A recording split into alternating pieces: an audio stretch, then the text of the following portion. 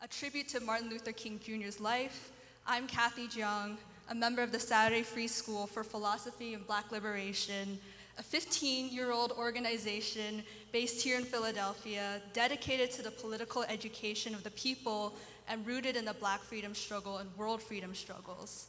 I'm honored today to introduce the program, which will be a serious political conference that consists of a panel discussion in the morning titled, "Can America Move Past White Supremacy? King Speaks to Freedom Fighters Today," followed by lunch, and then concluding with a town hall discussion in the afternoon titled, "Renewing the Struggle for Democracy in a Time of War and Chaos, Our Moral Responsibility." I wanted to say a few words before we began. First off, I just want to acknowledge that we are humbled today to be in the beautiful sanctuary and on this hallowed and sacred ground of Mother Bethel African Episcopal Methodist Church today. And I'm a little emotional because I never imagined in my lifetime that I'd be able to speak in a space so sacred and beautiful like this. So please bear with me. But I wanted to, on behalf of the Free School, profoundly thank Reverend Carolyn Cavanis, the 53rd pastor of Mother Bethel. She is not here with us at the moment. She is at a funeral, but will be joining for the afternoon program. But I also wanted to thank the members of Mother Bethel for welcoming us, making us feel so at home, providing refreshments, and just overall thanking Reverend Cavanis for her steadfast and visionary leadership in this city and of this significant congregation, and her commitment to opening the doors of this church to us, not only for today's convening of the people, a highly significant political discussion, but also yesterday's tremendous revolutionary and artistic narrative that took place here today, or took place here last night on the first floor. And I just want to sincerely commend all the performers and participants in the program, and especially the creative and political vision of Emily, who really made this come together, and all the Free School members who made it happen.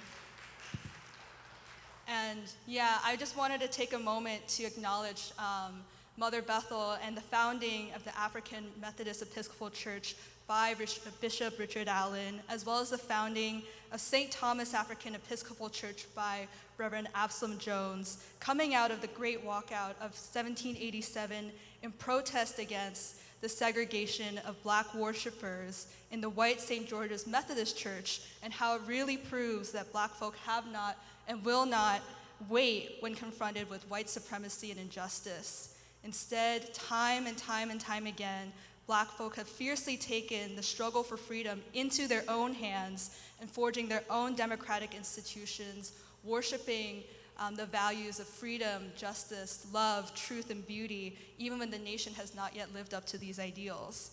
And it's so that churches like Mother Bethel are testament to that long record of Black folk keeping that undying flame of democracy alive in their hearts in face of the moral hypocrisy of this nation. And it is this spirit that we root ourselves in today.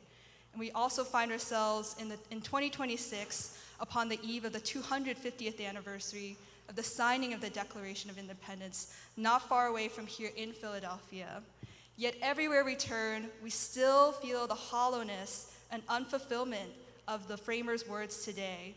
We see the hopelessness, the confusion, the pain, the cynicism that runs rampant among the people, where even the best of us wonders and questions what there is to do and feels so dissatisfied with the options for action in this time, where the threat of nuclear war hangs over our head and the genocidal killings of innocent families and children are being carried out in Iran, Palestine, Lebanon, and beyond, in the name of whiteness and in this nation. In the name of this nation, yet there's no money for our own schools, our own healthcare and infrastructure in our crumbling cities, where the people in their desperation seek shortcuts or extreme acts in hopes for change amid a sense of urgency, but still struggle to find clarity or a way to fulfill the moral imperative. This is why the Free School feels that we must speak in this moment, and that we cannot stay silent, and we cannot wait, and we have to have serious, disciplined political conversations about our future. It's clearer now than ever that nothing short of a revolution will change our situation, but to that, the Free School believes that we must even reconsider whether our understanding of revolution is correct. And to begin demystifying our understanding of revolution, we must begin to take up the mantle of Dr. Martin Luther King Jr., whose voice speaks to us in this time, and especially his notion of a revolution of morals, values, and conscience if we are to get on the right side of history. We do so as the American people face this task in the 21st century to make whiteness, war, poverty, exploitation, empire, once and for all, unnecessary and unneeded for a new generation of human beings to be born, and to create a beloved community as part of the world house of humanity. So we'd like to start today with a 3-minute audio excerpt of one of King's final speeches given on February 4th, 1968, exactly 2 months before his assassination in Memphis, Tennessee. The speech is titled "The Drum Major Instinct," and in it, King prophetically imagines his own funeral and implores his congregation, asking that he not be remembered for all his accolades and awards, but as a drum major for peace, a drum major for justice.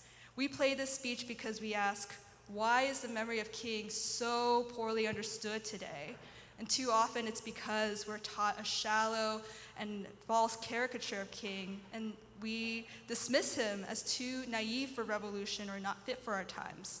But I'm hoping that today's discussion, we begin to break that pattern set by the ruling elite for the past few decades, to distort and trivialize King's legacy. And I hope that today we can resume the truthful, rigorous, scientific examination of the life of Martin Luther King, and especially this historically unprecedented, moral, nonviolent, democratic mass movement of the 20th century called the Black freedom struggle before our times. If only we could rediscover this knowledge, what new possibilities and capacities of the people could we unleash today, and can we even begin to imagine how we would be freed to move, to take responsibility, and to change this country and join world humanity if only we were equipped with the spirit and ideas of King. And so I wish to also dedicate this event to the martyred school children of Manab, the 168 school children that were killed on the first day of this genocidal war in Iran. If we could play the audio, and then Dr. Montero will finish up some of the introductory remarks.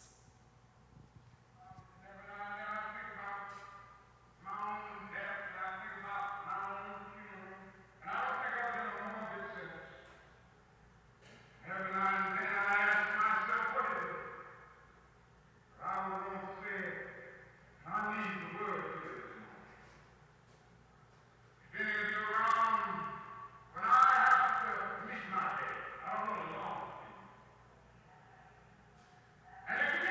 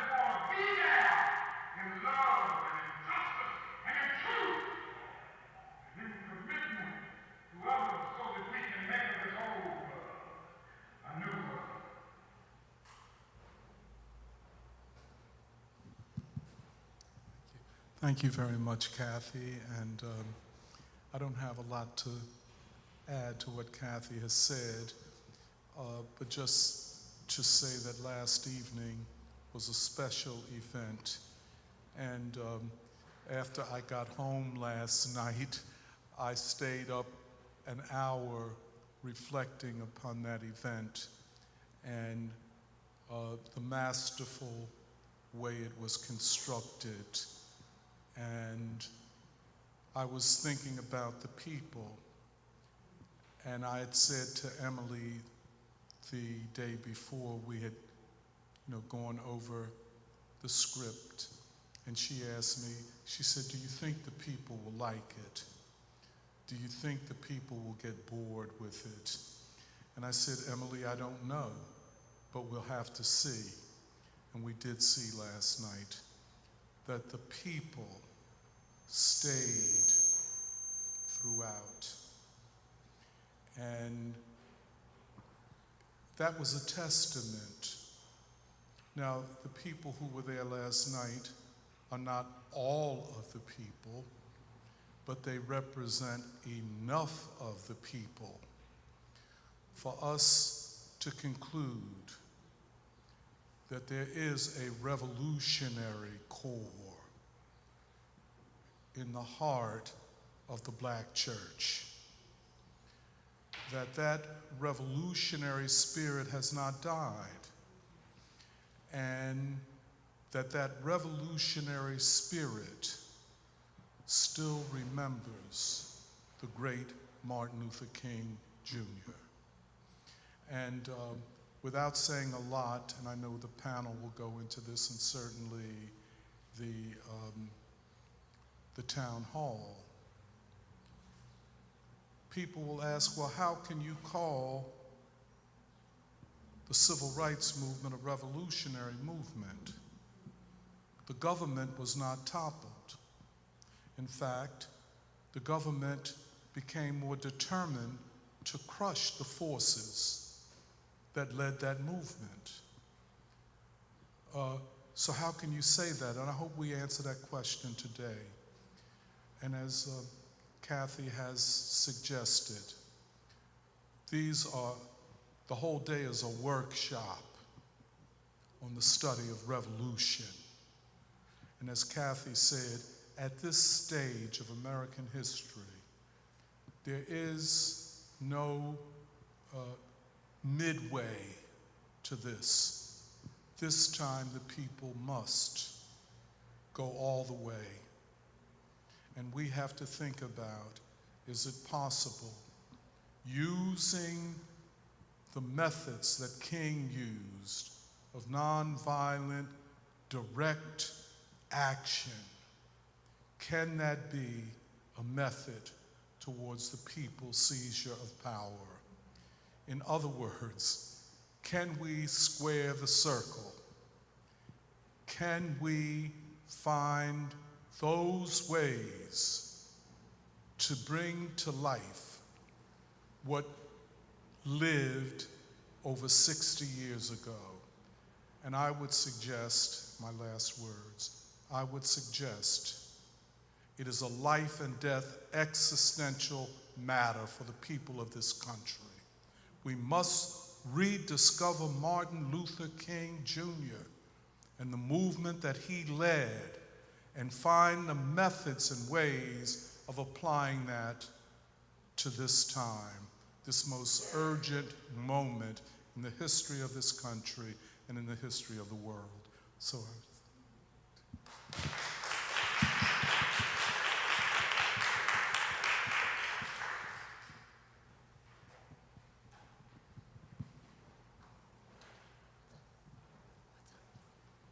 All right, I'd like to invite the first panel discussants and moderator to come up to the table here.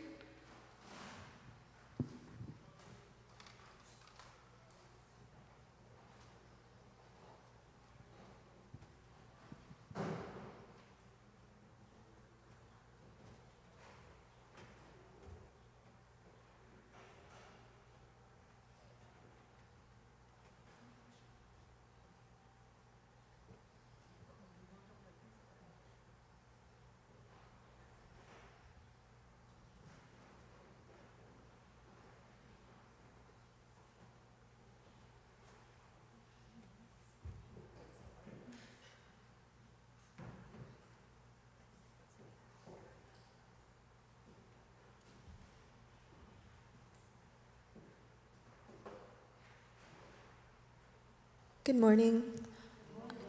This is the panel, Can America Move Beyond White Supremacy? King speaks to freedom fighters today. And so Doc and Kathy did a pretty great job, I think, already explaining the free school, but we are committed to the political and ideological education of the people. And we have been studying social movements, methods, and strategy from our founding in 2012. And I'll just be introducing briefly this panel. We have Reverend Ike Miller, who is a retired pastor at the Church of the Advocate, Blaise Laramie, who is a preschool teacher and a member of the Free School, Emily Dong, who works for a healthcare union and is a member of the Free School, and Michelle Liu, who works for the school district and is a member of the Free School. My name is Nuri, and I'm also a member of the Free School, and I'm a PhD student at Penn.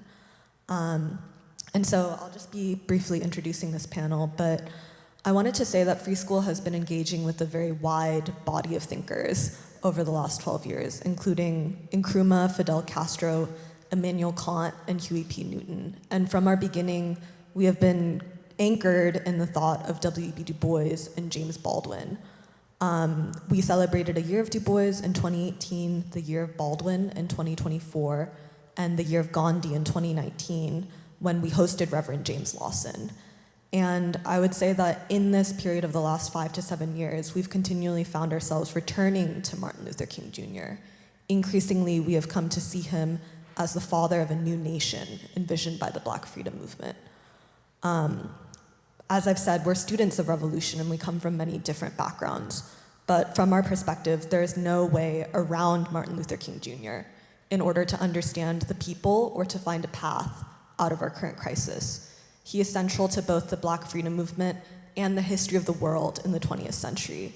And we believe that King has a moral and revolutionary voice that uniquely speaks to us today, 58 years after his assassination. Like Kathy said, we are faced with the fierce urgency of now. Our country bombs schools and hospitals, killing school children in Manab. We have aided and abetted genocide in Gaza, murdering 70,000 Palestinians. Our government takes pride in destroying civilization and claims it as both necessary and righteous. And so it is evident that this country is still ruled by the principle of white supremacy.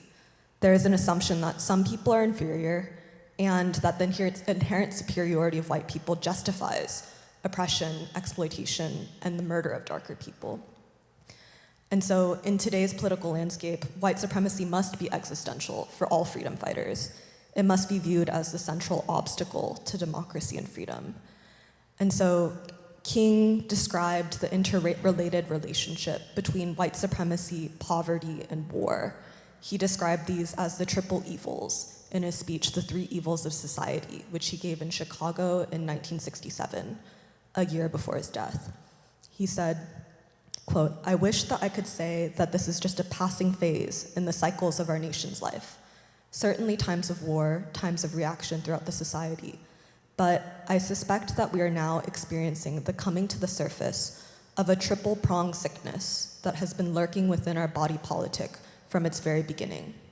That is the sickness of racism, excessive materialism, and militarism. Not only is this our nation's dilemma, it is the plague of Western civilization. And today we feel these devastating effects of the ideology of the triple evils. Nobody in this society escapes unscathed from the poison of white supremacy. It wounds the consciousness and skull of all people living in this society. For young Black folk to be told that they're the problem and that they're inferior. For young white people to be given the message that they're automatically superior makes them entitled and out of touch with human beings. For children of immigrants like myself, we are told that the best we can aspire to be is to be white, and that we should participate in the oppression of others. This degrades us and produces mental and moral dissonance. When we consent to being governed by a white supremacist social system, we tacitly affirm that this state of things is acceptable when it really is not. King said that this racist ideology has, quote, corrupted and diminished our democratic ideals. It is this tangled web of prejudice from which many Americans now seek to liberate themselves. And before I end, I want to describe his 1964 book, Why We Can't Wait. where King is describing the Birmingham campaign and the swelling of the Black freedom movement. He describes the civil rights movement as, quote, America's third revolution, the Negro Revolution. And he explains 1963 as the 100th anniversary of the Emancipation Proclamation, where Black folk for many years knew that they were not free, but awoke from a stupor of inaction, realizing that for the centennial to be meaningful, it would have to be observed with a rededication to achieving freedom. And I think that that is important to say this year in the 250th founding, that Black people are still not free. We're still not free. And the question is, how are we going to move? And is now the time? And lastly, King is a revolutionary. He describes himself as such. He describes the civil rights movement explicitly as a revolution. And he sees himself as a revolutionary, and specifically waging a struggle in America, which is a complex society split by the color line. Nonviolence is the philosophy and the method of this revolution. And King describes it as being tested in Montgomery, toughened through the South over the subsequent decade, and that nonviolence is a unique weapon in history. He says that without this method, no matter the sentiment, no matter the feelings, the struggle would not have been able to actually take form and to transform America. And so King is able to diagnose both the root problem and the ultimate cure. Nonviolence is necessary as the only antidote to a society that is governed by hate. And so nonviolence is a revolutionary method that is designed specifically to attack white supremacy in a struggle between nonviolence and non-existence, peace or total destruction. And it's evident that people became very committed to nonviolence as a revolutionary method and as a way of life. Like Doc described, there is a core of principled leadership that can constitute a revolutionary vanguard. And we submit that this is the case today as well. And so today, in our panel discussion, we want to investigate and rediscover King and the freedom movement for our time, 58 years after his assassination. We want to clarify the true meaning of King's life and of his death. We want to pierce through the confusion and the attacks that would seek to diminish King and trivialize the struggle. We feel that the American people must rediscover King in order to find each other, to move beyond the system and to become a people who can defeat white supremacy, to come home to ourselves and finally make democracy real. And so, like I said, we have our 4 panelists today. The panelists will respond to 2 main questions in initial remarks, which are, why is Martin Luther King Jr. the revolutionary voice we need today in the wide pantheon of the Black freedom struggle? And what actually made the Black freedom movement revolutionary in terms of what it provides of moral leadership, vision, and strategy for freedom fighters today. And so we will develop this discussion, and I will moderate with some follow-up questions, but we will definitely have time for audience questions and participation. And so I'd like for first Michelle to go. So Michelle is a member of the Free School and works for the school district. Thanks, Nuri, and thank you for the great introduction for why we're having this panel discussion. So today, for my remarks, I'm going to talk a little bit about my personal journey into free school and my personal journey to King, and then I'm going to speak mostly about Jim Lawson, who King called the mind of the movement, who is the primary strategist and architect of the Black freedom movement. And in doing so, I want to lift up King as the North Star for us as a people today, and to assert that he holds the key to our future. So I've spent a while reflecting in preparation for this panel, and I realized that I couldn't find my way back to King without rediscovering my own path into free school. So I'm 29, and I joined free school when I was 22 years old. And the first event I had actually been to was in 2019 in this very sanctuary.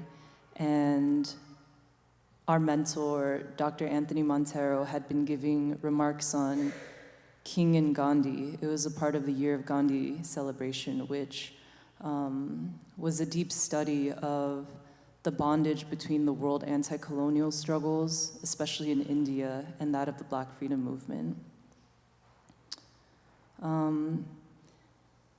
I was 22 at the time, and I was an undergraduate student at the University of Pennsylvania. And at that time in my life, I was grappling with many, many existential questions. One of the most compelling at the time was the problem of my education. I had an intellect that I wanted to nurture, which is part of why I moved out here for college. And I was given a lot of information and a lot of knowledge in my experience at Penn. But by the time I was 22, I had been a student for at least 3 years, and I was deeply troubled because my education did not move me. It just could not move me. And at that time, without knowing it, I mean, I had been searching for free school, and I had been searching for King, because what I needed was a way to make these ideas and all this knowledge concrete. And the only thing that could do it was a moral voice. A moral voice, but also the moral voice that could situate all ideas and all knowledge in the concrete reality of any young person. And I really say this to emphasize a point that Nuri had made. Why is King so existential for us as an American people? And especially as a young generation of the American people. So, you know, since I was very young, I knew I wanted to change the world. I knew I wanted to contribute something positive to this society. And I want to talk a little bit about where I grew up. I grew up in the suburbs of Southern California, and I grew up around a lot of Asians. My high school was 70% Asian, and it was a public high school, so that's pretty uncommon. And I remember looking back that this was a very natural feeling, that we wondered about our futures, and we wondered what it was that we would actually give to this society. We wanted to do something good with our lives. Maybe it wasn't a priority for each of us, you know, to struggle directly against injustice. We didn't see very much of it, after all, in the suburbs. But I do think it was true that most of us wanted to be good people. This was a common feeling. I think as we grew up as teenagers and then young adults, in the world where I grew up, I realized that there was a more complex force working at hand. One that much later in my life I would recognize was the force of white supremacy. But how I saw it in my youth was that it was a force of distortion that made it difficult to do good, to be good. It was more than a notion to do the right thing. And this was especially what I experienced after moving to Philadelphia. I was growing up in a society that was, without even recognizing it for myself, rewarding compliance with a system of white supremacy. And in this way, it was a very different experience from that of my parents who are immigrants, where it's kind of simple, you know, you can be a good and positive contributor in society, and that's it. But being the first generation to grow up in this country in my family, as I matured, and especially when I moved to Philadelphia when I was 18, I realized you have to make an existential choice. Either you become a warrior in the battle against white supremacy, or you become an apologist for it. And having been away from where I grew up for over 10 years now, I am sad to say that most of the people I grew up with never found a way to identify the existential evils that they dealt with in their lives as coming from white supremacy. One, they did not find a way to identify it, and then two, they did not have the courage or the will to struggle against it. And so I've watched a lot of human potential from where I grew up go in that way. And I've also watched a lot of unnamed suffering arise from that.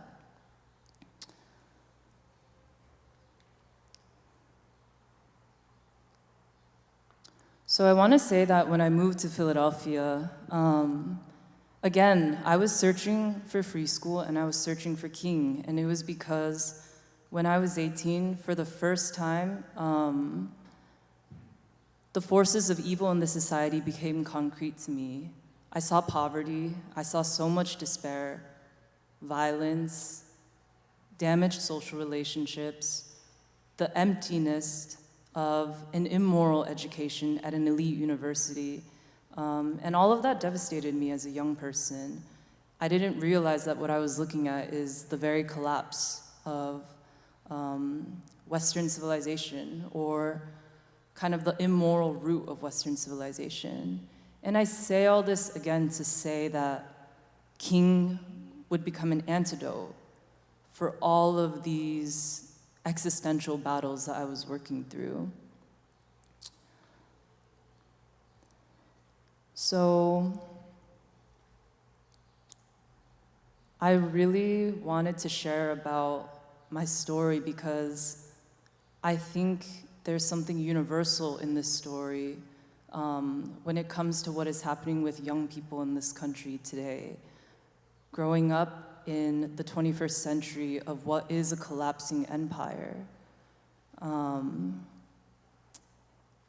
You know, there were unique pressures that came from my experience where I grew up or where I went to school, but I ultimately think the universal piece is that I had to struggle against a lot of pressure to become white and to concede to the terms of what white supremacy has done to our nation and what it has done to our people. But even as a young person, I had the instinct that this would be spiritual death. And so I kept searching. And so I first met King through the Free School in 2019. But I agree with Nuri's remarks that in these last 8 years, it's been a continuous process of rediscovery of King. And more than ever, I do believe that he's the door that all of us will need to pass through if we are to make a real contribution to the future of this nation. So I just want to read one short quote from Gandhi, who is a major influence on King. He says, "A good person will resist an evil system with his whole soul." So now I want to move into the portion of my remarks about Lawson and King to say that these are exemplars of the human character and the human courage that all of us are going to need to withstand the days of a dying empire. These are days where we're going to need moral power, or soul power, like Lawson and King called it. And these are also the days in which, politically, I think we need a King strategy, a strategy that builds on the political and theoretical foundations of King and the Black freedom movement for this time. So to speak to all this, I want to speak about one man in particular, James Lawson, because really I see him as the bridge between us and Martin Luther King Jr. Martin, you know, a man who has been so mythologized. But I think through Lawson, we're able to see Martin more as a man and to better understand how we can literally embody King and his ideal.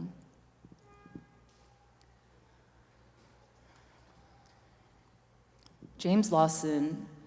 So James Lawson, he passed away just a few years ago, and as I mentioned earlier, King referred to him as the primary theorist and strategist of the Black freedom movement, and he actually said this the night before he was assassinated in 1968, and he called him the mind of the movement, so the architect of the civil rights movement.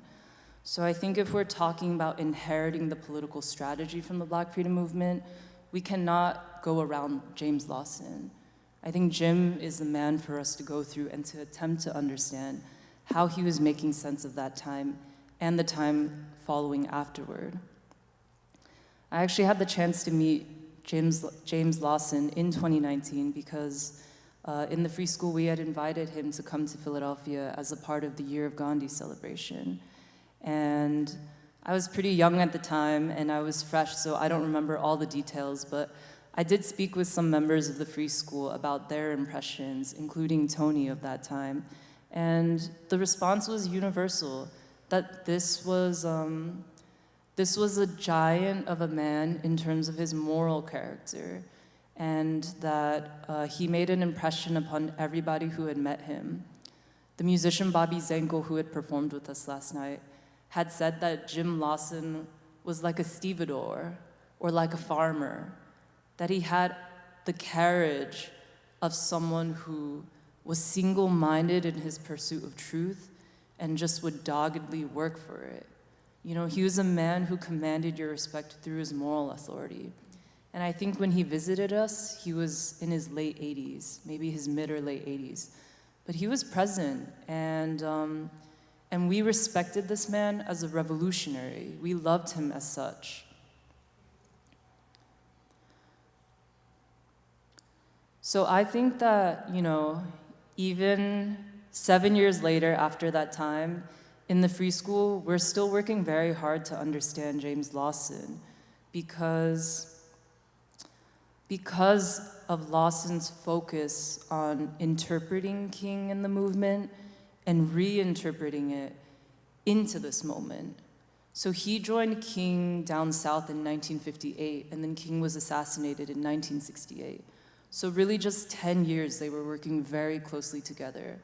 But what we saw as we studied Lawson is that from 1968 until 2024 when he passed, those successive decades, he continued to theorize and pull out as much meaning and knowledge as he could from those 10 years of revolutionary struggle.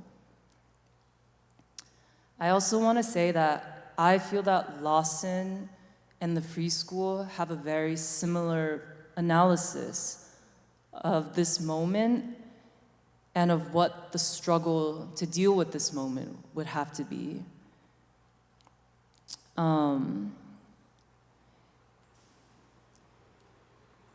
We in the Free School see this as a moment that is existential, a moment in which the crisis of white supremacy has reached heights never before seen, and it's a moment in which I think we can all agree the force of evil is real.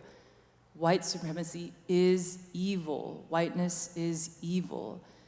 And hence we need a strategy that can fully confront that, directly pierce that as a core first step that we must begin with in any social action.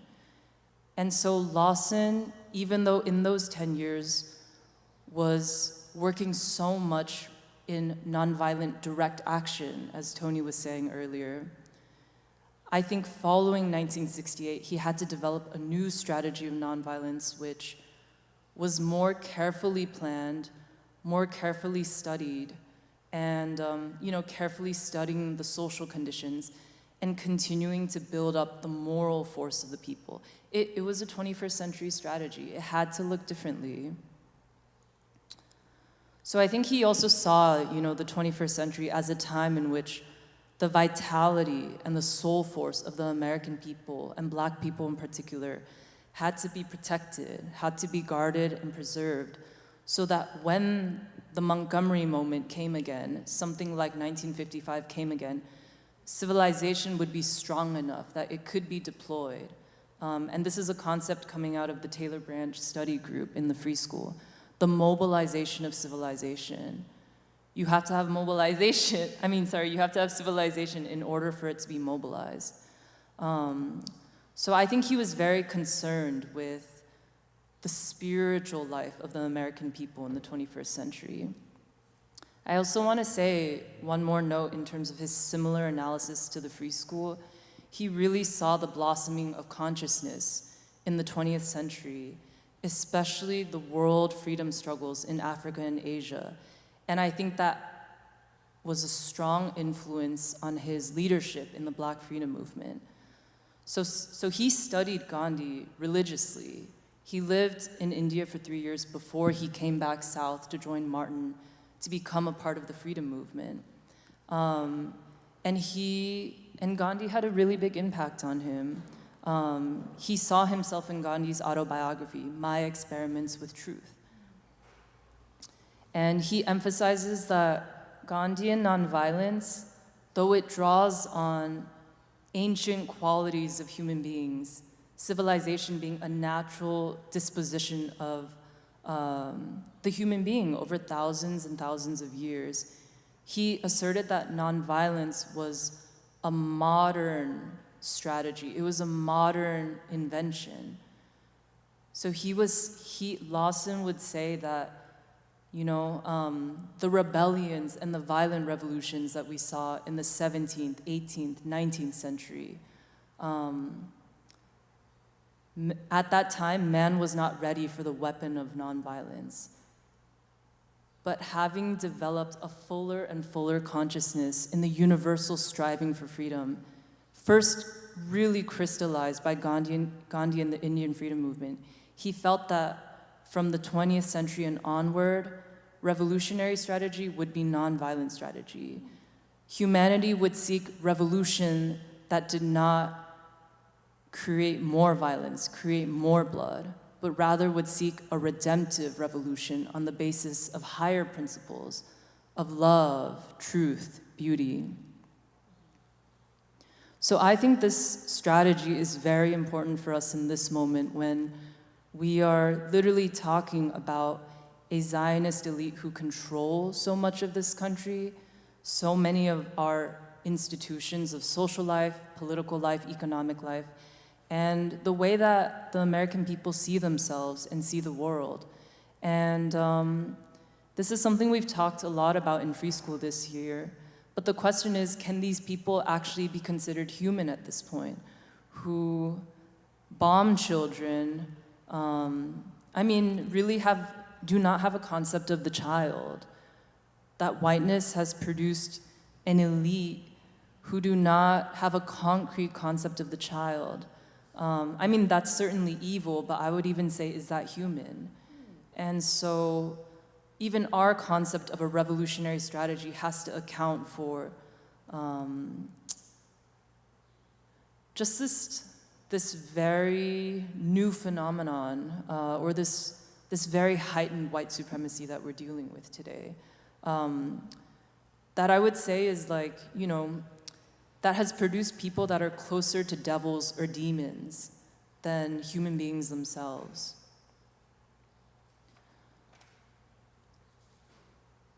So, should I wrap up soon? Okay. So I had planned to speak a little bit about the movement itself, but I figure that can come through the conversation. I think I'll just end by talking a little bit more about the moment that we're living through. So, again, I said that Jim Lawson was very concerned with interpreting King for the 21st century. And one of the formulations that he made over and over was that King's genius was focusing Gandhi's method into a very plain question. Would our future be that of chaos or community? Would it be of nonviolence or of self-destruction? And this is how I see our existential question as a people, even in this moment. I agree with Nuri in her remarks that all of the social issues that we engage with as individuals, as Americans today, need to explicitly be identified with the central issue of white supremacy and of imperialism. And I think that we're in a better position than we ever have been in the 21st century to name this evil directly and to confront it directly.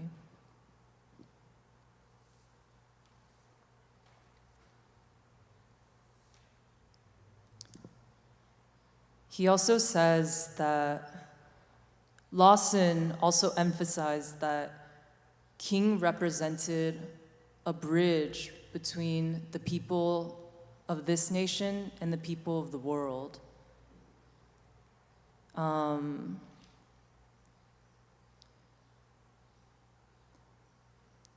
think that's very significant because James Lawson thought a lot about Western civilization, and this is something that I'm still reading about, but I think he was grappling with Western civilization as incomplete in its founding. And this is something that we've also discussed with our study of the American Revolution and its incomplete promise of democracy. But, you know, he identified King as the source that would complete what had been incomplete. And hence that bridge into the future, hence that bridge between us and the Iranian people today. So I think I would like to end by saying that King, you know, through that force of love and that force of the soul, proved to us that we as a people can surrender whiteness, that we can become complete human beings. I think that men like King and Lawson, they gave us the greatest weapon for the struggle for freedom in the 21st century, the force of our own personhood, or what Lawson would call the gift of life. Thank you.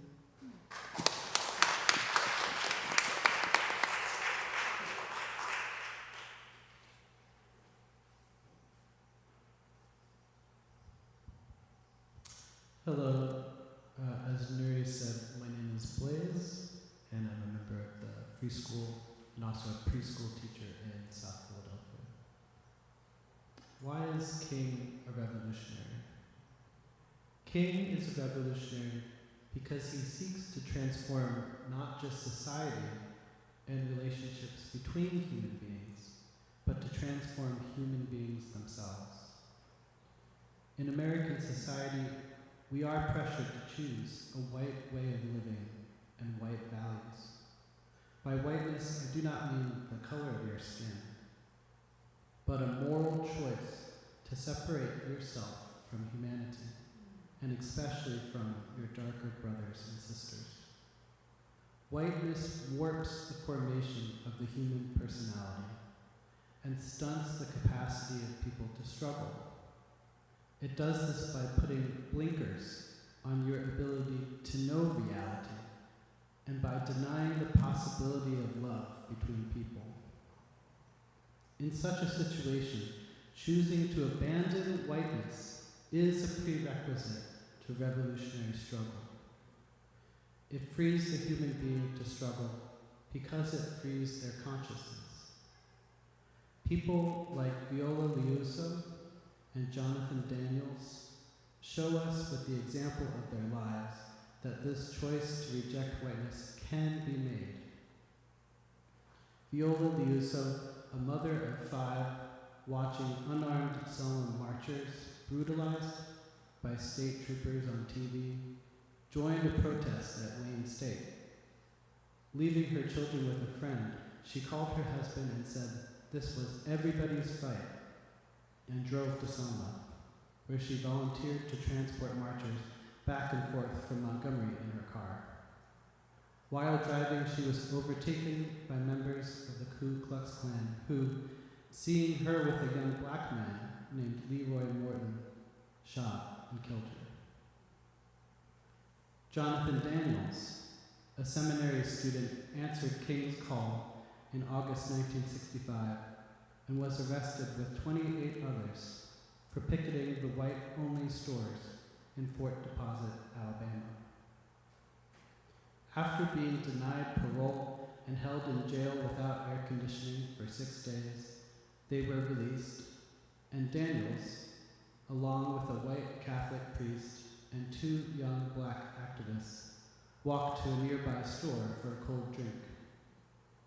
At the door to the store, they were stopped by construction worker and Deputy Sheriff Tom Coleman, who aimed a shotgun at 17-year-old Ruby Sales. Daniels pushed Sales out of the way and was killed by the shotgun blast. Of Jonathan Daniels, King said, "The meaning of his life was so fulfilled in his death that few people in our time will know such fulfillment or meaning, though they live to be 100. If we are to be concerned with the development of the human being in this society, into a courageous and conscious moral actor, then we must also be concerned with the child. Children, even at the young age of 2 and 3, are already developing fine-tuned powers of moral discernment. At the same time, children, because of the dramatic development of personality and identity that occur at that young age, are menaced more than any other social group by a white system of values. King calls us to fight for a human civilization that is worthy of children, one freed from war, racism, and poverty.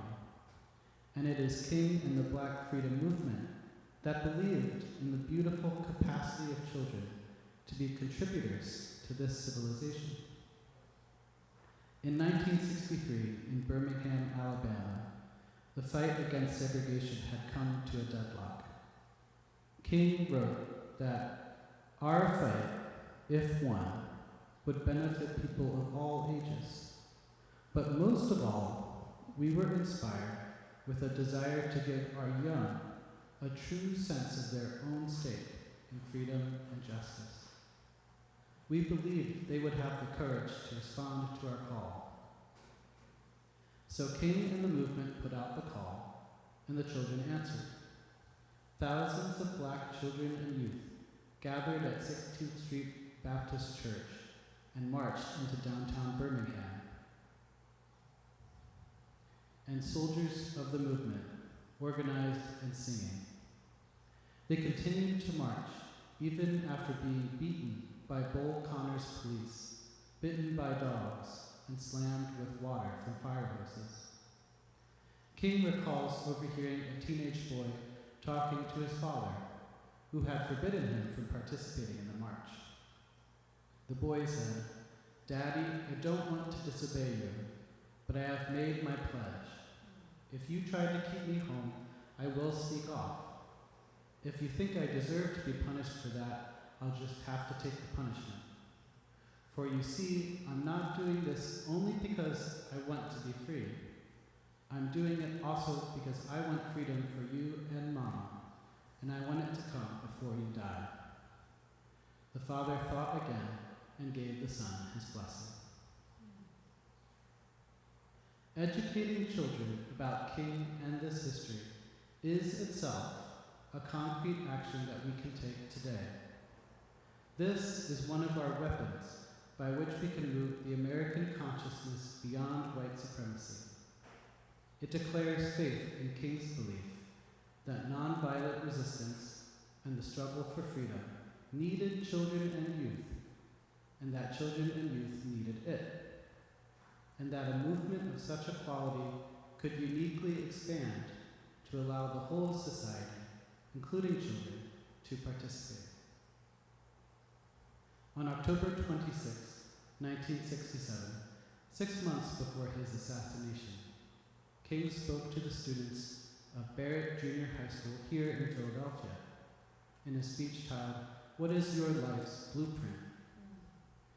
He said, "Number one in your life's blueprint should be a deep belief in your own dignity, your worth, and your own somebodyness. Don't allow anybody to make you feel that you're nobody. Always feel that you count. Always feel that you have worth. And always feel that your life has ultimate significance. Secondly, in your life's blueprint, you must have as the basic principle the determination to achieve excellence in your various fields of endeavor. You're going to be deciding as the days and the years unfold what you will do in life, what your life's work will be. Set out to do it well. Finally, in your life's blueprint must be a commitment to the eternal principles of beauty, love, and justice. Life for none of us has been a crystal stair, but we must keep moving and we must keep going. The children of Philadelphia today are in need of King's optimism and strength of character, his moral discipline, and his great love, and his example of self-sacrifice. They need to know there is a sky and a future, their future, that can be fought for and won.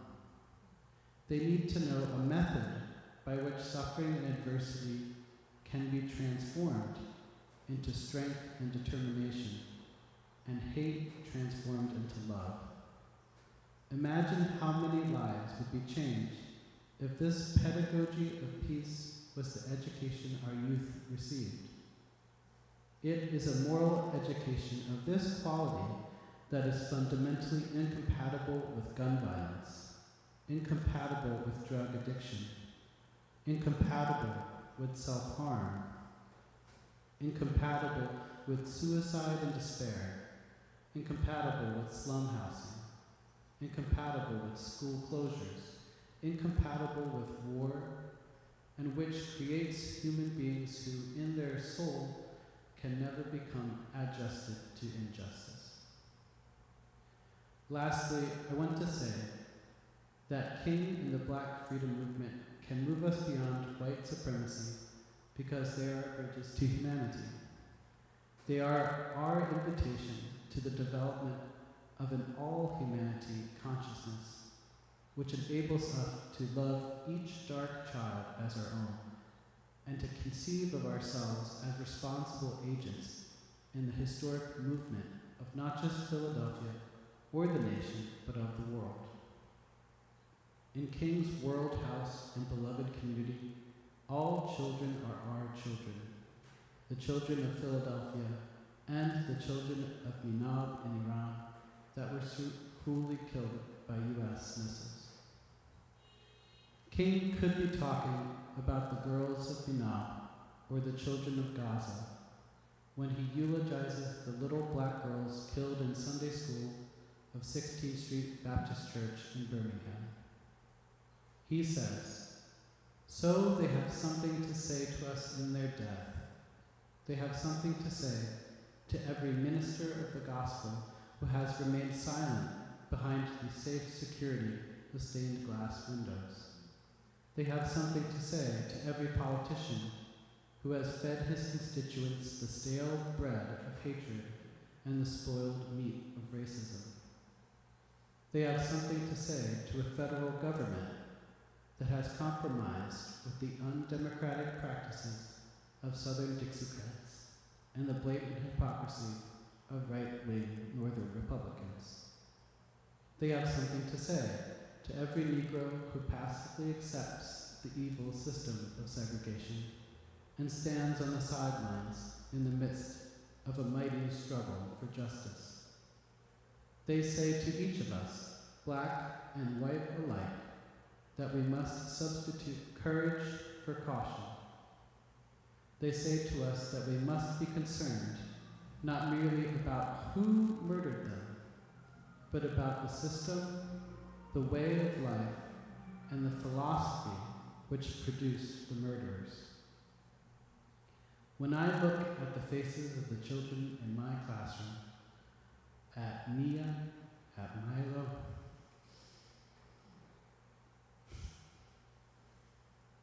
at Flora, at their intelligence, beauty, and potential, I see the children of Minab and the children of Gaza.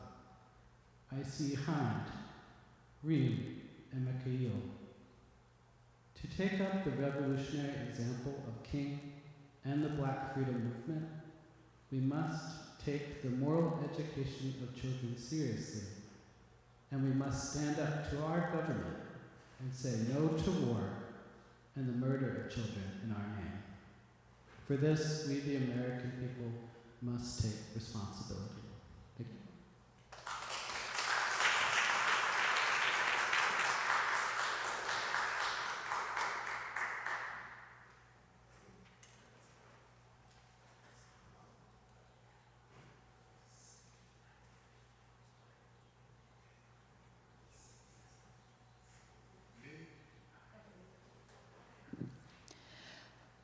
Good morning. I think it's morning. Yeah, it's still morning. Good morning. I wanted to approach the questions that Nuri laid on the table from a standpoint of the revolutionary vanguard. I think yesterday we talked about it last night, and Michelle also brought it up, that these are times in which the major democratic institutions of society are in the middle of collapse. And these are the times when, most of all, we really need revolutionary leadership, moral leadership, and a revolutionary vanguard of committed, disciplined people. And I want to speak as a young person, not just interested, but very serious about change.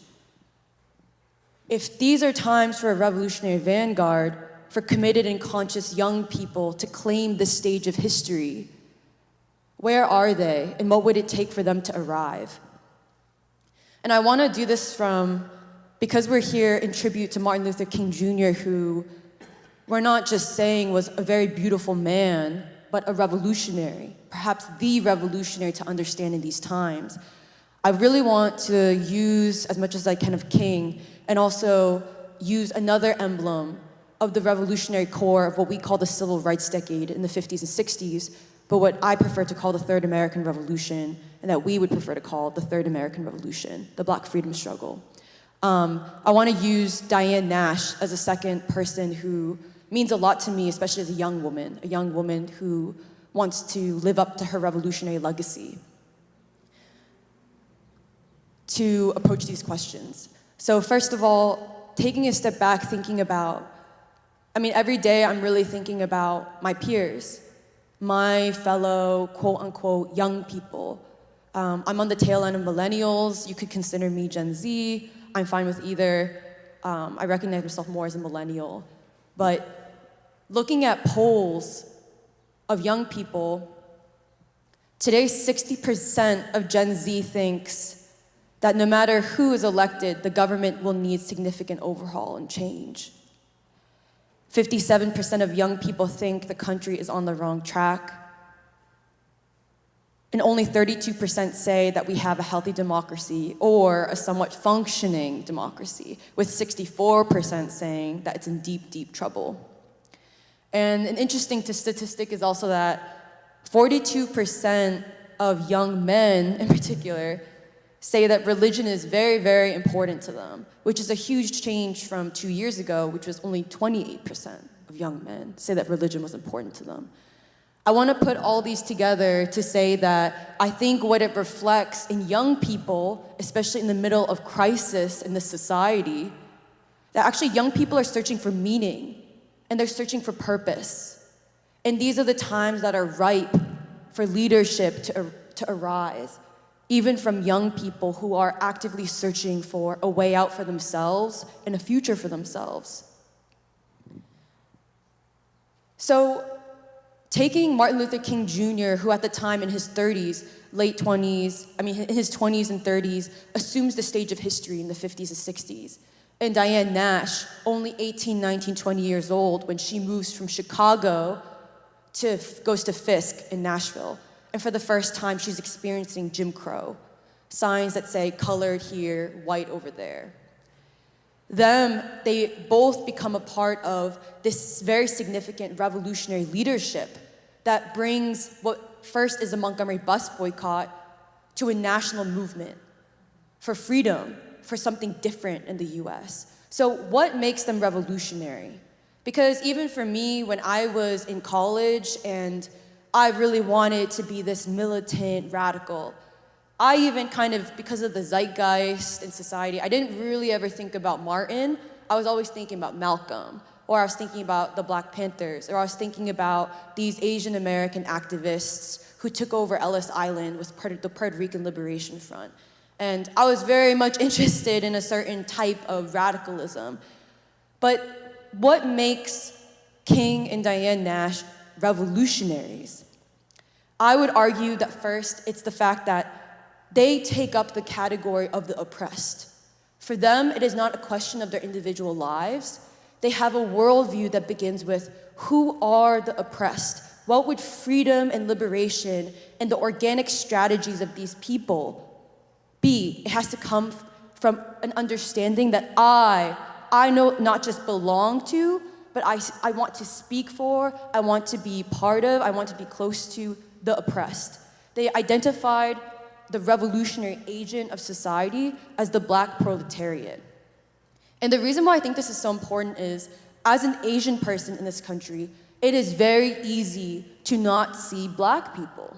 It is a moral choice, it is an ideological choice to just assume that you are, for example, just an Asian in America. But the thing is that when you have two distinct civilizations, two distinct ways of living, one which I would say is white, and the other, which is Black, an alternative of resistance to white supremacy, then it doesn't matter who you are. It doesn't matter like if you're a descendant of Chinese parents, you have to make a choice. What is your worldview? And King and Nash, both of them put on the table to say, you as a young person must want to know. You must want to see the dynamics, the complexities, and the battle lines that have been drawn in the sand. And that is why the category of the oppressed. Are you with the oppressed or are you with the oppressor? You have to make a choice. And King really, it breaks my heart because we had to actually cut this clip from last night's narrative. It was King's, part of King's letter from a Birmingham jail that he wrote, where he says, "We have waited for more than 340 years for our constitutional and God-given rights. The nations of Asia and Africa are moving with jet-like speed toward gaining political independence, but we still creep at horse and buggy pace toward gaining a cup of coffee at a lunch counter. Perhaps it is easy for those who have never felt the stinging darts of segregation to say, wait.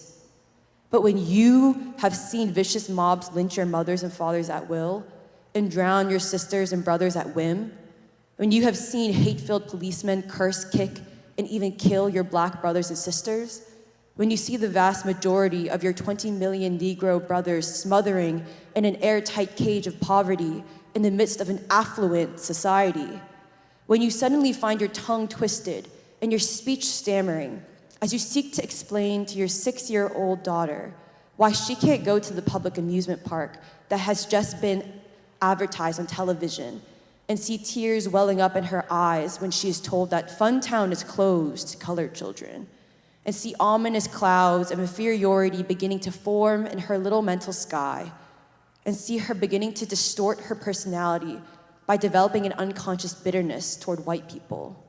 When you have to concoct an answer for a 5-year-old son who is asking, "Daddy, why do white people treat colored people so mean?" When you take a cross-country drive and find it necessary to sleep night after night in the uncomfortable corners of your automobile because no motel will accept you. When you are humiliated day in and day out by nagging signs reading white and colored. When you are harried by day and haunted by night by the fact that you are a Negro living constantly at tiptoe stance, never quite knowing what to expect next, and are plagued with inner fears and outer resentments, when you are forever fighting a degenerating sense of nobodiness, then you will understand why we find it difficult to wait. There comes a time when the cup of endurance runs over, and men are no longer willing to be plunged into the abyss of despair. I hope, sirs, you can understand our legitimate and unavoidable impatience. And I mean, come on, he's speaking like a revolutionary. And same with Diane Nash, just at 18, 19 years old. She even says, there was a recitation last night where Doc's granddaughter Naima read it, where Diane Nash says all her classmates were actually like, why are you trying to get into trouble? You know, why don't you just do well in class and go to parties? And she said, this is her coming from the category of the oppressed. It's a moral choice to see everyday life and be dissatisfied with injustice. Diane Nash, she said, first of all, not just from a personal perspective, where this is supposed to be the peak of my life, the expansion of my world. I'm leaving Chicago for the first time. I'm going to college. I'm supposed to be experiencing all these new things. And suddenly I'm being told that I have further restriction, that I can't just go wherever I want. She's not just coming from that personal perspective, but she said, when I would go downtown to Nashville during lunchtime, because restaurants were segregated, if you were Black, a Black man who was doing manual labor or just working downtown, you not only were not allowed to sit at the restaurants to get lunch, but you had to take your lunch to go. And she said you would just see all these men sitting on the sidewalk eating lunch. And she said it was humiliating. She was like, I just decided then I'm gonna do something.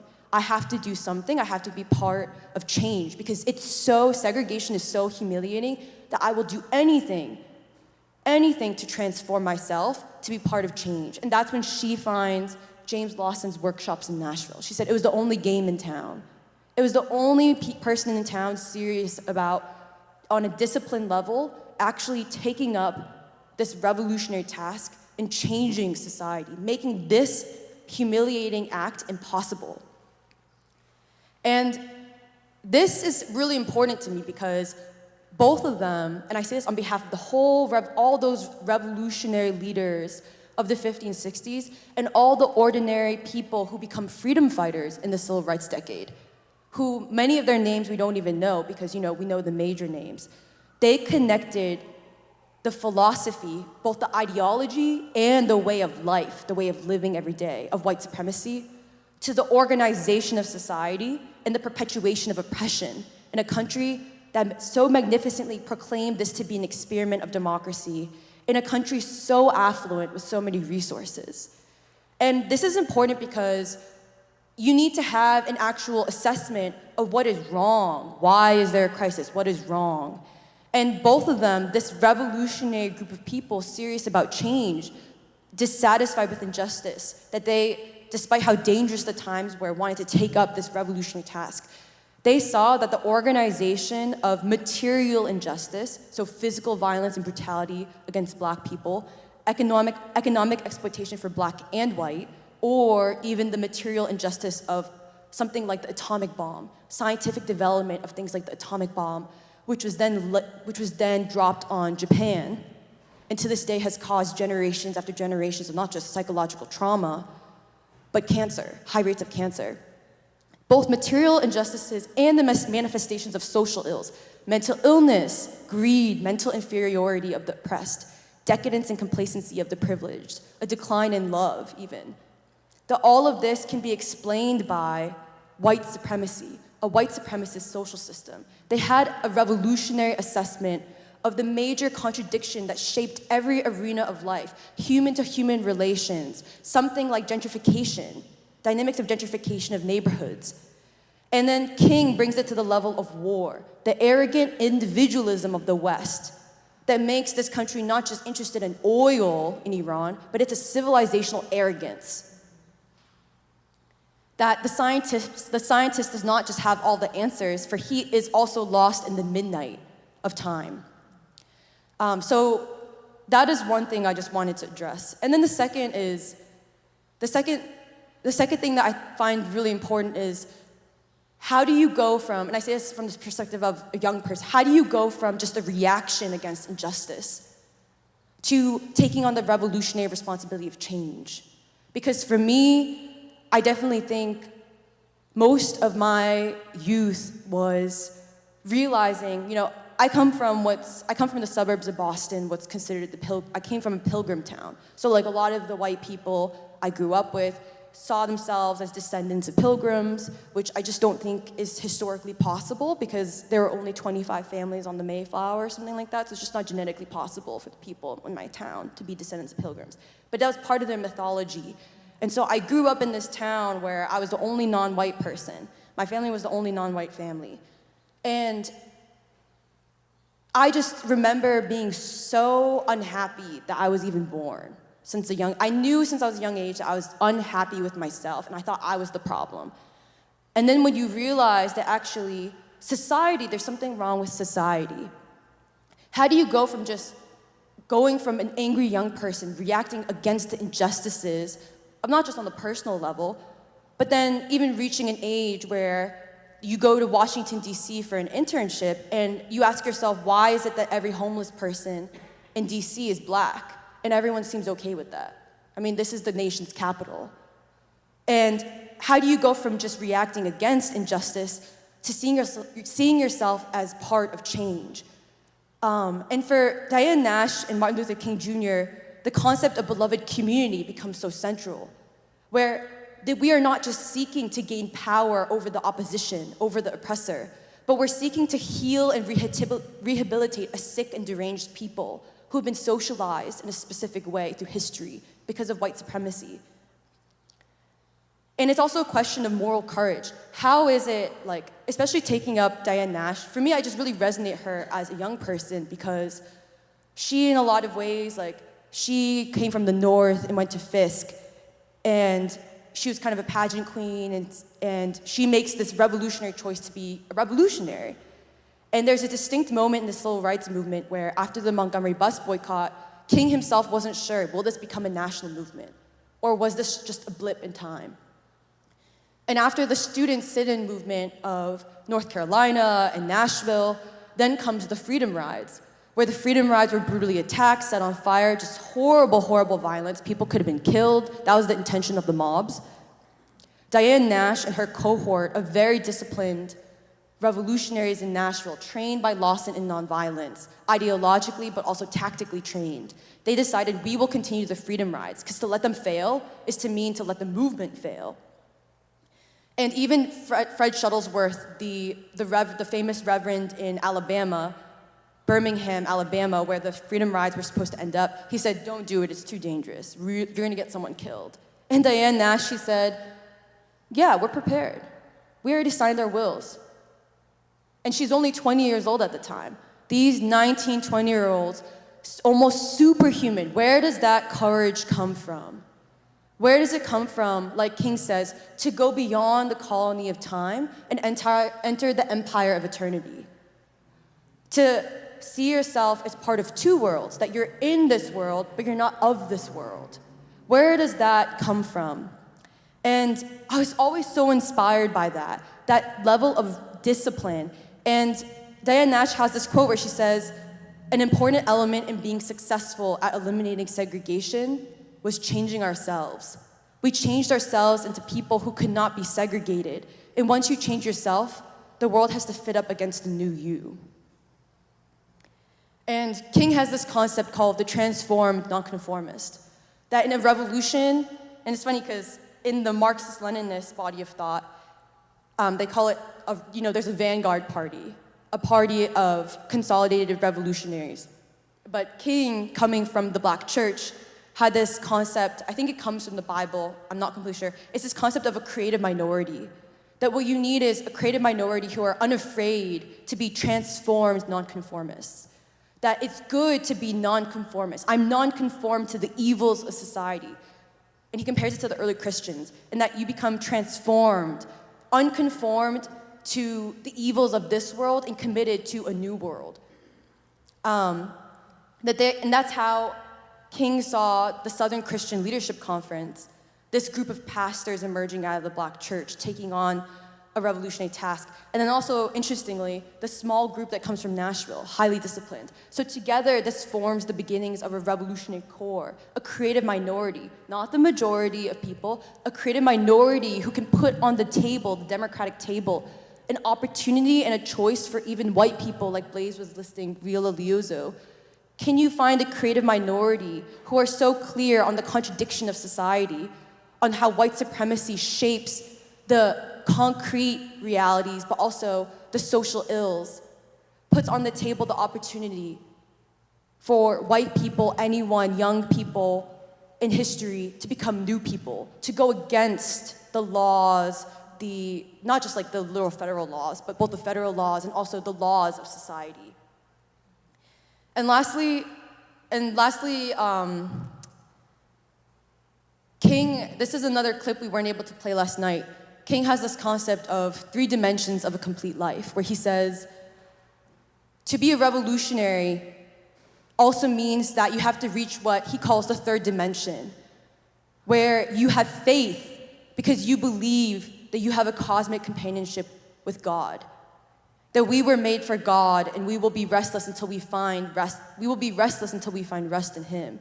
And he says the civil rights movement, the Black freedom movement, was not a spiritual movement because they were literally religious and pastors, but because they had faith in the future, because they had a cosmic companionship with God, because they were so committed to the future, to the absolute truth, that they were dissatisfied with the now and wanted to begin the future, the what does not yet exist, that they feel in the struggle for that which is right, for justice, that of cosmic companionship.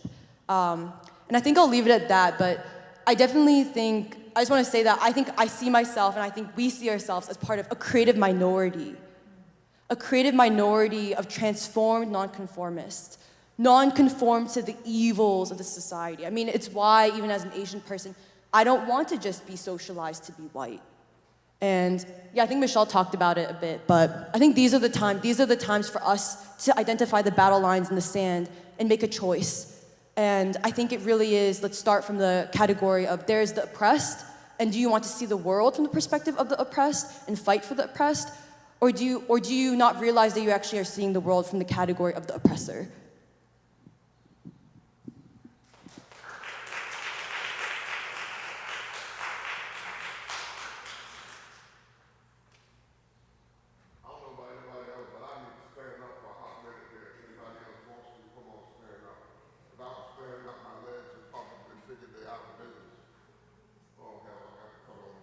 Hey, I'm gonna try to be brief. And if you ever hear a black preacher from the South saying they're gonna try to be brief, please don't laugh, cross your fingers, and say a prayer. One, I want to echo Kathy's comments opening about appreciation and thanks for being here at this church in this space and Mother Bethel welcoming us. That is very important. It is incredibly important. I think it in a sense reflects what Martin Luther King was up to when he was alive, helping the faith community to step up and struggle to be honest. You understand where I'm coming from on this? If somebody isn't pressing us to stand up and take a stand based on moral stuff, the faith community is like anybody else, like these trustees and administrations of these quote-unquote elite educational institutions. The temptation is the duck and hide, baby. You understand where I'm coming from on this? Especially in times like these, especially in the times when Martin Luther King came along when the movement came into existence. That movement that was forestalled ever since the abandonment of Reconstruction.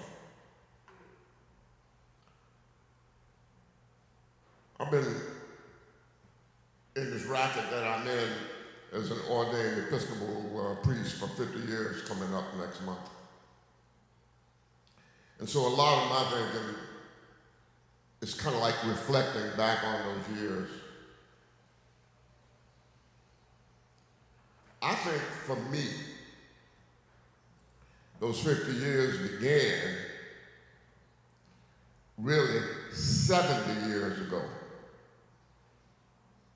I was 12 years old when Emmett Till was murdered. My family had moved from New Orleans to rural Georgia, moved from New Orleans to a part of Georgia where my father's father, for whom I'm named, was born before emancipation. His father also. My grandfather became a relatively prosperous farmer. Acquired enough land to give a portion of land to each of his 17 kids. Excuse me. My father was the second youngest and the last living. I think he had a sense of allegiance to that history. You understand where I'm coming? A sense of allegiance to that history that included slavery and emancipation and the failure of Reconstruction. I think he decided he needed to go back there. My mother was one of the best railroad women I've ever run into in my life. I don't think she was carried away with the idea of moving from New Orleans to rural Georgia. My sister, who's 5 years older than I was probably picking up an eye for the young brothers, you know what I mean? She didn't, I'm sure, want to move to rural Georgia. I, however, at 10 or 11 years old, thought if we moved to Georgia, I'd get a chance to meet some Indians.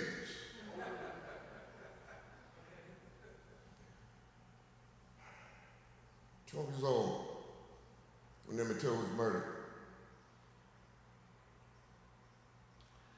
I think my buddies and I were so scared, we didn't even talk to each other about it. 1 or 2 years older than we were, it happened over there in Money, Mississippi, but we knew good and doggone well that stuff could go down in Fort Valley, Georgia. It's not that didn't know anything about Jim Crow. I remember when we lived in New Orleans and you go someplace on the bus, there'd be those little signs colored, which meant if you're black, you sit behind the sign, blah, blah, blah. I remember going to a store with my mother. I think it was a fairly fancy store, but I don't know where it was. They had the water fountains, right? I think I had enough sense to know that you couldn't go to the bathroom that said white but hell water. Excuse my language. But a water fountain, anybody ought to be able to drink water, right? So I went to the water fountain and drinking out the white water fountain. My mother comes running after me like that.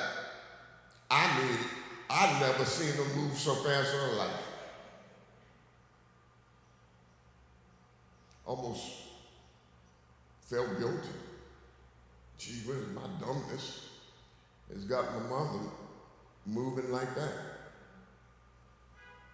Before I turned 13, the Montgomery bus boycott began.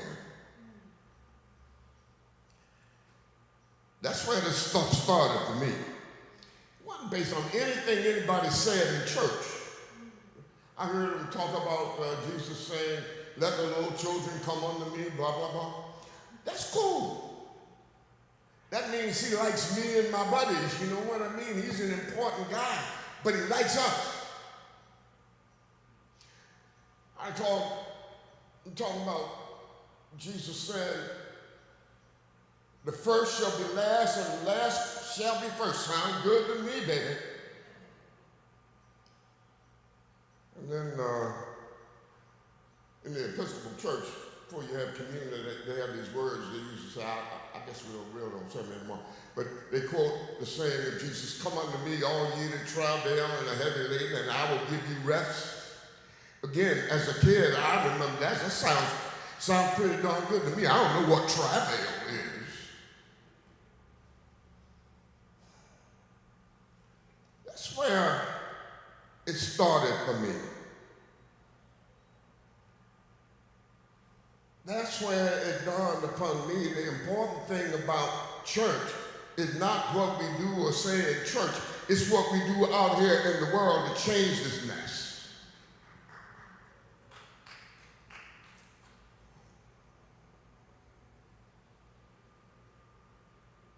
That's where Martin Luther King came up, right? You know, you got to give Martin credit. I think you got to give him credit for amazing kind of strategic ability. You understand where I'm coming from? Thinking through stuff strategically. You got to give him credit for incredibly great oratorical skills. Of course, he's a black preacher in the Southern tradition.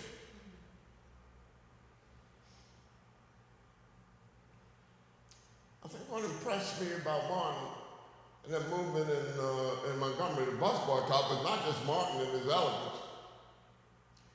It was a woman who had taken part in the bus boycott.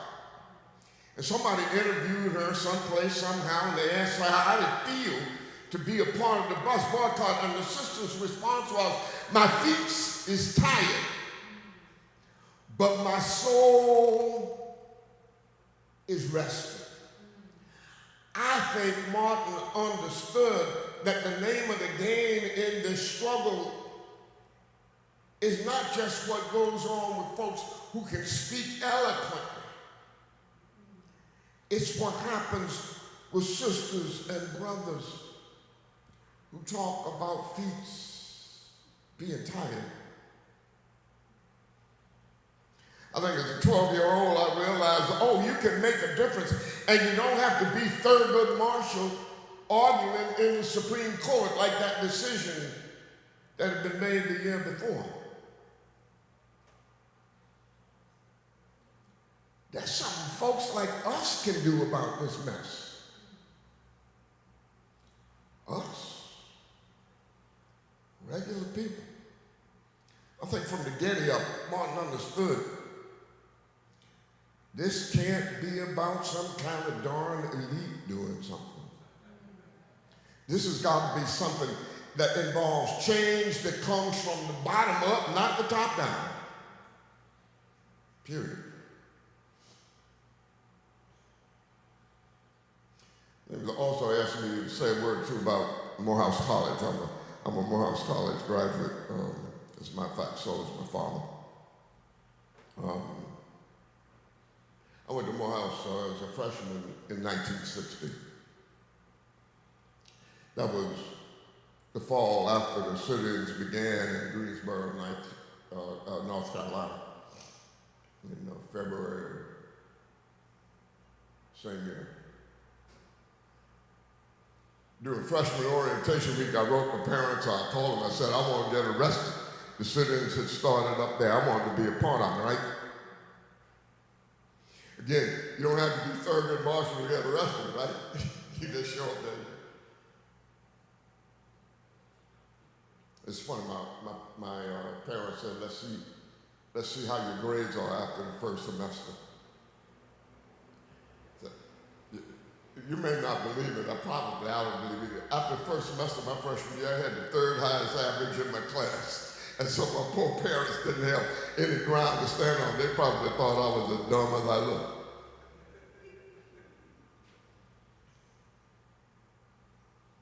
Got arrested. Never will forget. It was at a little coffee shop in downtown Atlanta. Probably wouldn't have spent 15 cents in there. But that's where the upperclassmen said, that's where, they pointed you where you went to go to get arrested. I wanted to get arrested, right? I'm standing there waiting in line. You go up to the cash register, you place your order, the police are right there. They grab you and walk you out to the paddy wagon. I wanted to get arrested, but at one point in time, it felt to me like my knees are going, click together so hard everybody can hear. Maybe I can just sneak out. There was a sister from Spelman. Her name was Betty Stevens. I remember Betty probably the rest of my life. She stepped up to the cash register. I think she had on a kind of gray suit. I think she had on white. She was as cool as a cucumber.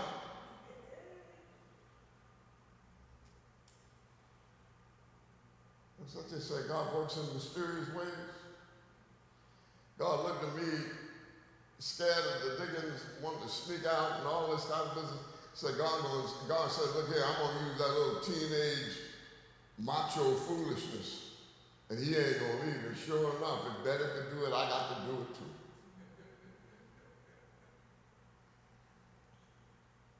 Talk about Morehouse. Again, I think it was a great time to go to Morehouse. I really love Morehouse, but if anybody ever tells you the food at Morehouse is worth 2 cents, you can quote me and say, that ain't true, baby. I think there were 3 people, really more like 4 people that made Morehouse incredibly important. One was a guy named Howard Thurman. Probably a number of you have heard of Howard Thurman. Howard Thurman had a joint appointment at both Morehouse and Spelman when my parents were there. My father was at Morehouse, my mother was at Spelman. And they were taken by Howard Thurman. He married.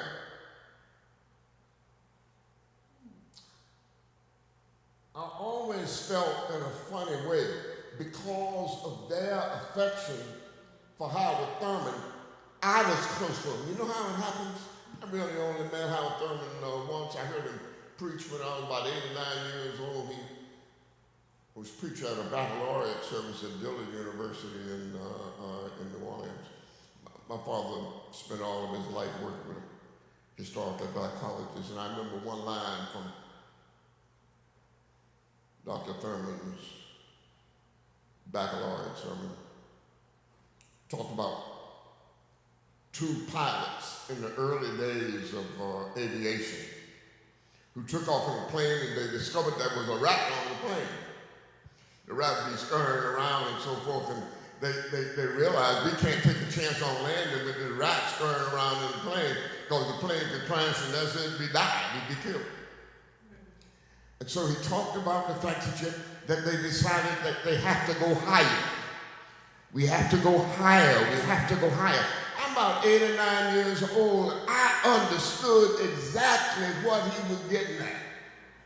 If we're going to do something, we got to get closer to something that comes from above and beyond ourselves.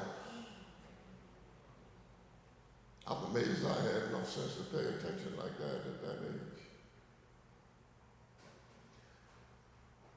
Well, the person is Benjamin A.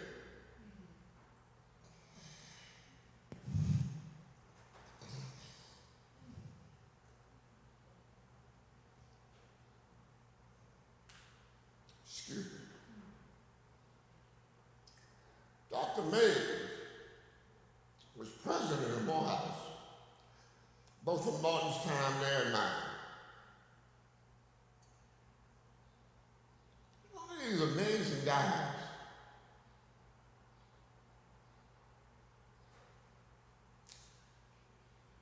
I think he got the sense from Benjamin Mays that if you were a student, he loved you. Just that simple. Love you. I didn't get ordained until 7 years after I finished seminary. After I finished college, I think I saw Dr. Mays 10 years after I finished college, maybe even longer than that. Desmond Tutu had been invited to the Atlanta University Synod, and since I was the only Anglican Episcopalian anybody knew around, I got invited to be a part of the folks that were going to plan his trip, right? And you know, here I am, I'm youngest person in the room, blah, blah, blah. At the end of the meeting, somebody says, I think it was the president in the denominational theological seminary where we were meeting, he says, well, I'll send a letter to Dr. Mays and invited him to come to our next meeting. And I just said, look, if you got his phone number, I could call him. I'll answer him, you know. Call him, you know, Dr. Mays is Isaac Miller, blah, blah, blah, blah, blah, blah. We got a meeting coming up, Desmond Tutu coming to, you know, do you think you can make the meeting? And he says, well, I need to talk with the young lady who handles my schedule. He says, yeah, I believe I can make that meeting. And so the meeting comes up, and I got there, I think I was probably on the late side, surprise, surprise. And people had gathered in and out of the office, and so, you know, I asked him, where's Dr. Mays? And he was in the president's, you know, real office, and said, well, I just need to go pay my respects. So I go in to say hello to Dr. Mays, and he looks up at me. He's got this absolutely great smile on his face, and he says, Father Miller. Dr. Mays, don't mess with me. You got the sense in that humor that he loved you. It wasn't limited to me. You just stopped to say, oh, the person, including his wife, and there's a brother named Warren Scott, Father Scott. He was chaplain at the Episcopal chaplaincy to the AU Center. He's a native Philadelphia, by the way. Canterbury Center, Canterbury House, unknown, I am sure, to the Bishop of Atlanta at that time, was the underground headquarters for the student movement in Atlanta at that time. There's no ifs, ands, or buts about that. Warren was probably closer to the leadership of the movement than I was, and I was a student. got arrested, go to jail, and you look up and there's Father Scott. He got his communion kit, he's bringing communion to everybody that's in jail. Didn't matter whether you were Episcopalian or not. He was there. My mother also came to visit in jail. She had a cousin or nephew or something who was jail guard. She got him in there and so forth. My mother's in there with a little pocketbook and dress on. And I don't know how excited I was about the fact that my mother was there, but it was good to see her. It was good to know she was supported. I discovered just a few days ago that when she showed up in jail, she brought a cake. None of us saw that cake. I am sure. I think in the cell that we were in alone, there was something like 38 people. Cake would not have gone far at all, and I'm sure that the prison staff decided, shoot, this cake looks good. We're going to eat this bad boy.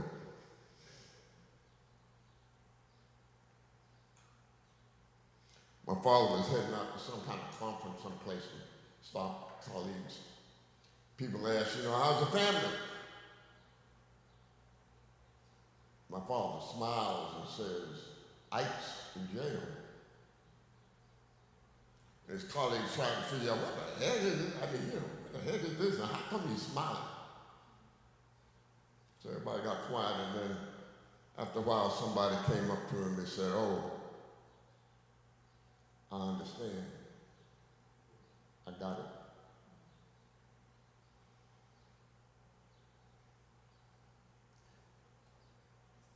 X number of years later, when I was in seminary, I had gone to support some friends of mine who were going to turn in their draft card in the midst of Vietnam. I'm sitting there with these friends of mine. I just really want to give them moral support and so forth. All of a sudden, I dawned on me, wait a minute, man. Good and blankety blank, well, this war is no good. Good and doggone well, this country got no doggone business messing with them people over there in Vietnam. What was Muhammad Ali's comment about that? Heck, if they're going to turn in their draft cards, I ought to turn in my draft card too. Only difference is I went to seminary on a trial fellowship. I was not slated to be ordained, and I was not, sponsored by a bishop. I'm just there because of the fact that I knew that somehow behind what I saw in the movement was something about God and something about God's truth.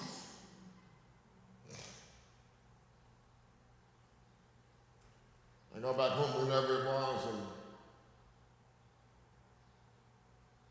I guess I explained to my parents that I had turned in my draft card and my father hit the ceiling. First time I really saw it, man. And it dawned upon me. If you get arrested in Atlanta, nobody in small town Georgia is going to know about it. You know what I mean? That one can kind of sneak under the rug. But if you turn in your draft card, these fine, upstanding citizens who run whatever it is, the local selective service committee, so they know exactly what you've done, baby, because you turned in the card. My father knew what the repercussions of that could be. That's what got him mad. At the school where he worked, school in this town, my father served as registrar and something of admissions and director of the summer school. And each summer he would address the faculty of the summer school. That year he talked about a French brother named Antoine Exupéry. Am I pronouncing that name? He wrote the book, The Little Prince. Apparently he had been an Argentinian male post pilot, and his plane crashed. And so each day he'd wander from the site of where the plane crashed trying to figure out, what can I do to save myself? And then he realized the only way I'm going to get saved is if I set the wreckage of the plane on fire. I didn't find out about that until I don't know how much later. And then it dawned upon me. Darn. My father's got a better understanding of what's going on with what I'm involved in than I do. If we're going to save ourselves, we probably got to burn the plane.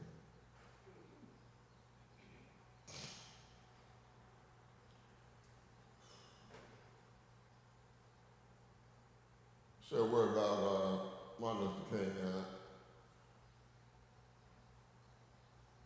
I think this is the kind of thing he learned in the church. I think it's the kind of thing that he learned from Howard Thurman and Benjamin Mays. And I don't know if he knew Warren Stott. Martin, Father Scott, Howard and Sue Thurman all made that trip to India. Never will forget Father Scott, when I finally decided I was going to get ordained, invited me down to New York, where he would fill in for a church in the summer. He told me about, actually I think he told me before about having a poet, Rabindranath Tagore, the Indian poet. My mother, again, was one of these railway women, and she would talk about Tagore like it seems to me teenage girls talk about brothers that they got crushes on, you know what I mean?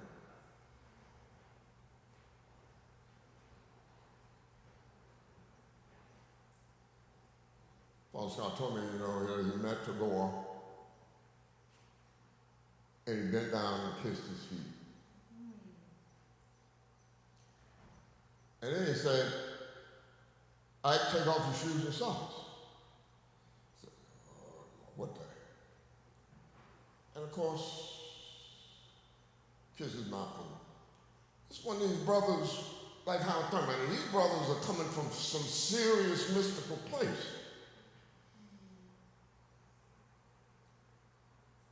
I think all of that was a part of what touched Martin Luther King's life.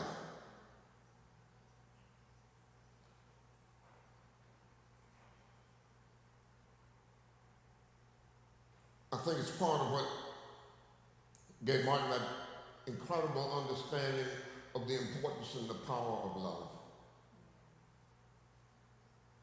Tagore has a poem, talks about love as rain that comes down from the sky, falls onto the ground, and then it flows into a stream, and then into a creek, and then into a mighty river that flows into the ocean.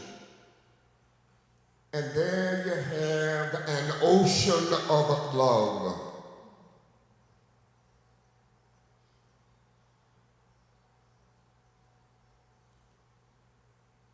I think Martin knew that ocean. I think Martin knew that that ocean of love was essential to that revolution of values that he spoke of in that great speech from Riverside Church.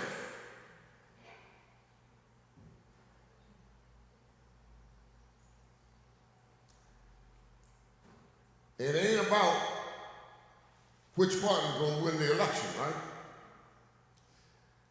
We talking about something a whole lot bigger than that. We talking about something that involves a revolution of values for this country, which Martin described as the greatest purveyor of violence in the world at that time, and guess what? It still is.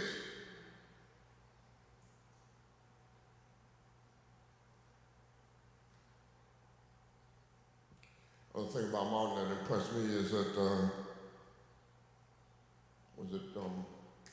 Titus Smiley had a book, I can't remember the name of it, in which he talked about Martin knew that there was a bullet out there with his name on it.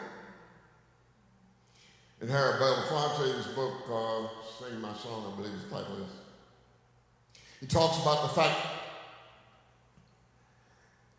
that at some point he observed that Martin didn't have a twitch that he had seen before, and so he asked him, Martin, what happened?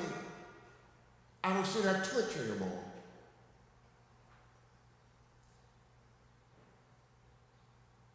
Martin says, I came to terms with death.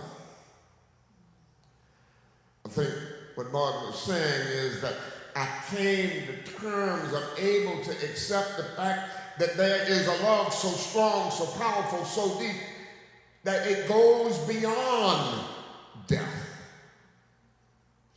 It goes beyond my frailty.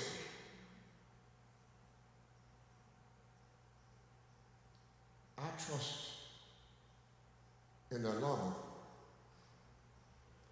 and I trust in the struggle for that love's justice. And love's justice is our hope. I want to say a quick word about these young people that put this stuff together. I met free school people 2 years ago plus. I had gone down to a demonstration in Washington, D.C. It was called by the Council on American Islamic Relations, CARE. I decided, I saw someplace that a mosque near me, Al-Aqsa Mosque, was sponsoring a free bus, and so I figured, shoot, I also decided I'm gonna put on the typical black shirt and white collar, just to send a message. It ain't just, Muslim folks who are concerned about what's going on in Gaza at that time. Even folks who wear these crazy black shirts and collars that look like lifesavers are concerned here. On the bus, after we got there, the sisters passing out, what do you call those things? Baklavas? Or is that the pastry? Ballot, right. And so, she passes out to this one that his brother who kind of like was in charge and understood that and went to her, and then she comes to give me one. I said, why? Why are you giving me one? Not that it was a cold day. And she says, we came by your church for a march one time, and you said something that basically said, keep doing what you're doing, because what you're doing is right.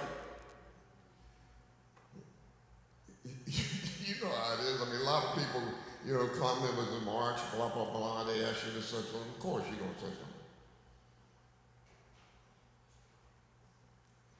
So I got I keep getting it confused with the Arab pastry. And Spontaneous went over to say hello, and he says, pull that thing down. Pull it down, he recognizes who I am, and then he introduces me to the group, and I think it was Emily who said, oh, you followed Father Washington. Here I am in Washington, D.C., and people recognize him. Like, this doesn't, I think it was at an event, both John and I spoke at Blackwell Library. I described meeting these guys as something that the Holy Spirit and my wife, who by that time had died a year before, had set up for me. Because they knew I needed to be in contact with a group of folks who are a little bit younger and a whole lot smarter than I am. I think they also knew it's important to be a part of a group that understands something about that ocean of love in which it is possible to recognize the humanity of all people.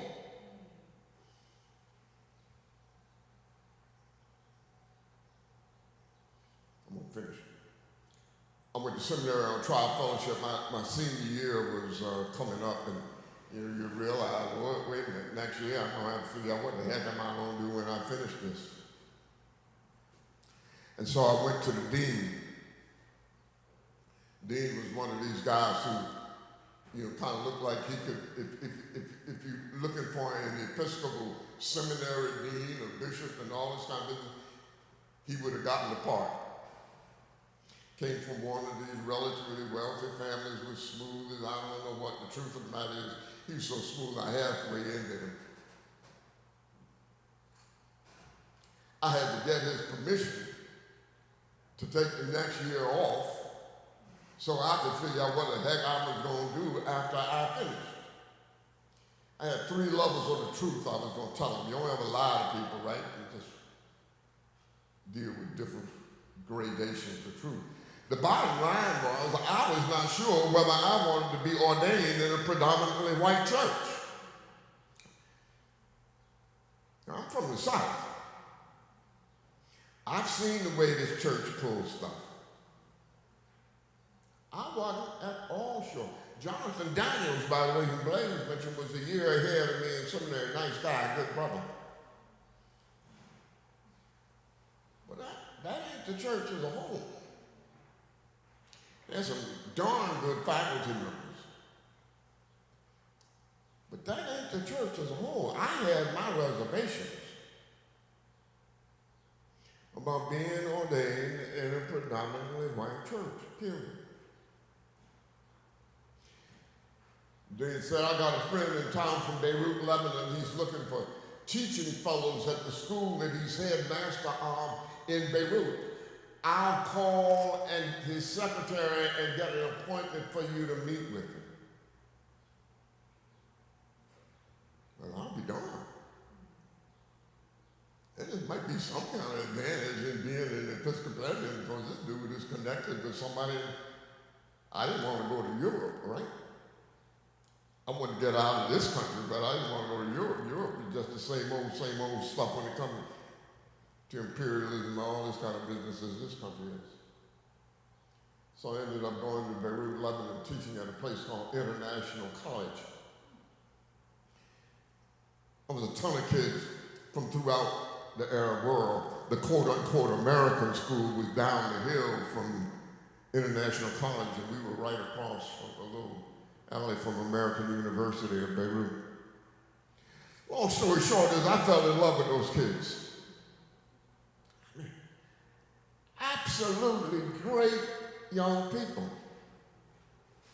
Got a chance to travel to Damascus and Aleppo in Syria. Got a chance to spend some time in Jericho and Jerusalem, a place called Aqaba on the Red Sea.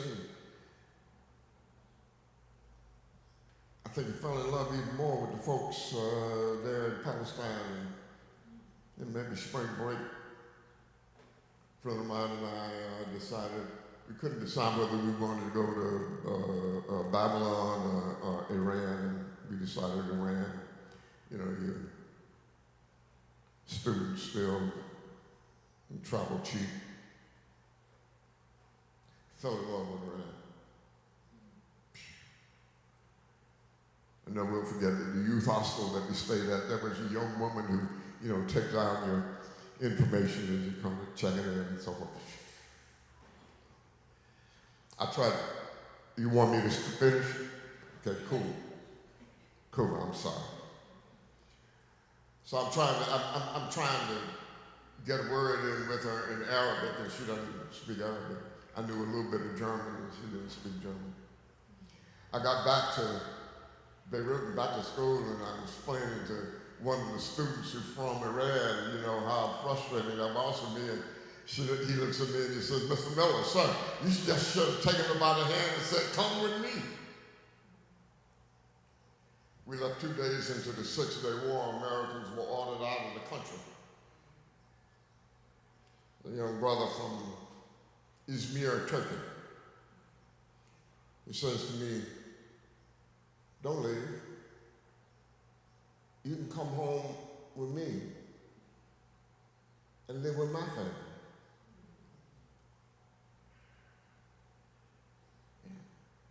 this war could expand like the war that we've seen most recently. And his family would be in trouble because I'm there as an American. Nah. I thank him. Those kids just had a place in my heart. I got back to this country, landed at Kennedy Airport, got on the bus to go to the Port Authority building in New York. Brothers driving the bus and other brothers, directing people on the bus. I'm sitting back. I can't hear what they're saying.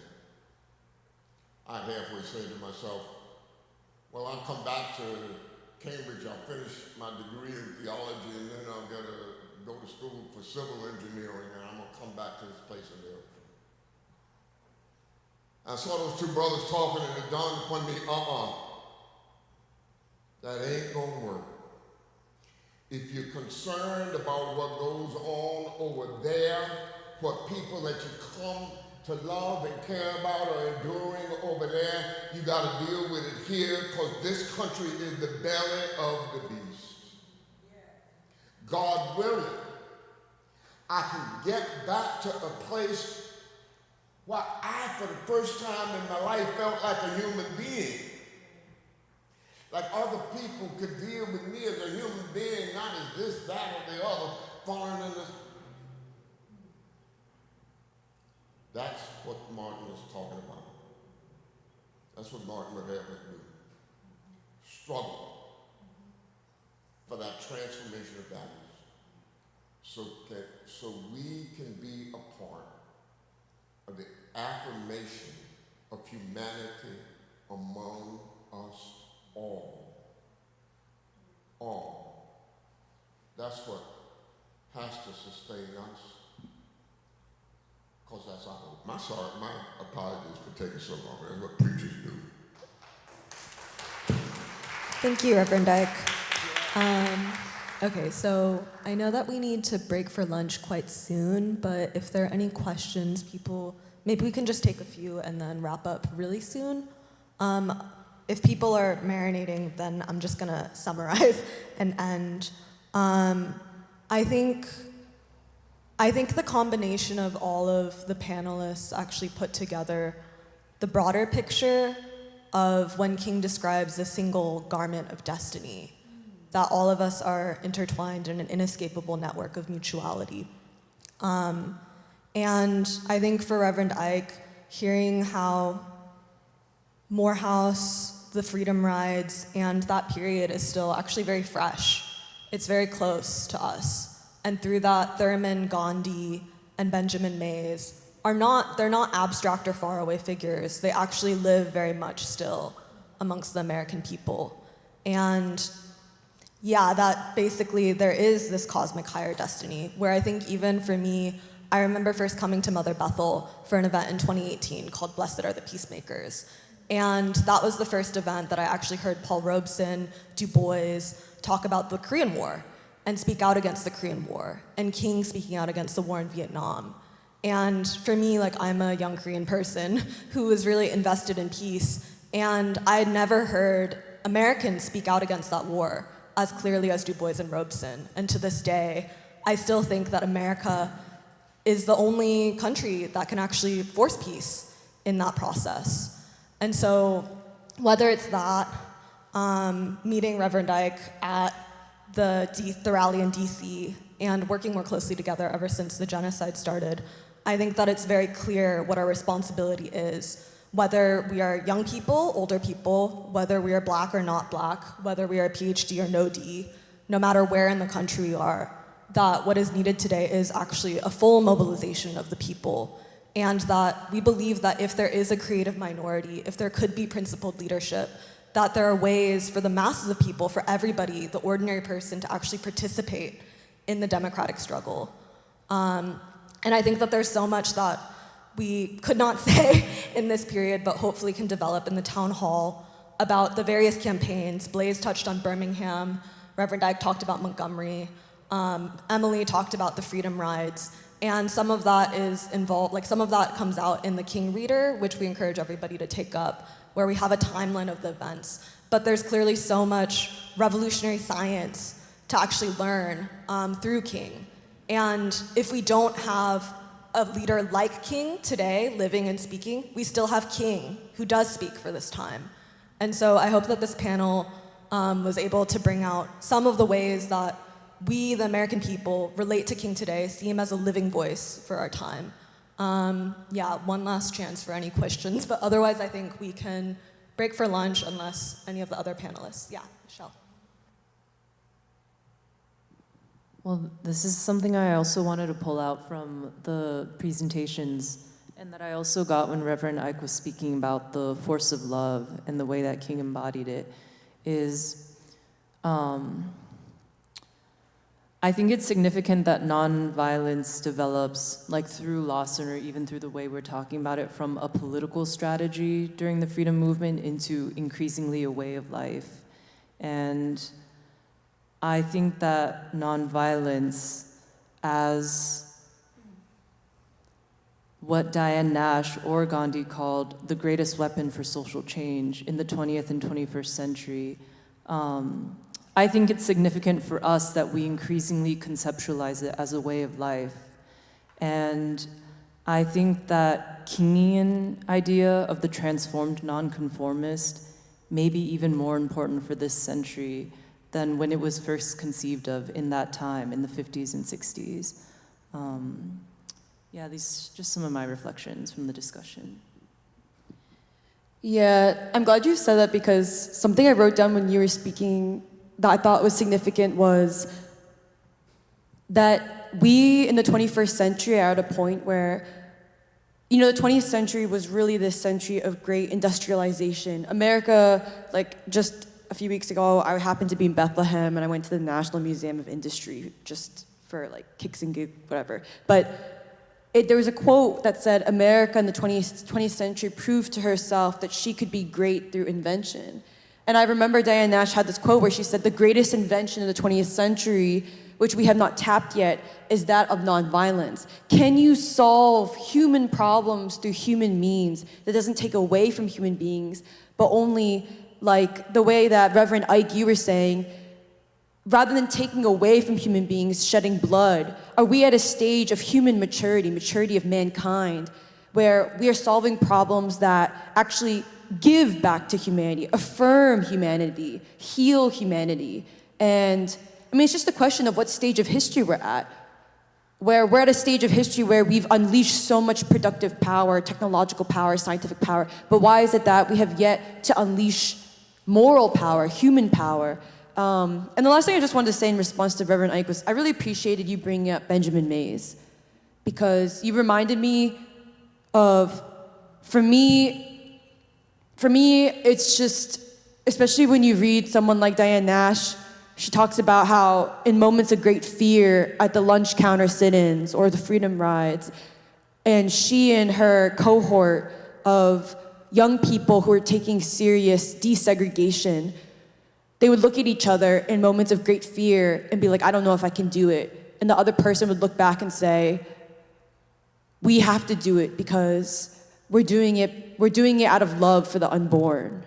And she has this really moving remark where she just says, I hadn't met you yet. She's looking at the camera. She was like, so I hadn't met you yet back then, but I knew I already loved you. And when you realize that someone loves you, and yes, I think my parents loved me, but it's a certain type of love, sacrifice, a certain level of sacrifice that someone was so prepared to die for the unborn, to make things better. When you realize that someone loves you like that, it gives you a sense of meaning in life where you have no choice but to go forward and want to do right by them. And especially with Martin Luther King Jr., I mean, that ultimate sacrifice, that clip that Kathy and Dr. Montero had played in the beginning of, don't give me a long eulogy at my funeral. I hope you just remember that I was a drum major for peace. I wanted to make someone's life better. And when you know that someone loved you that much, they died for you, you have no choice but to live your life fully in that name, in that honor. And I just really appreciated Reverend Ike reminding me of when you said Benjamin Mays, Like, you could tell that he loved all of us. And that does something to your life, imbues your life with a certain meaning. Okay, and yeah, last thing is, that's why I think in these times, I think we're in need of heroes. Not the made-up heroes of fiction. Like, Du Bois has this great quote where he says, we don't need to make up stories to create great art. We already have the hero. We have the tragedy. We have the triumphant stories. You can find it in our great political struggles of real human beings who transcend what you think is possible, through a great commitment to truth, a great commitment to sacrifice, a great commitment to morality. And I mean, these are the heroes that I think young people need. Like Blaze was saying, we need that moral leadership. Just like for you, Reverend Ike, growing up, you had those heroes living right there. They're like the winds beneath your sails. And I think we have these heroes that we need.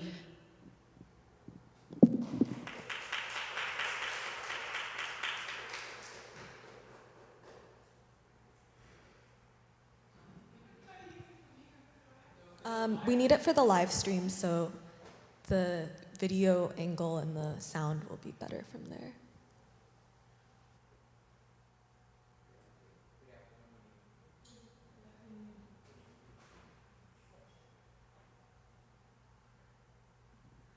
Good afternoon, everybody. Thank you so much. So many thoughts are swirling through my head, but I want to just be succinct. So I absolutely love the fact that when you talk about heroes, let's also talk about She-Rose, because her story began with probably Dr. King's growing up with the mothers of these people who stepped up and, actually said, hey, I'm reconciled with my death. That's a pretty heavy thing. And it just reminded me of Mahalia Jackson, who used to always travel with Dr. King. And when he was making his speech at the March on Washington, he had prepared a speech, and it wasn't going very well. And he paused, and Mahalia Jackson said, tell him about the dream, Martin. And that's how that began, because Shiro was listening. And she said, tell him about the dream, Martin, because he had told his inner circle about this dream.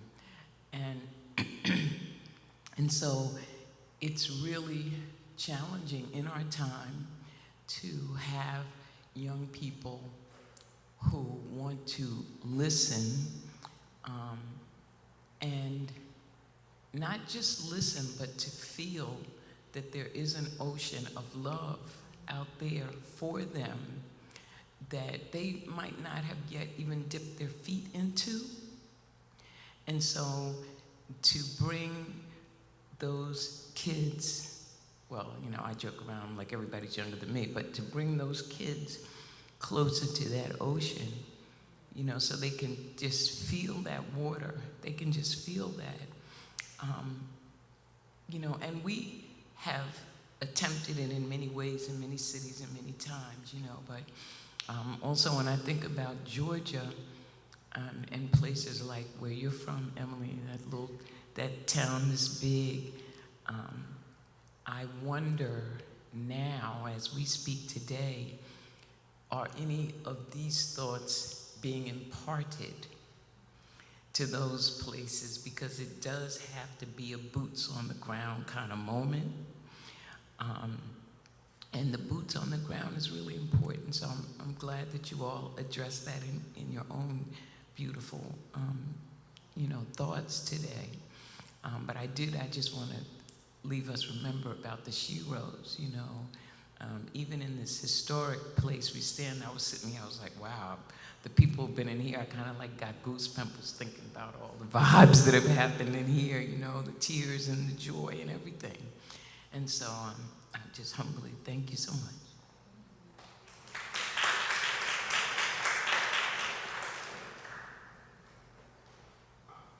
I'd just like to respond to that comment about She-Rose. And the reality of it is that there would be an incredible number of heroes if we struggle to name them all. I just want to mention Coretta Scott King.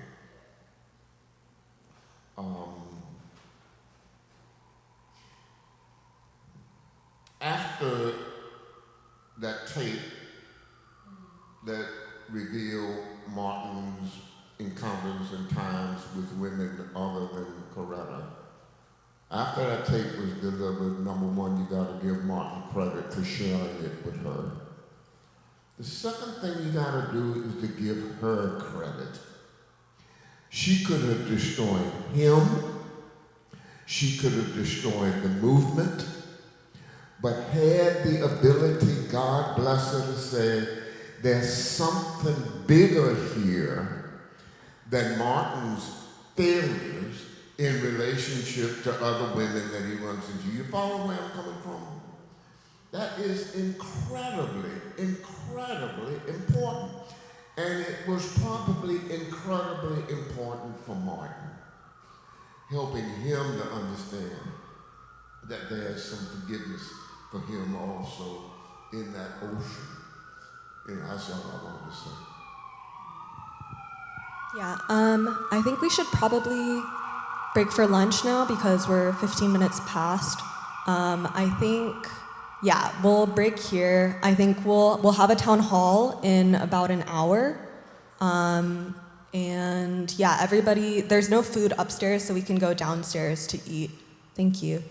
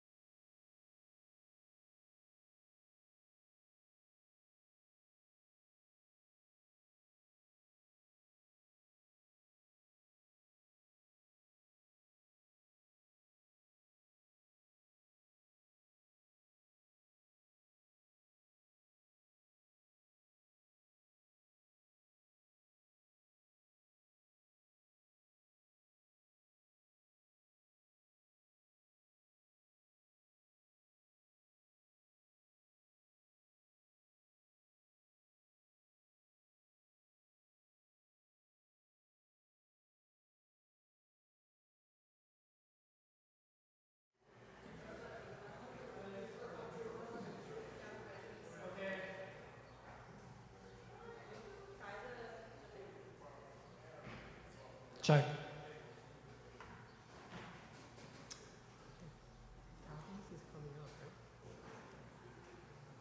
Okay, everybody.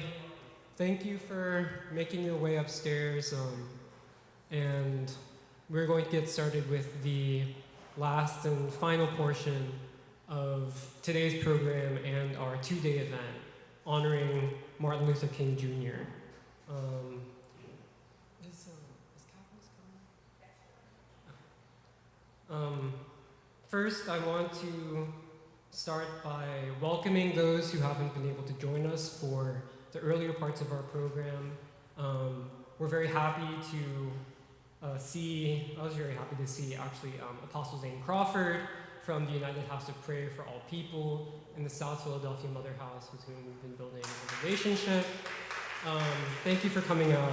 I know that you have a very busy schedule, and thank you to everyone for coming out. I'll thank Reverend Cavanis too, although she's not here. But she and the congregation here at Mother Bethel AME have been so generous in welcoming us into this church, this beloved and holy church, and really partnering with us for this event, which has been a large undertaking.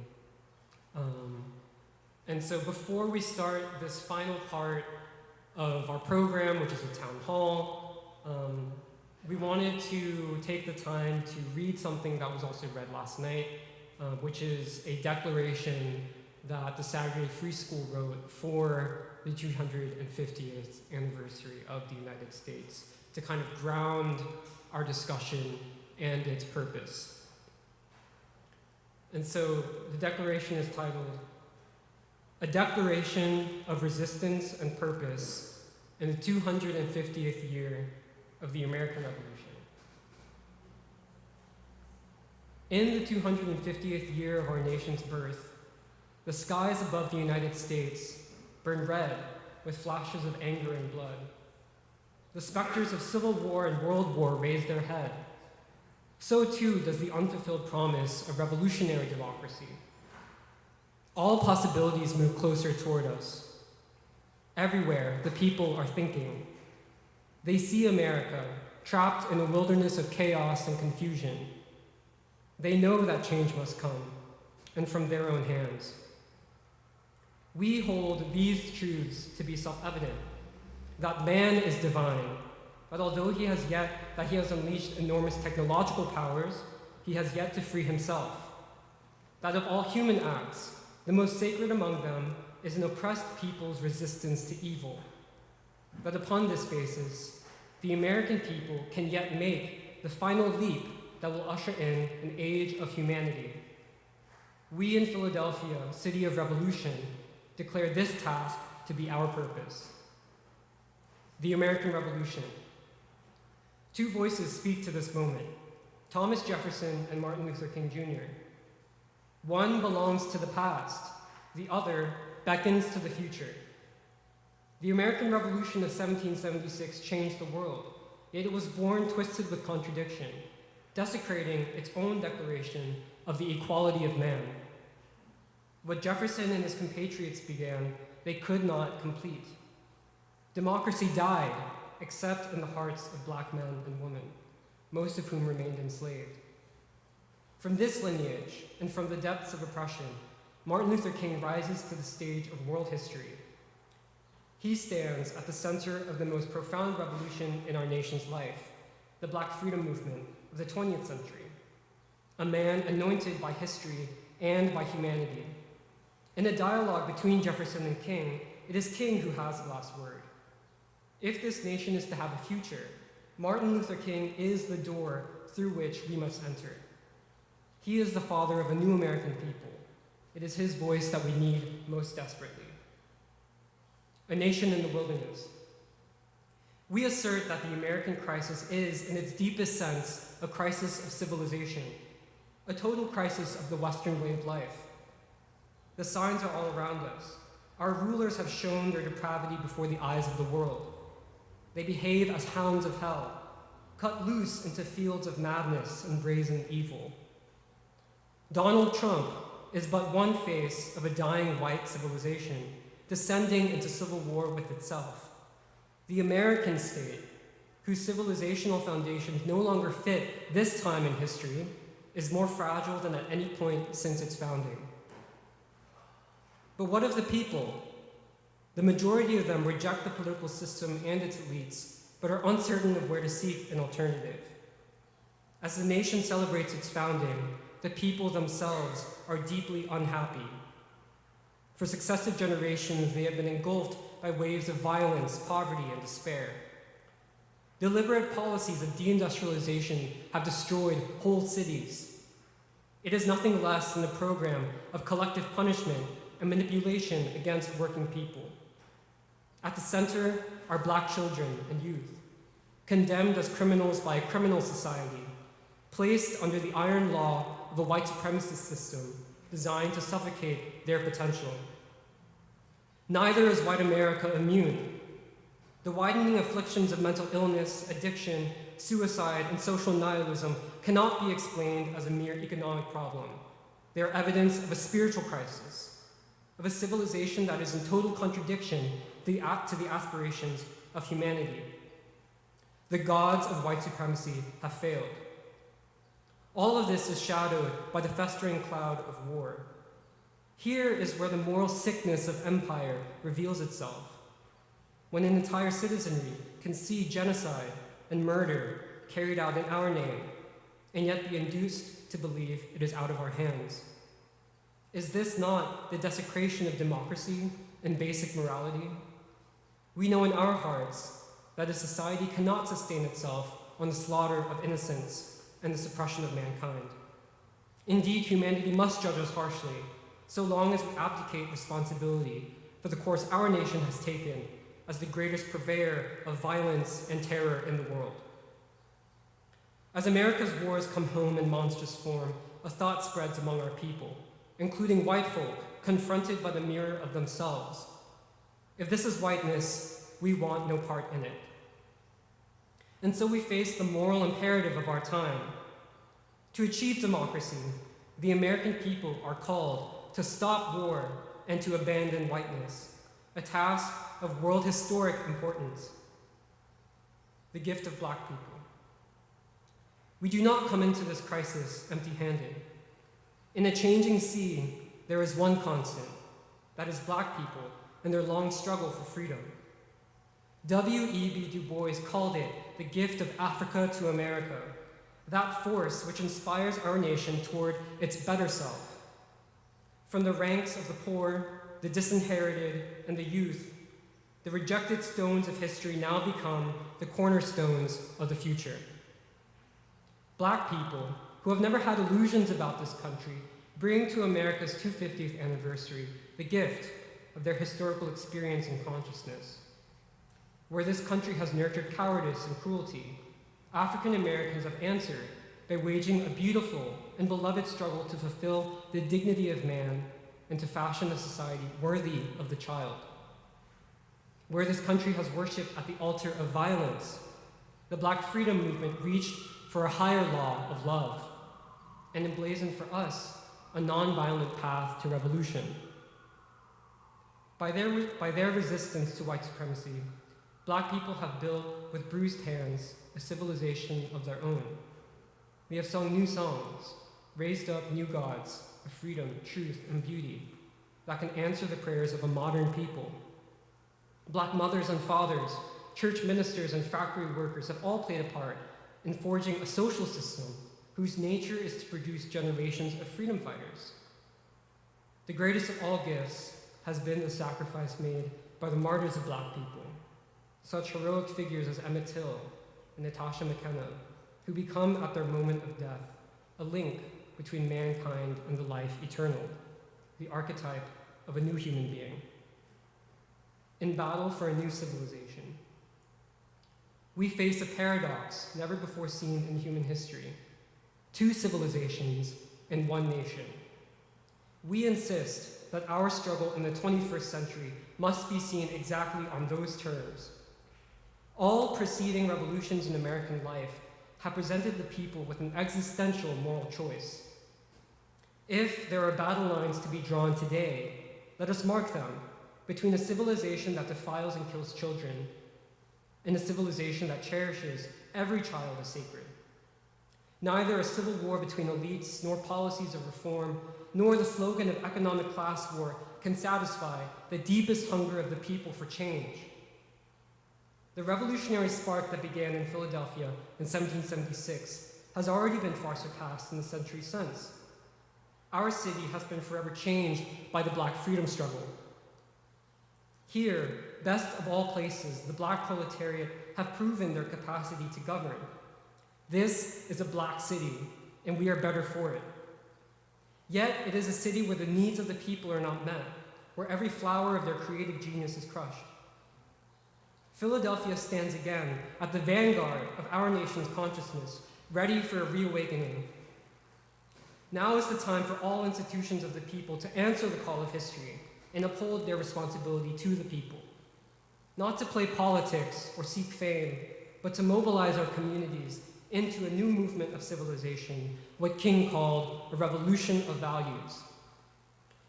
Key to all this must be an all-humanity struggle for democracy, which has at its heart the struggle of ideas.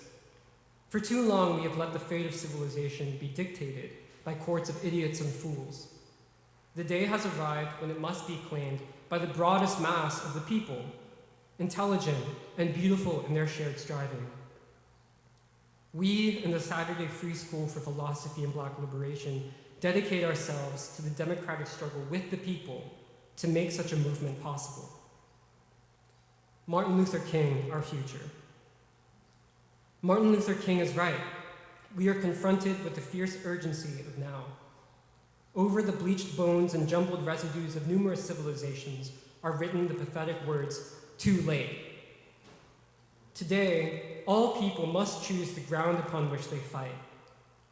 In the final analysis, we agree with the prophet of nonviolence, Reverend James Lawson, in placing our hopes with Black people as the bridge between a violent white civilization and a civilization that embraces world humanity. We take our stand with James Baldwin, who challenged America to become the last nation that needs whiteness and its ideology, the last empire of the West, the place for a new beginning. We affirm that every American of goodwill is called to join in that destiny. Let the age of Martin Luther King be born. Let our people develop a moral criteria and vision to govern themselves. Most of all, let us rediscover our divine struggle for a new world. By it, we will realize the true nature and purpose of modern man, as first revealed in the striving of the Black proletariat, who ask of the American experiment, who is man? Who is God? We who stand at the crossroads of time are now called to form a cosmic partnership with eternity, to build a new heaven and a new earth. We declare 2026 as a time to break silence, a time for the moral remaking of the American people. Let us now make freedom real. Thank you.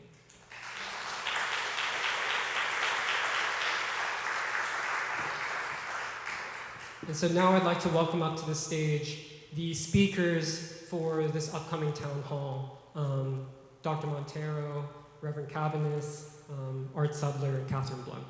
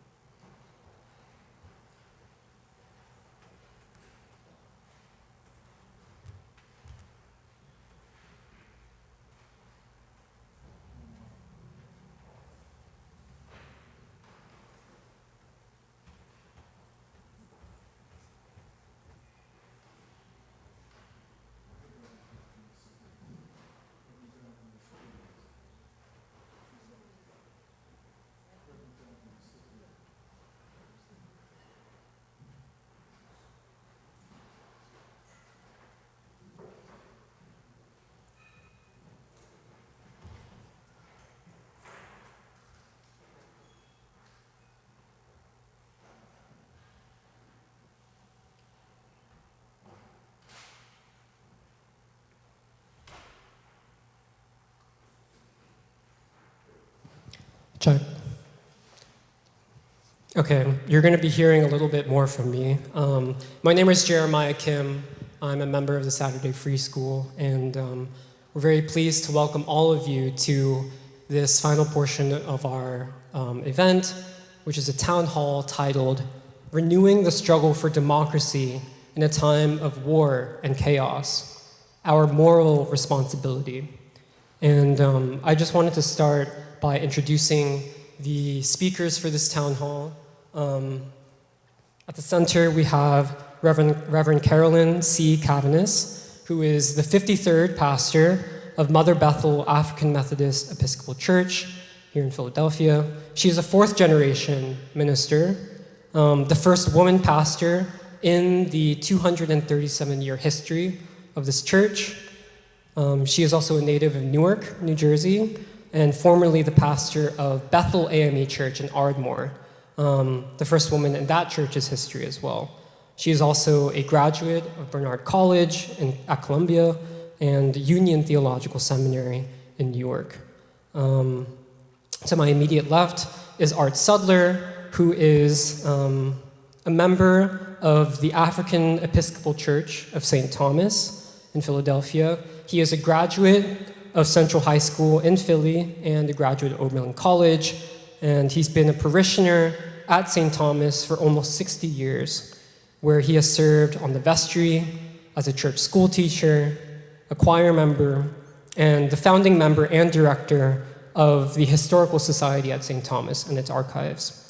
He's worked in information governance and compliance for a law firm for over 40 years, and he's also lived in Gloucester County, New Jersey, for 30 years, where he served in various volunteer roles with the Monroe Township School District. And then to Reverend Cavanis' left is Catherine Blunt, who is a former principal of Parkway Center City High School, co-chair of the 46th Ward RCO, and a longtime peace and anti-apartheid activist and a community activist rooted in West Philadelphia. And to her left, a man who probably needs no introduction, Dr. Anthony Montero, who is a Du Boisian scholar and the founder of the Saturday Free School for Philosophy and Black Liberation.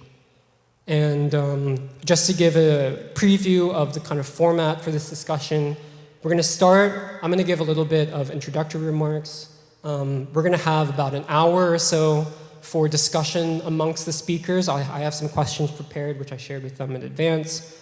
And then we'll open it up for audience discussion. We want this to be, especially as the final part of our event, we want it to be a community discussion with all of you.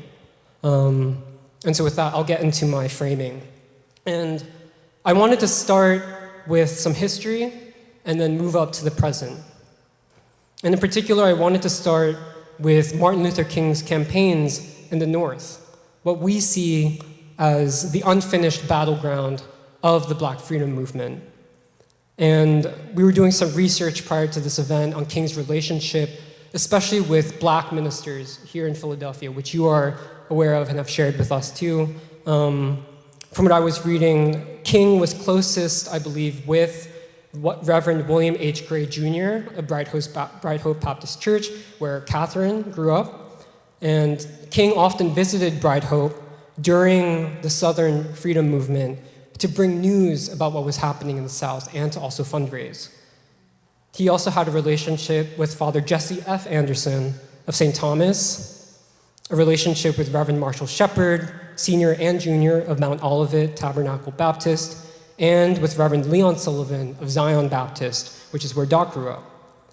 And I just wanted to pinpoint a specific moment in history, which is February 1968, at the height of the US war in Vietnam, when King comes to Philadelphia to set up an office for the Poor People's Campaign on 22nd and Diamond Street, responding also to the urban riots that had happened in the North, which he saw as an existential crisis for the nation if they were not resolved. And so to kind of set up that office, he held a press conference at St. Thomas. And I wanted to bring up this history because I believe that King, with his visits to Philadelphia, is not just representing or speaking to a narrow set of issues, but I really see it as King bringing a revolutionary spirit, the spirit of a revolutionary movement to our city, a movement that sought to answer the deepest questions that still confront us today. And in the press conference that King gave at St. Thomas, there was a quote where he said, essentially on the lines of, if the righteous anger of the people is not answered by the government, he says, quote, America will force down the curtain on its own doom. And I believe that we are living in the aftermath, the consequences of that prophetic statement, and obviously his assassination. And so with that, I wanted to bring us to today. We are living through arguably what is the deepest political crisis in the nation's history. And I don't want to overwhelm, but I just wanted to share some data points which I think illustrate the consciousness of the American people and what we called in the Declaration a civilization crisis. First of all, only 17% of the American people trust in the government. This is the lowest it's ever been in the nation's history. And if we go to the war in Iran, prior to the war even started, 80% of Americans opposed attacking Iran, and that number has stayed consistently high throughout the war. This is the most unpopular war in American history by all standards and metrics. And if we go more directly closer to here, only 32% of Americans trust in religious institutions. If we go closer to our communities, we can look at, for instance, the rate of enrollment of black men in HBCUs, which has dropped to its lowest point in history, between 20 to 25%. And as we all know about the criminal justice system and mass incarceration, 1 in 3 black men have been imprisoned or are under control of the criminal justice system. And if we also look at poverty in Philadelphia, the poverty rate in our city has actually increased from the 1970s up until today. It used to be around 15%, and now it hovers between 20 to 25%. We are one of the poorest big cities in the nation.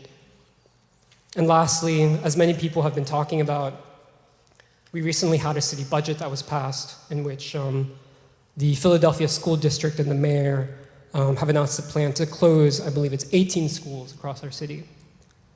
And I wanted to bring these things up not to just paint a dark picture, but to really, I guess, for me, put this proposition forward, which is for us in the Free School, and hopefully across this town hall discussion, we believe that solutions to these problems come from the people. We believe that that's what Martin Luther King staked his life on. We also believe that King still speaks to the people, but it's yet to be determined whether his voice will be heeded. And so that's my introduction, and I wanted to start with a direct question to all of you to answer in whatever order, whoever wants to speak first, which is, does the revolutionary vision of King still speak to the black church? Are black churches and religious institutions living up to the mandate and the standard that King put forward?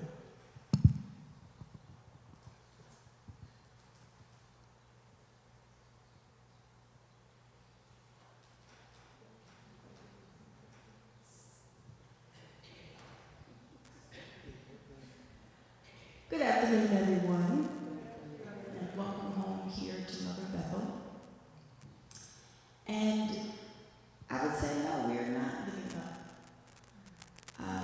What I appreciate is, we're saying the language of black church and also institutions.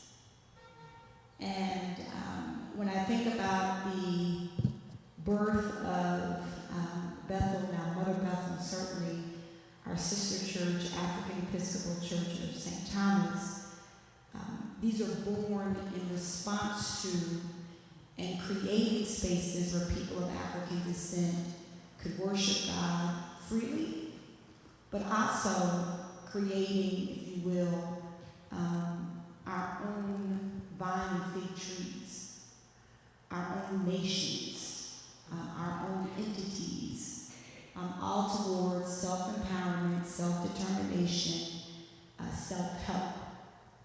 And also when you think about the geography and location. So here we are in the birthplace of America, not too far down the street. And here is a movement, first set being that of the Free African Society, which then bears our two institutions, again, towards being solvent, that whatever you needed, you could find inside. It's having to work and having to live life working through two worlds and sometimes three worlds.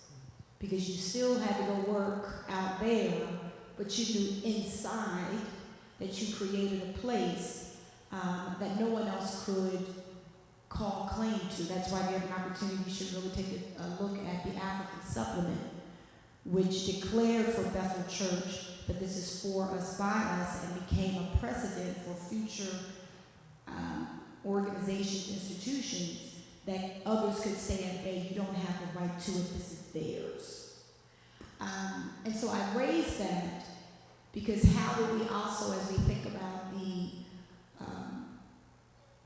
complication in how we think about upward mobility, when we think about the more distant that we have become to our story and our history, has that played a role in not being true to the tenets that have always kept us together as a people?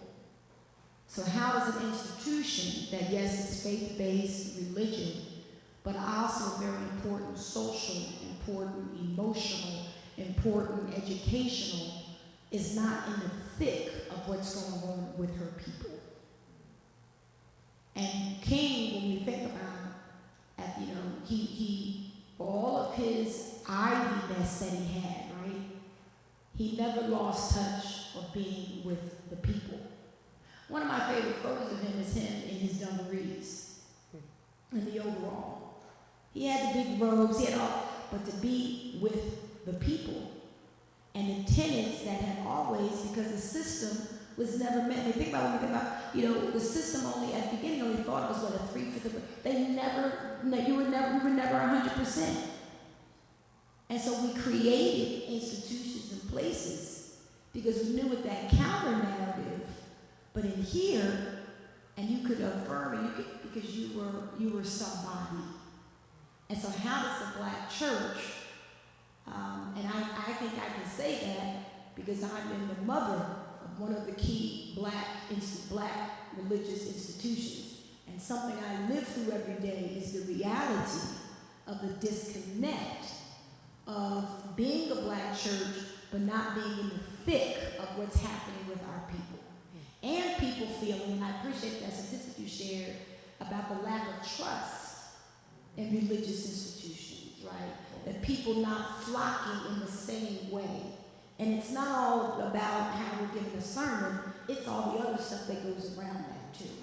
Do I feel affirmed? Is it a place where it's welcoming? Is it a place where I can feel that my dreams can come true? So how do I help to influence that?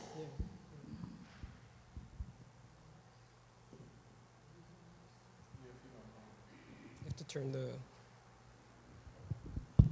Yes, thank you, Reverend Cavanis, and thank you, Jeremiah, for the beautiful way that you set this panel up and for your research. I think that is a very profound question that is a question for the Black church, but a question for other institutions in Black life. But certainly for the Black church, because King as a revolutionary emerges from the pulpit, the Baptist church. And he was a revolutionary. I think we have to establish that first and foremost. And around him were a group of men and women who adhered to his revolutionary vision for the transformation of American society.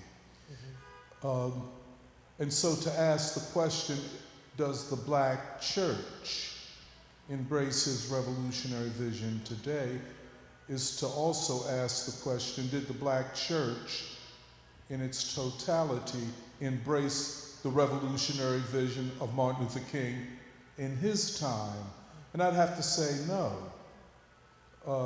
In fact, I'm always, and maybe we'll talk about this later, drawn to the National Baptist Convention of 1961, where King and members of the Southern Christian Leadership Conference attempted to take over the leadership of the National Baptist Convention, which would have meant, if they were successful, that this largest and perhaps best organized institution of Black life would then be under the leadership of thinkers and ministers and a theology of not waiting but accelerating the movement for change.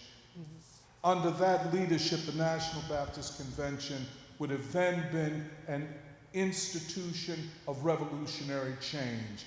That was not to happen. So I'll just answer your question. No, the Black church is not a part or does not embrace a theology or vision of revolution as articulated by Martin Luther King. But it didn't embrace it back in King's time. The question I guess I would finally say is, how does the church, the primary institution of Black life, become what it must become if Black people are to be free?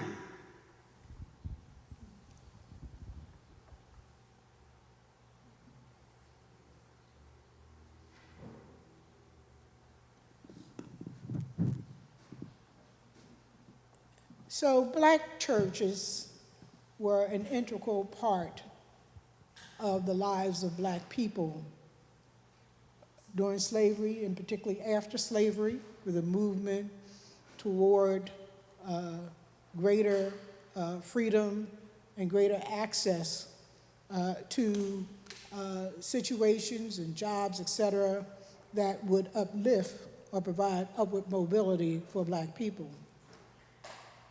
King was introduced to the service of Black church while being a child in his father's church. And then he went to seminary, and he, I think, began to question more. Oh, and then, oh yes, okay, I'm sorry. And then he went to seminary, so King was exposed to the service provided to the Black community through the Black church while being in his father's church. It was part of what the church did, particularly in the South.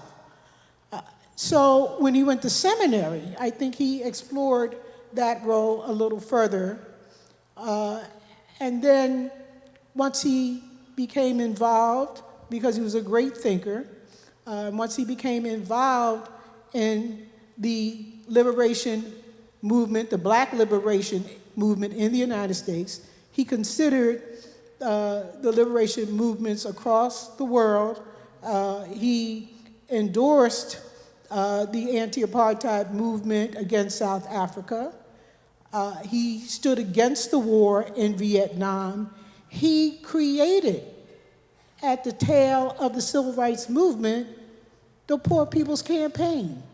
And as I told someone today, the aspirations of that campaign models what we see in modern day China, which blew my mind when I read it. All right? Providing housing for people, jobs for people.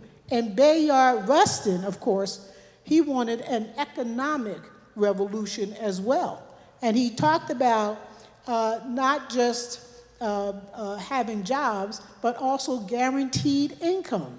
And when I read this, I said, oh my God, you know, King did have, which I always knew and believed and felt deeply, he did have a prescription for the future, which we have not accessed at all. And so it's not just the Black church. I mean, I used to go to the Black church. I went to Bright Hope, and then I did Father Washington at Church of the Advocate, you know. So I am a product and now I got to date myself. I'm a product, so let's see.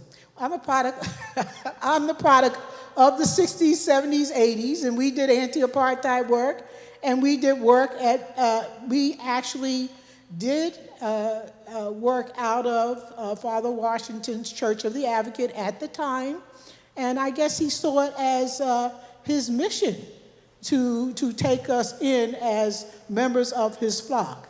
And then I became involved with the Church of the Advocate again when the community organized itself as the Stadium Stompers to fight Temple's attempt to put a football stadium in North Philly and displace the black residents there. And so there still was this sense of service. And even when my grandfather moved to 22nd and Oxford and attended Miller Memorial Church, that church probably lent him the down payment to get his house. Because back then, more so than currently, there was redlining, and black people could not afford to use traditional means, and we probably still can't now, to purchase houses. So it is important that the black church begin to realize and accept its responsibility to the community and to engage in the work that King has called us all to do. Now, I only go to church usually for funerals, and that's sad, all right? I know, because it doesn't call to my spirit. But I guess if the churches begin to embrace the work and legacy of Dr. Martin Luther King, it will bring people back to the church, because then it has a mission for people, and people will come because they want direction, they want guidance, they want to be heard, not so much seen, but they want to be heard, and they want discussions about the truth.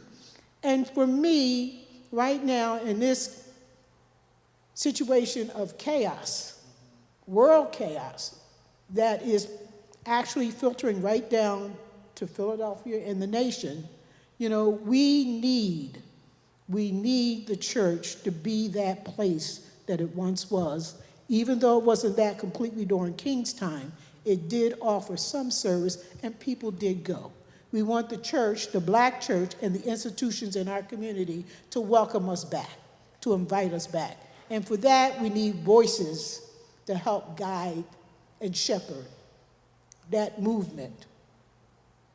May I ask a quick clarifying question? This is also for you, but the reason why I brought up that history of King's relationship with ministers here is I believe that shows that even if it wasn't universal, there were some leaders within the church who recognized King, who joined hands with King, and saw a common cause with him. So I wanted to, ask that of how do we explain, maybe not all church leaders, but some, people like Father Anderson, people like Reverend Leon Sullivan. Interestingly, he didn't get along as well with Cecil B. Moore from the NAACP, although they later, worked things out. But I just wanted to ask was it that the black church didn't embrace him, or was it just that some did not embrace King? Just a quick thing. I can speak on Reverend Sullivan. That's the church I grew up in. I knew Reverend Shepherd Jr. and spoke to him extensively, but perhaps Art could help us understand Jesse. I knew Jesse Anderson Jr., but I know Art knows the history of St. Thomas's and Jesse Anderson Sr.'s relationship to Martin Luther King. So one of the initial points I need to share is that while St. Thomas is a predominantly, and I do mean predominantly, black congregation, we do have congregants and parishioners who do not identify as African American. We are within a predominantly white denomination, the Episcopal Church, quote unquote, old line, mainstream, Protestant, although we no longer use that term to define the Episcopal Church congregation. And so that joinder, as Reverend Calvinist alluded to, happened at the very beginning. There was a walkout from St. George's. and Mother Bethel's Historical Commission and St. Thomas's Historical Society are working on getting together so we can figure out if we can tell the same story, because we don't quite tell the same story about that walkout. But within the context of that story, there are the antecedents to the impact of Martin Luther King Jr. on the church in Philadelphia in the 1960s.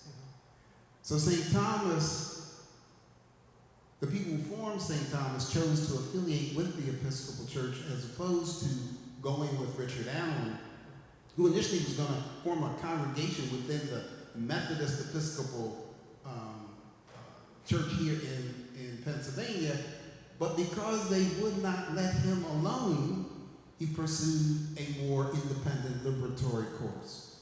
St. Thomas, on the other hand, had to make accommodations. And I think if we're honest, we have seen accommodations both within the Black Christian community and the broader Christian community from time immemorial. And the accommodation was, Absalom Jones, we will allow you to pursue the opportunity to become a priest, but your congregation cannot have voice or vote in what we call the diocesan convention. Why? Well, Absalom, you don't speak Greek and Latin. Now, what Absalom's inability to speak Greek and Latin had to do with the will of the people from St. Thomas being heard and acted upon within the diocesan convention is a whole other question. So they had to make that equivocation, and it wasn't until the end of the Civil War that they got voice and vote, even after we had clergy who spoke Greek and Latin. So that was a subterfuge. That was part of the racism within the Episcopal Diocese of Pennsylvania that St. Thomas had to continue to deal with, whereas Richard Allen broke away. I'm not dealing with your racism, Methodist Church. You can't take my pulpit. You can't take my money. You can't say who's going to preach here. So much earlier, he evidenced a gospel of liberation. Now, the Reverend Jesse F. Anderson Sr. was one of the clergy in our history who also spoke to a gospel of liberation within the context of the Episcopal Diocese of Pennsylvania. He was known as the unofficial Black bishop within the Episcopal Church, although there were many other Black Episcopal personages who were instrumental in trying to move forward not only the opportunities and the rights for Black people within the Episcopal Church, but justice on a broader scale for everybody. In 1918, when there were riots in Philadelphia, because Black people moving up from the South as part of the Great Migration were starting to crowd into what were then the quote-unquote traditional Black communities, which were traditionally Black and remained so because of residential segregation, some people with means started to move out. And when they moved out, where did they go? They went into a predominantly white community, or an all-white community. They were the first Black community on the block, family on the block. And there was violence that broke out. And the police were complicit in trying to ensure that these Black families would move out. And Black ministers in the city formed something called the Colored Protective Association, which was led by AME Bishop Levi J. Coppin, AME Minister Robert R. Wright, AME Minister, Pastor of Mother Bethel R.W. Williams, C.A. Credit from First African Baptist, Charles Albert Timney, who we think of as a hymnist, part of the Methodist Episcopal Church, and the Reverend Archdeacon Henry L. Phillips from the Episcopal Church. And they were ready to use violence. Now, I don't know if Dr. King knew that history, but they were ready to use violence to support and to back up the rights of people to move into these other communities. Well, I know that Jesse F. Anderson knew that history because he knew H.L. Phillips. Phillips was considered the dean of Black clergy, and so he helped other younger priests, like John R. Logan Sr., who was the pastor at St. Simon the Cyrenian Episcopal Church, and other Black Episcopal priests come along in the Episcopal Church. Our priest, Reverend Robert DuBose, worked with Martin Luther King Jr. in Montgomery as a part of the Executive Committee of the Montgomery Improvement Association. And Jesse F. Anderson Sr. and Father Tom Logan, the son of John R. Logan, one of the two sons who became a priest, went down and picketed the Lovett School when they refused to allow Martin King III into this private Episcopal school that was racially segregated. And so we know that there were connections between Anderson and King at that point, but I suspected it was Father DeBose's relationship with Dr. King, working closely with him and Ralph David Abernathy to help solidify that relationship between Dr. King and Father Anderson. Although, and we haven't done enough research in this area, Father Anderson may have known Dr. King when he was a Crozier. Because J. Pius Barbour, whose daughter was an attorney who represented King, his grandson actually worked for the Episcopal Diocese at some point. So there were connections between the Barbour family and the Episcopal Diocese of Pennsylvania. So Jesse F. Anderson Sr. was a man of great moral strength, internal strength, and commitment to social justice on a broad scale. And I believe he was happy to open the church to Dr. King, just as he opened the doors to Father DeBose when his bishop in Alabama pushed him out of the diocese because he said no priest, white or black, should be involved in the civil rights movement. And when he saw Father DeBose and Reverend Abernathy leading a protest, he said, oh no, you got to go. And Father Anderson invited Father DeBose to become a part of St. Thomas's ministerial staff. Okay. And then he would later go on to serve House of Prayer in Germantown, and then would eventually be called as our 15th rector to succeed Father Anderson upon his death. And so those connections are very important. That strength, that outreach, that continued commitment to justice, and I would suggest in the name of what they understood as the Christian gospel of liberation and redemption. Right.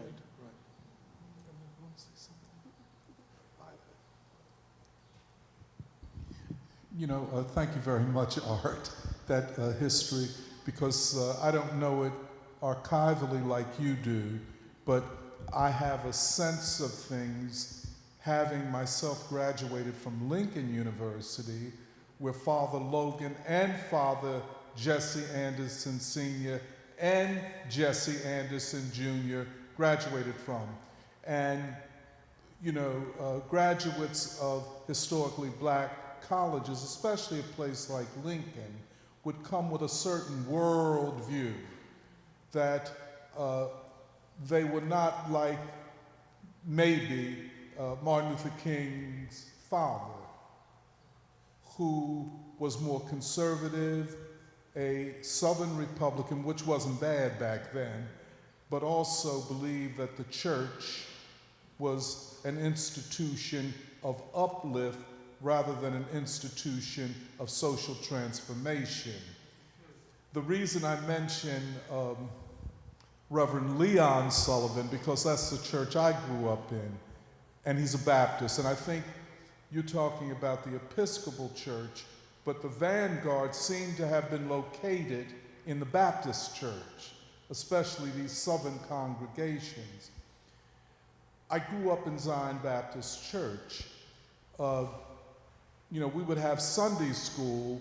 We wouldn't study biblical text. We'd study social movements. So ours was always a social gospel, an outward-looking, uniting of the people and changing the world.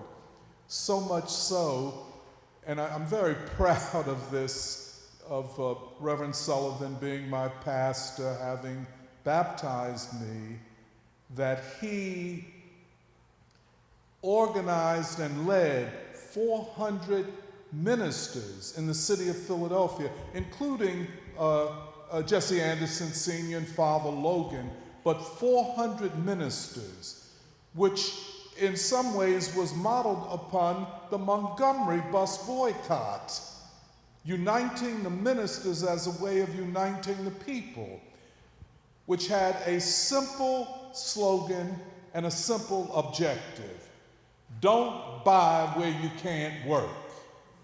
The Philadelphia Inquirer, the Philadelphia Bulletin, Trailways buses, most industries and big businesses in Philadelphia did not hire black men and women.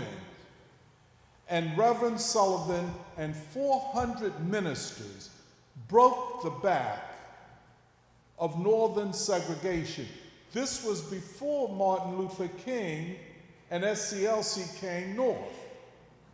So we had already done that. But I know growing up that the pulpit of Zion Baptist Church was completely committed to the struggle for liberation. I didn't understand it in world historic terms being a teenager, but as I look back, religion and the church that I grew up in, the Baptist church, the revolutionary wing of the Baptist church, was always committed to this kind of liberation. Can I just say one other thing?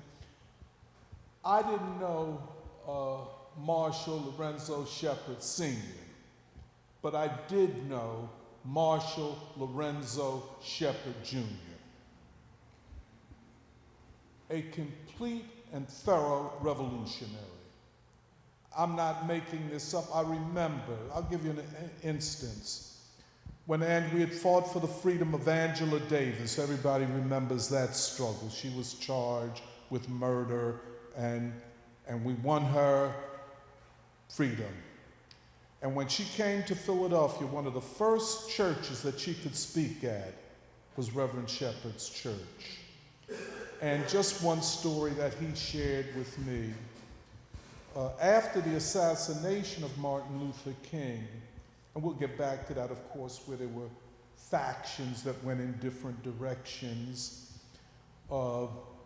weakening the unity of the Revolutionary Corps, I remember Reverend Shepard saying to me in a conversation that they had formed the Progressive SCLC.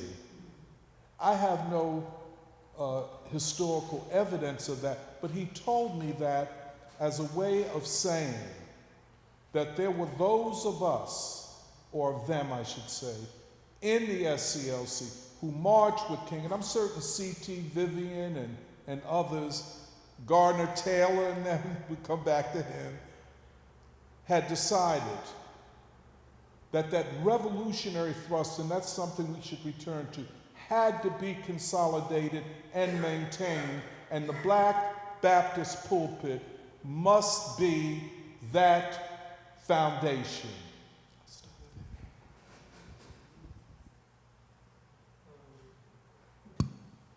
To ask a follow-up question to that, the reason why we're interested in whether you call it the Black church, predominantly Black churches, is because, like we're saying, these churches were, at least some of them, were part of the vanguard of what we call a revolutionary movement. And my question is, for this time, and maybe this helps explain what my initial question was, should the Black church be revolutionary? And if so, what does that mean? Is that what, the churches that you represent, that you grew up in, is that the calling of the Black church, or however you want to define it? Well, I always make a position that being a follower of Jesus Christ, you are a revolutionary. Jesus is certainly, spiritual, you got that part. But he is upsetting and he is deconstructing an empire. And I think that is not, and I know that is something that is not properly projected as it should be. We have made the cause of Christ so pretty and comfortable and nice looking. I mean, I said on Sunday in my sermon, Jesus, we think about the season of Easter, crucifixion, that was not a pretty sight. His coming into the world. I mean, Mary was not, looking gorgeous. I mean, she had, that picture on the Hallmark card, that is not real. There's no way in the world, woman 9 months on a little donkey, and if Joseph is an older gentleman, there's no way that that's a nice, this is disruption at its core. It's revolutionary. It's turning a system upside down. That is revolutionary. And so that piece, it must be pushed Because we are not only deconstructing, but we are building a new system. We are building a new way and choosing to do that in community. So the Black church, if we are if you will, the offspring in response to this Jesus transformation, it must be revolutionary. And that is, I appreciate it a lot hearing why a lot of people are sitting home. Or why they're not coming. Like, what are you doing up there? Now, I also get for some of us who are in these institutions, we carry a lot of weight because of the institution, the denominational weight that we have to carry. That it can, if you're not careful, it can suck you out. I also will share this. Being the pastor of this church, and Doc and I talk about this, if I am not careful, taking care of this place can suck the life out of me. I was on a call with a group the other day, and I was like, I don't want to hear anything about that. What did we do for people? I don't care about pews, this is all nice, but how does this transform a Black boy out there? Right? How is this, I mean, what is that's why the door is open. This is not a sacred cow. That's not what this is. So I had to make a decision that I am not going to allow this to suck, this is about the people. And if you take care of the people, if you show that you're for the people, everything else will come into, because that's what Jesus didn't worry about what he was going to eat. He didn't worry about where he was going to stay at. He didn't care if he had a friend or if he didn't, because he looked at what he turned the other cheek. He fed Judas who betrayed him. That's revolutionary. And so that's what we have to, it's not much of reclaiming, it's understanding. And when you sit with these statistics, who else do Black and brown people have to go to but to our institutions? I don't know where else can you go. Because the other stuff is made, I mean, you can't even go to the airport now without the real ID. I mean, anybody try to get one of those? And all of the paperwork you have to have, and going down to City Hall, they can't get in. You need a marriage license. You got to go to the Register of Wills, because that's the only place you can get it certified. I learned that the other night. I was like, wow. So maybe I'm not going to go to Disney World with my grandkids. Where's the church in that? How do you open up a door? How do you help people get the paperwork so they can even just get a real life? That's revolutionary. But then also we understand why that's in place is because that is to try to disenfranchise people from being able to cast a vote. This is all what this is all box of it. And so you have to, so I think also piece is that we maybe have become it's what we call ourselves educated fools. The piece now is that we as clerics, and I'm one of them, we have to get all this schooling, and I don't have anything against it. But you have to be able to take it to the street. You have to be able to make this relatable. And so how are we even in those seminaries and all, how are we doing this kind of not only wrestling with the text, but helping to wrestle with life and wrestle with making meaning? That's revolution. How do you show what revolution can look like? How can you be comfortable walking in your neighborhood and not being scared of your neighbor? Right? How do you talk to say hello? I mean, that's revolutionary. And so that's why I think this is pushing, also because the bottom is coming out, and we've got to figure out a way forward. It's just going back to what was it that birthed us? What is it that has sustained us? What is it that has always come through for us?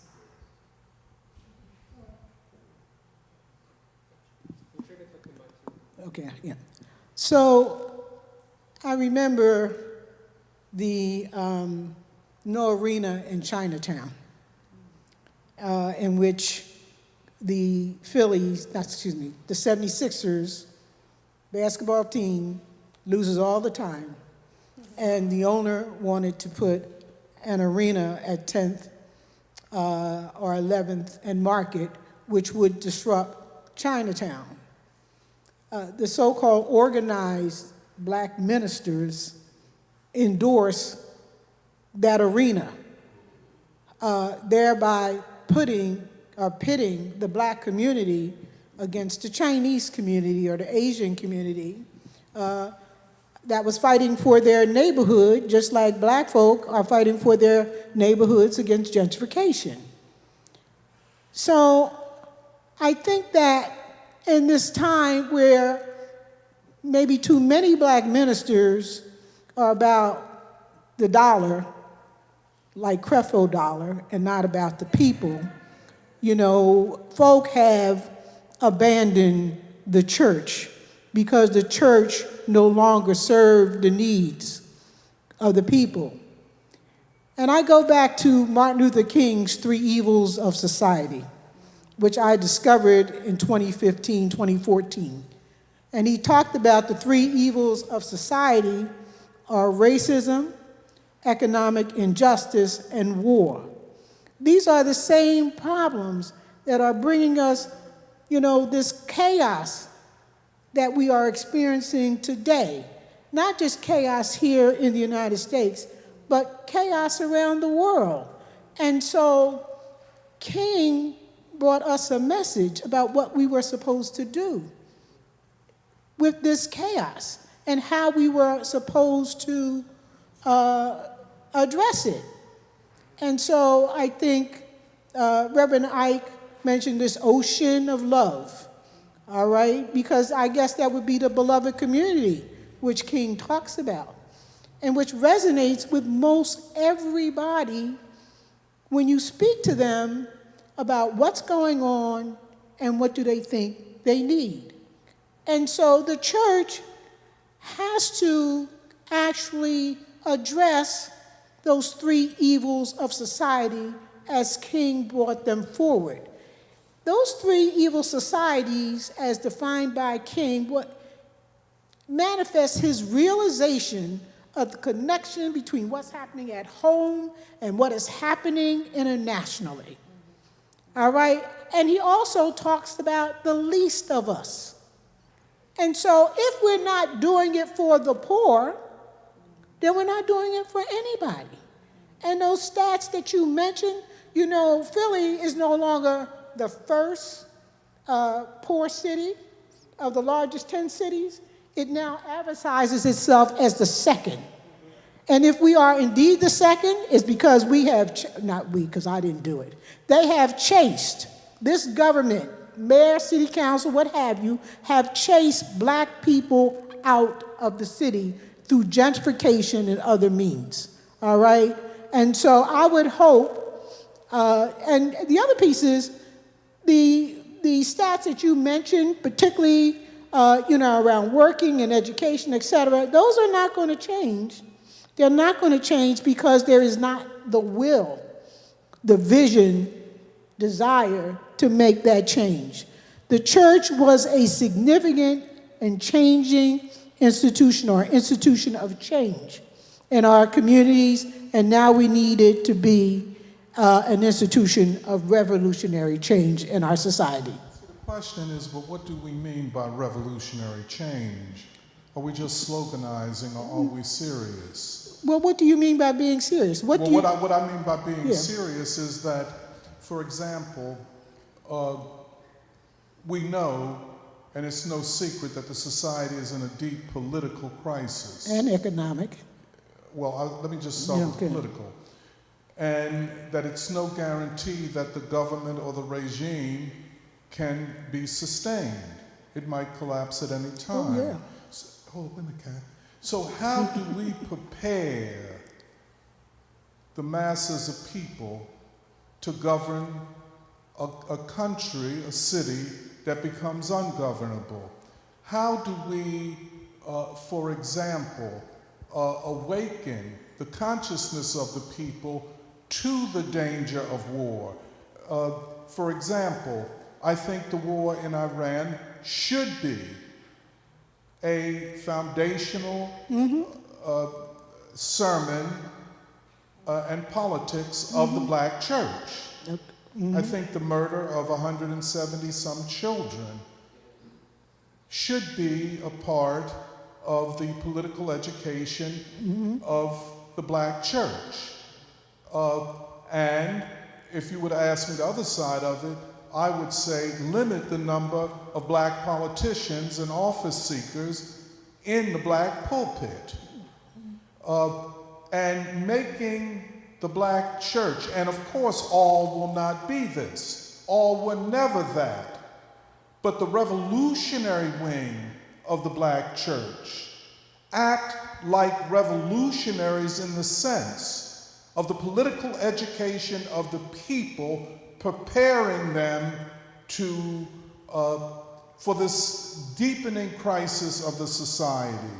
Now and this is my last point, I think we should pay close attention and take seriously Reverend James Lawson, who was a close associate of Martin Luther King. King felt that he was the mind and strategist of the nonviolent movement, who up until his death a couple of years ago was still trying to work out how to apply King's thinking and the thinking of the civil rights movement to the 21st century.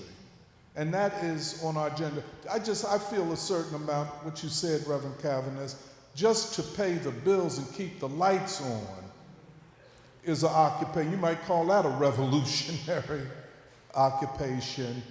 And then, of course, all of the pressure from politicians and government that black preachers line up with politicians. This is tremendous on black churches. And how does a single church stand up against all of this pressure is a big question, especially when so many people, so many black people have walked away from the church for obvious reasons.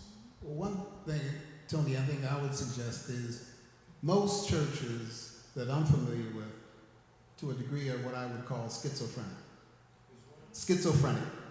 So you have people in the congregation who are not going to rock anybody's boat at any time.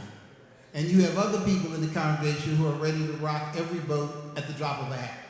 And somehow they all coexist. Now, I was invited to go to a white Episcopal church to talk about Absalom Jones. And before I gave my talk, the priest said to me, I want you to know something. I said, what? He's white. The congregation was all white, from what I could see that Sunday when I was there. He said, I got Trumpers and non-Trumpers. And it's my job to keep them all together in this congregation. Now, throughout my talk, I really didn't get a sense of people's political leanings, although one person heard that I was from the African Episcopal Church of St. Thomas, and he came over to me and he said, we got this AME church down the street, and we want to establish a better relationship with them. Can you help? At that point, I got the impression he had somehow heard Methodist between the African and the Episcopalian.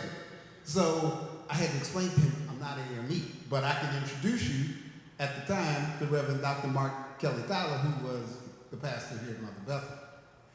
But I would suggest that the laity who are more aware, who are more inspired by what I would consider a liberationist reading of Scripture, can use that Scripture, whether it's in a Bible study, whether it's in a men's group or women's group, and of course that's a whole question now when we have the conversation around gender equality.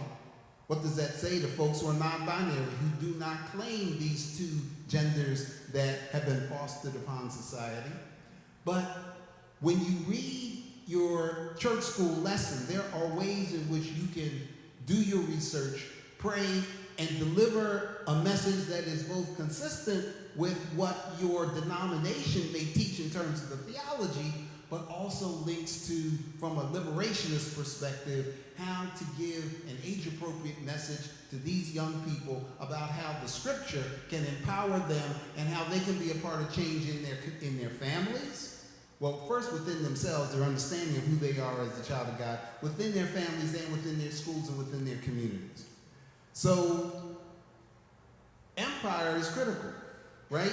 And some of these congregations are so linked to the black political power structure, not so much because they feel like they need to have the limelight, but because if they want to get something done, they got to go to that council person, they got to go to that state rep, they got to go to that state senator, they got to go to that U.S. congressperson. And so they don't want to do anything that rocks the boat.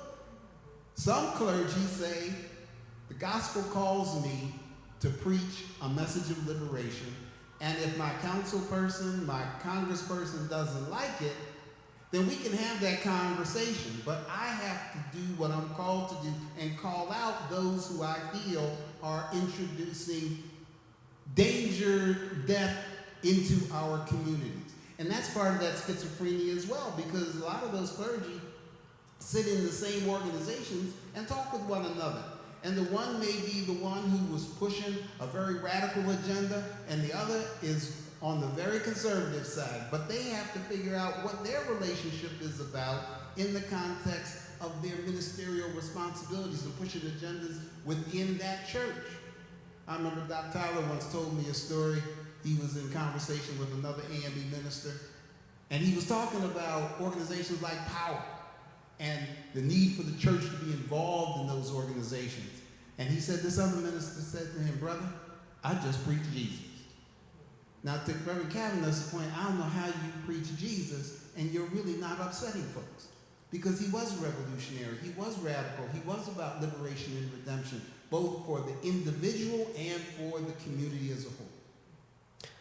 If I could just make an observation, what all of you have shared and illuminated is that churches in general, but especially the Black church, has to be many different things. It has to be an economic institution for the community.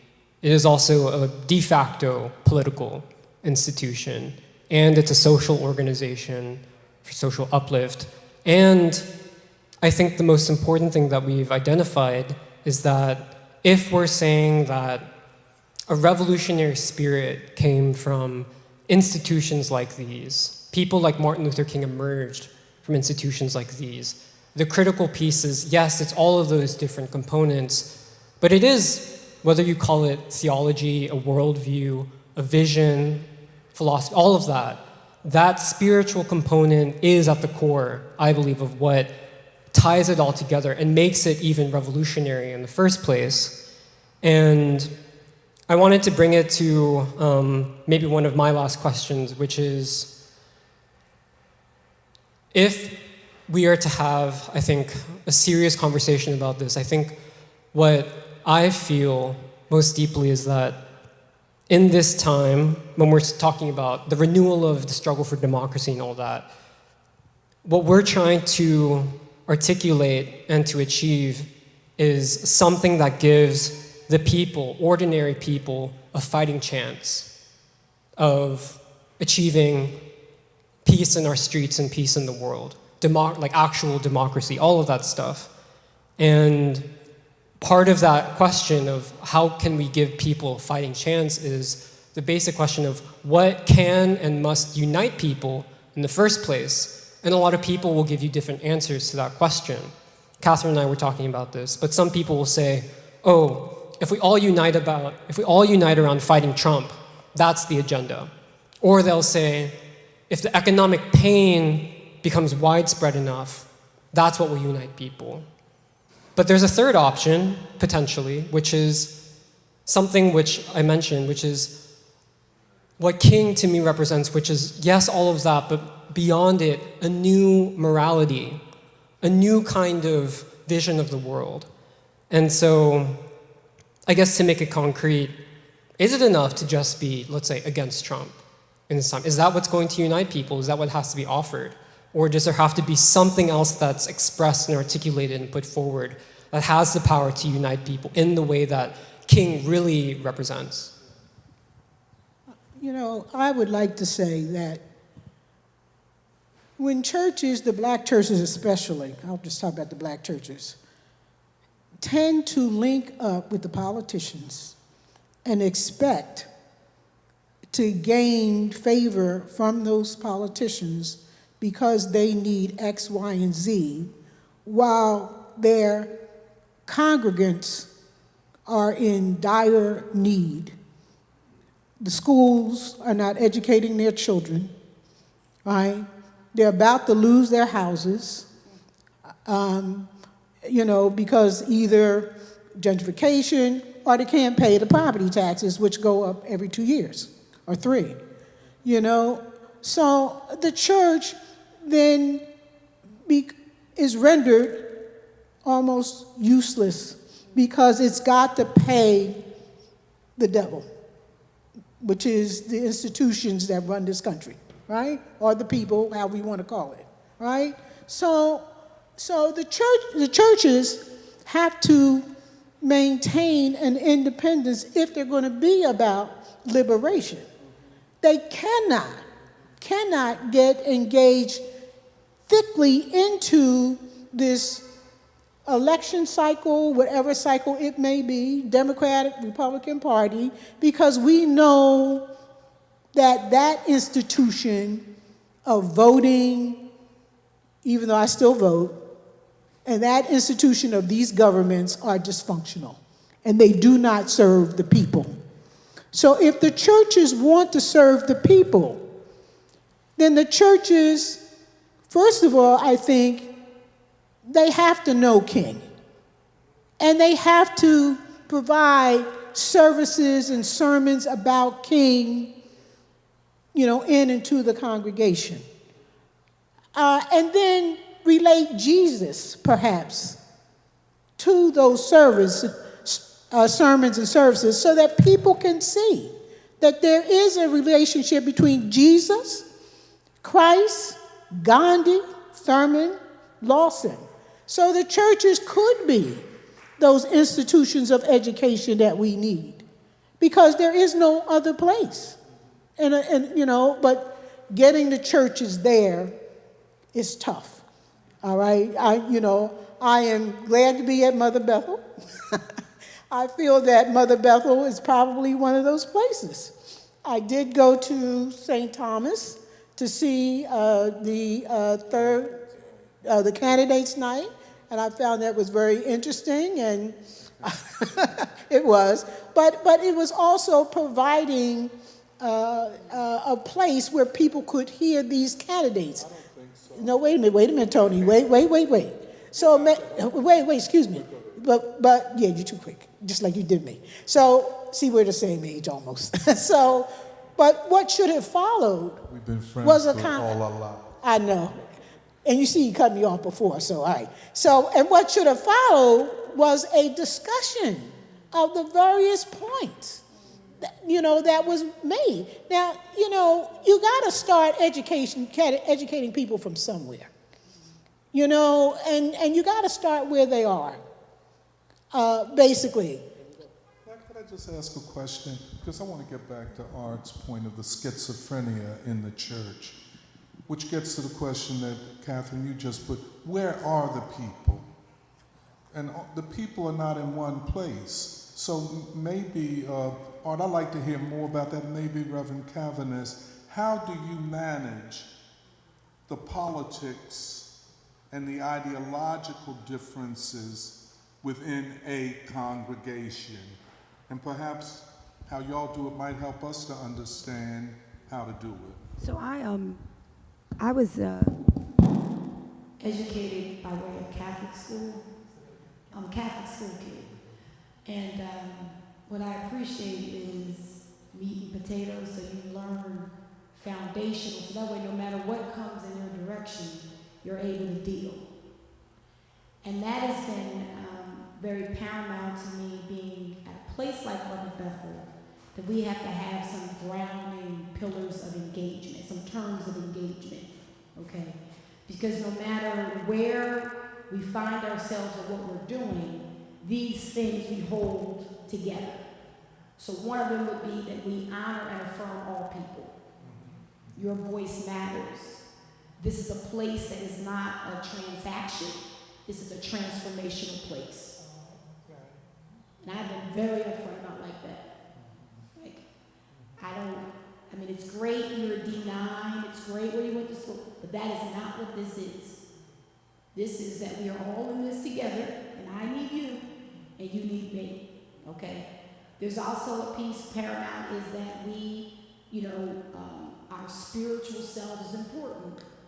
That we call on God, right? That we need God, and we, whatever, that higher power. Because you have to say that stuff even in the church. Because people may get tripped up about this being an institution, but you can't forget, what caught Richard Allen's soul was that his dungeon shook. He had a conversion experience That yes, that's salvation, but also that I can be free from slavery. That God we can't forget about. So those are the type that I think is important. I think also the sensitivity, which I call now, we're in a consumeristic religious experience. Some people on Facebook, some people on YouTube. I mean, I never forget, we got a phone call. Benji, I don't know if I told Benji this. A woman, you all started late getting on YouTube. And that really disturbed my whole day. I was like, yo, do you understand what it goes through just to be in this 160-year-old building? You know, just praying that the frequencies, right? I mean, do you get what it takes, right? And then praying that the power stays there.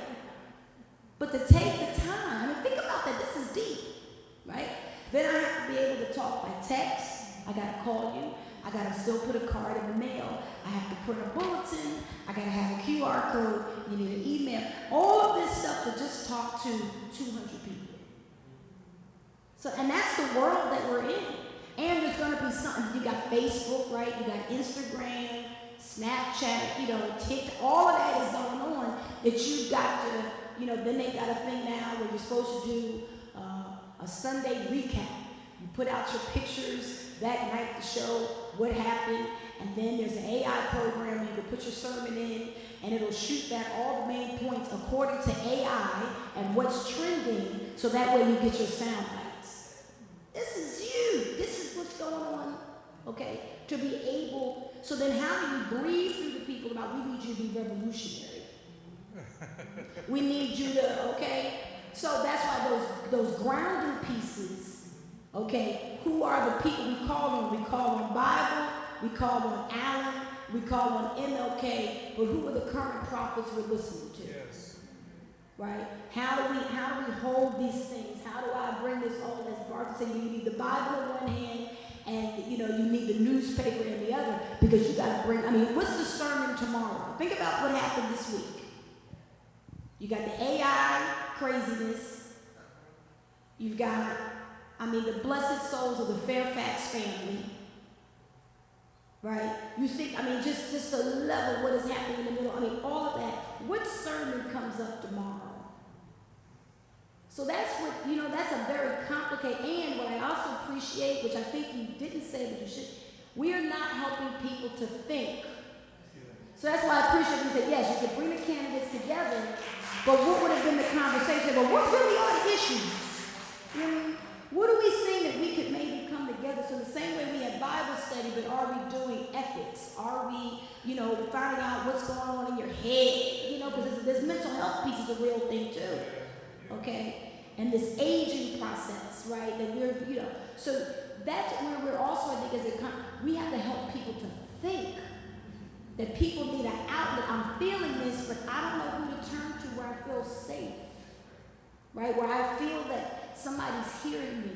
So that's another piece we come to, no matter what that we want everybody's voice to feel that they're heard if the people are going to lead this. So that's what I want to, so that's what the reality, if you want to spend a couple of days with me, I'd be happy to have you. You can come spend some time. And I just come to the discussion, I said, what? I can't do all that. But if I hold to these couple of 5 or 3, it might be 3, that's all because I can't. And then next week it'll be something else. And people, and where people, but some of that is also people want to be heard. So I think part of it is, as I think Reverend Kavanaugh has articulated very well, building this community and ensuring that these ties within this congregation are strong and people feel validated. And for different people, that means different things. So almost any Sunday you come to St. Thomas, there's going to be a strong emphasis on reaching out to people who feel isolated, people who feel that they are locked in some sense of grief because of loss, people who feel that they've gotten a bad diagnosis and they're trying to figure out where's the power to help me get to that next day so that I can deal with what this physical human doctor has told me is the issue. There are other congregations I go to, Episcopal congregations here in the city. I walk in, I never hear anything on that level. It's all basically social justice oriented. And so there's a very different approach there. And I have to believe that the clergy in both of those contexts are in tune with what they think is the primary emphasis of the message that God has given them on that Sunday. You know, we have what we call lectionaries, so they're like set texts that run around a 3-year cycle. So you can look ahead 3 years and know exactly what the texts are, and you can pray and think and do research on that and figure out what maybe connects with the newspapers. We used to be a woman named Verna Dozier who would write an article where she would tell people how to link the scriptures to the newspapers so that they could get to that next day. But you can't avoid upsetting some folk, Tony. I hope Father Ike doesn't mind me calling him out on this story. So one day, he was our assistant minister at St. Thomas, and he preached a sermon that focused on the importance of a living wage for folks in the fast food industry. Well, we had a congregant who was a member of the vestry who owned 2 fast food franchises. Need I say that person was not too happy about the focus of Father Ike's sermon. And so he went to our priest and, you know, had tried to have some influence there about, you know, what should or shouldn't happen in the future. At least that was my understanding. I wasn't in the room. But that strength of knowing what the gospel mandate was on that Sunday morning when Father Ike preached that sermon was very powerful to those of us who heard it, who were in tune with understanding that there should be a living wage for everybody. And that even prominent, influential, affluent African-American business people should not be getting that money at the expense of the folk that work for them. You know, when Harry Belafonte said, well, Dr. King, you say this house is on fire. What would you have us do? Dr. King's response was to be firemen and put the fire out. So what does that mean in our day and time? I think one of the premier black theologians, ideologues of the black theology movement, Gaylord Wilmore, maybe should not have gotten on that train. Because I think Dr. Cohn, who I assume Reverend Kavanaugh took classes from the Union, he's doing pretty good with that. But before Gaylord Wilmore, who was a Presbyterian minister, got involved with the black theology conversation, he wrote a book that I don't know how many people read, maybe clergy here read it in seminary. It's called The Secular Relevance of the Church. If you have not read that book, I suggest you go and get it, because to me, that was a critical conversation as important as the one around black theology. And he tells a story in there about a union negotiation going on between the workers and the employer. And one day they come to the session, and there's a guy sitting at the table who nobody recognized. So both the union members and the employer say to the arbitrator, who was mediator, was trying to bring them together, who's this guy? He says, he's clergy. He's from the community. He said, well, what's he doing here? Now, why would you even have to ask that question? What's he doing here? Because that person who asked that question saw a disconnect between the church and what was happening in the lives of the workers and in the way the corporation was being run. He didn't see a role for the church in that conversation. And so they turned to the priest. He was actually a Roman Catholic priest. He said, why are you here? He said, because I want to see that justice is done. So he had to have a seat at the table in order to be there to hear the workers' demands, to hear the pushback from the corporation, in order to help broker what would be a responsible outcome for everybody. Because we know neither side should win. Sometimes one side does win, and we know what side that generally is, but neither side should. There has to be this brokered relationship until we get to a point where justice rolls down like mighty waters and righteousness like a mighty stream. Right. If I could just ask one last question, and then we can open it up to the audience. This was I actually wanted this to be my first question, but I feel like we already answered it. But I want to ask it, which is, all of those statistics that I'd read at the beginning, whether it's the political crisis, the crisis of the legitimacy of the government, of war and peace, and all of the problems right here in Philadelphia, I'd wanted to ask, can these problems be resolved short of revolutionary change? And I think that all of you would say it has to be a change that is revolutionary. And a lot of what I've picked up that you all have shared is day-to-day actions that have to be taken, in part to maintain a congregation, which in many ways, a church congregation is a kind of microcosm. It can be a microcosm for society at large. But my question is, how do you get from those day-to-day actions to a long-term vision? What is the connection between what are smaller things that people do to get by, but also to try to breathe life into the people who make up a congregation, who may come to church on Sundays? But how do you get from that to a larger, long-term vision of if we're serious about changing society?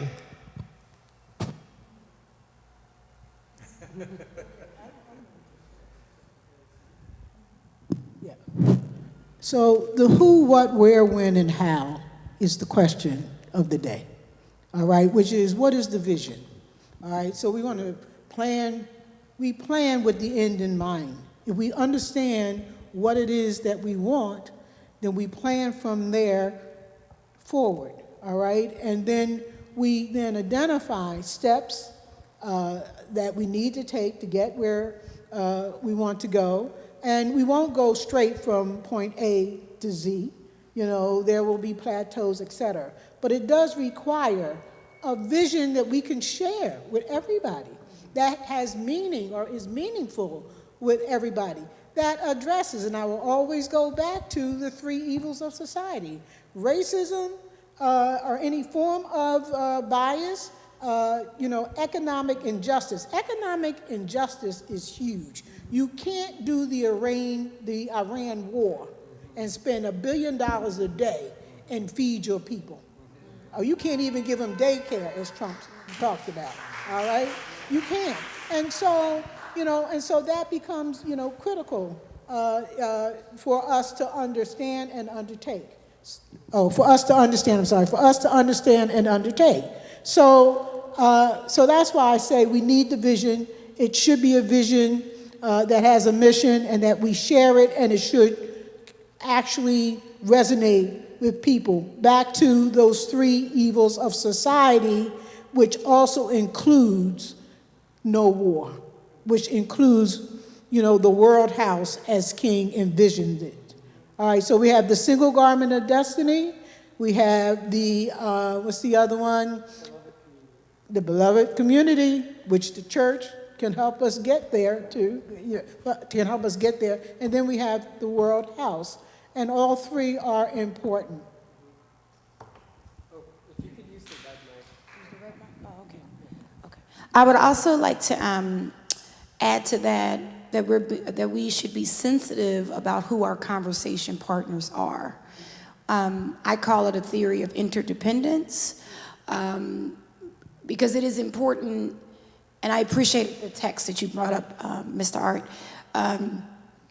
because these conversations are not one-dimensional, and they should not be in silos. And so we need all walks of life. We need the scientists and the mathematicians. We need the artists. We need, the gamut. I was even thinking about construction. I was on 95 today. I was like, and God forbid, and certainly we hold up what happened here in our city last week. To bring all, because we have become a very internal identified people. And I think that also is why we're having some of these barriers. And so to be able to have as many, we can make the table as big as we want, because we need every voice in order to move forward. The other piece is that I don't know where this came from, but this notion where this is a balancing act, and you have to do things today and also always be looking ahead. We can't, it's not either or, it's both and. If we are going to be serious about revolution. So Jesus was feeding people, but he was dealing with the institution, because then they wanted to deal with the law book. You're breaking the law. You have no business doing on the Sabbath. Well, what would you rather? The man be blind while you're like sitting at home with coffee? No. And then I'm going to go deal with your law book. We're going to heal him, boom, and then we're going to deal with your law book at the same time. And that's where we're in now, right? So the actions that are necessary to, yes, we feed people, but we also be teaching them how to grow their own food. Okay, all right, how to be solvent, how do we, bring education back into how many of us were educated within our own, the first home, your home, the dining room table that was where I learned. That was the place. I didn't rely on when I got up on Monday at 7:45 to go. No, it was home that was my teacher. My church was my teacher. And so I think that bring those pieces into play too are critical too.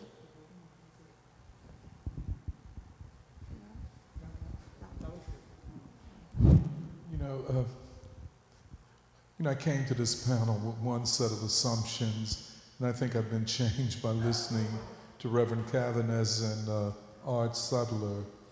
The church is a very complex organization, but the people in it are complex beings. And so I'm asking myself, maybe we have to have something like an SCLC outside of the church to motivate churches, because the church is not set up to be a revolutionary institution. Well, let me ask you put it this way. Help us to do that. Yes.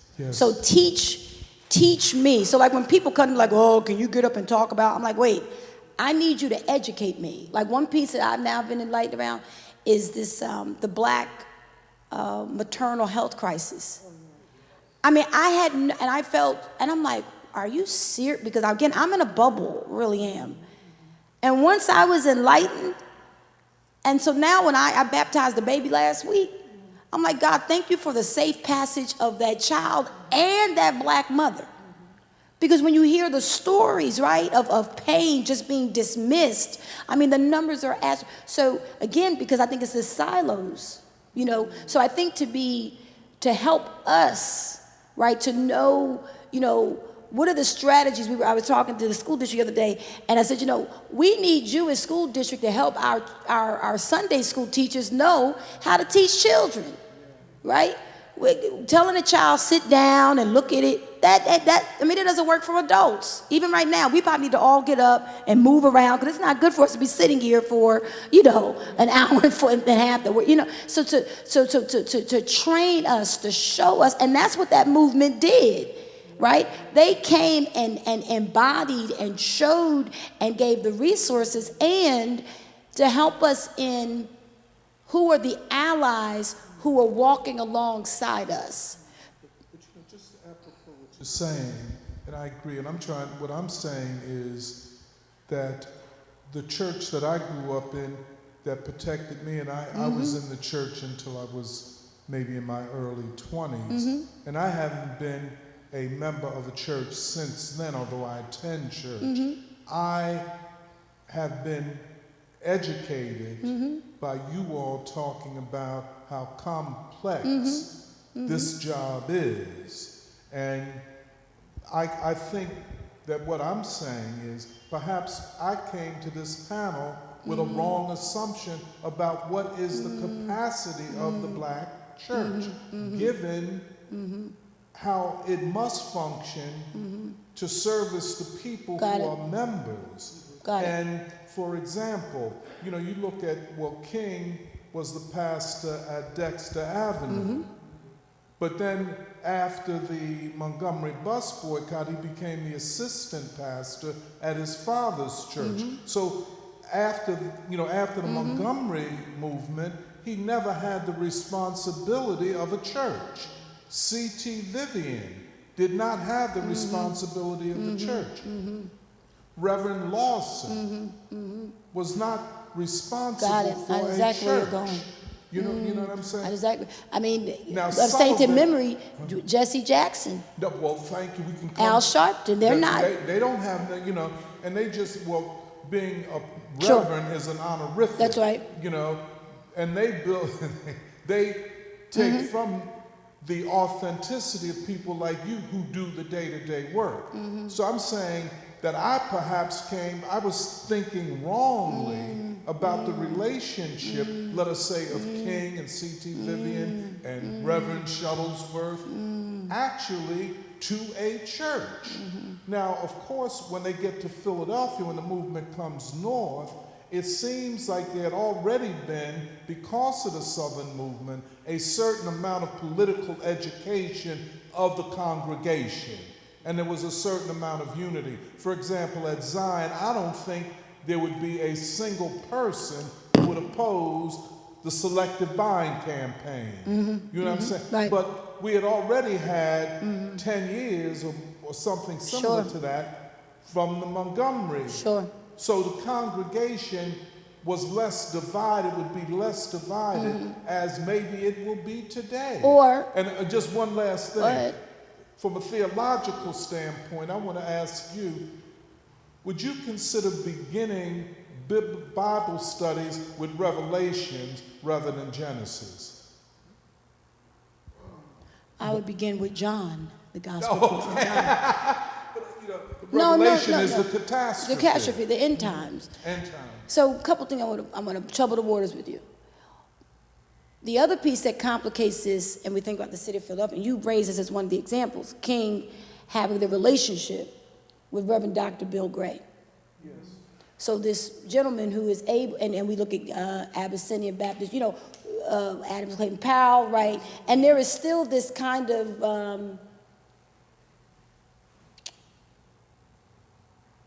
I think there's a group who has a desire to have that kind of status, to be church and political, and to do that is definitely elevated, because we're seeing that happen. I've seen, but then when I think about the AME Church, some of the first senators elected post-Reconstruction were AMEs. In fact, they were AME bishops. Okay, so there's this gray area sometimes. Where is there a line between the pulpit and politics? And that there has, and maybe, and because it's just church and state, and we're supposed to be set, but when it comes to black representation, which is where I want to go to, is that the black church is still looked to as the place that knows how to get to the people, can talk to the people. It's the most trusted voice for community. When there is catastrophe or somewhere needing to gather, they call the churches. Like that we just stay ready. If God forbid something happens, it's the church they're flocking to. Let me ask you a question, and I'm going to, You see, but wasn't there an ideological shift known as from protest to politics, where the entire movement then becomes devoted to electing people rather than uniting people for social change? Absolutely. I think we got too comfortable. I think you are absolutely right to raise in a critical way, although not a dismissive way, the trajectory of Jesse Jackson, who if you ask me, that's what I meant in the beginning. When King is assassinated, Abernathy and Coretta and Lawson and them say the revolutionary forces of SCLC must unite. And Jesse said, I'm gonna do it my way. And I think the bitterness that produced never was overcome. And I didn't see, maybe y'all did, I didn't see any representative of the King family at Jesse's homegoing. I didn't see an Abernathy there. I don't know about Shuttlesworth. But the bitterness of Jesse's, and he was brilliant, I won't take anything away, going into politics using the thing that I'm Reverend Jesse Jackson. The agency of the black church. Yeah, as though, when we talk about Reverend Martin Luther King, so we just, Understood. So what we call the prophetic imagination. Say that again. The prophetic imagination. Yes. Right? And so how is that not co-opted How is that not commercialized? How is that not exploited? That's right. How do we safeguard that? And so what I believe this conversation also is forcing us back to our roots, right? As to what are the tenets, what are the foundational pillars that have, and it's also going back to our origins as people of African diaspora, right? Having to, because those, they breathe through, even though like the beat of the drum, as much as we may try Can I to. ask a question? And what is the black church? Doesn't that have to be redefined? Oh, absolutely. And but it also, but that's why these tenets, they have to be what I call classic, because no matter the generation, right? So how do I teach age? So in this congregation, we have age 0 to 101. From age 0 to 101, you ought to be able to respect every person. We ought to be able to be sure that no matter your mobility, that you can be able to navigate in this place. That your life matters, your voice matters, right? That what we do today has impact for tomorrow and future generations. So that way, no matter what comes and goes, this is what will hold, we hold these things, right? That it's a piece about, we try to, and I didn't have to say this, it actually came on my lap. Rev, we try to support as much black as possible. And I remember calling a gentleman, he's like, well, how come you didn't give me the job? I was like, well, first of all, in being in a place like this, there are not many black trades that are able to do just because of the intricacy. So for what I can do black, I do. He said, I understand, Reverend, I'll back off of you. So that can even be a piece that we do, which is revolutionary. As a congregation, we want to support black as much as possible. We want to create a black Wall Street. We want to be able to, birth entrepreneurs, right? Before you go sell your house, did you ask somebody in your community? Right? Before you, did we consider an HBCU before we sent to the PWI? Now for my daddy, he was very clear, I want you to go to a PWI. That was what Reverend Cavanagh wanted. And then I feel a level of like I lost something, because when I hear him talk about HBCU, I'm like, wow, I lost that whole experience. You know what I mean? That's a real, so I think that might be some HBCU, like, what is for people who have been, because there's something that has been, but that's what Reverend Cavanagh felt would help me. And then when I come to black church, they give me an extra couple points because I went to white institutions. It's a very interesting kind of dualism. So that's what I would, but I think we have to work alongside, because at the end of the day, people still look to the black church. It's just in the fiber. So we need you to help educate, but then also we cannot be so arrogant to say, I can't do this. Can you walk alongside me, because I just can't take, but can you check me? Can you let me know what is the language, what should be the talking points as the black church about this Iran war, right? How do I not discount that, even though it's over there? These are still people, these are children. And we know that for the movement of civil rights, it wasn't yet for when they showed the water, right, coming on the kids. Yeah. It's about war and peace. Would you say that the compromise that black churches and at the high level denominations make has to do with the influence of Jewish and Zionist interests over the black community and in the black church? In other words, is a silence on Gaza, which we saw when we were at St. Thomas's.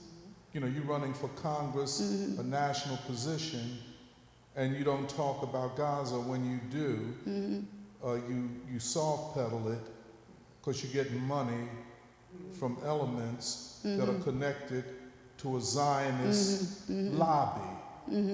So is the black church politically compromised by its connection to Zionist interests, or compromised by black politicians who are beholding to Zionist I think interests? it's all of that, and that if it's nothing that is not immediately dealing with me, I don't think it's my problem. Well, that's what we have with immigration in the black church. Part of it, so I think we need to expand the definition of political, because there's everything about the church, black, white, is political. It may not be connected to electoral politics, which is what you're talking about in terms of elected candidates or elected officials in the positions they take. But in the Episcopal Church, in what's called the Catechism, the first order of ministers of the laity, not the ordained clergy.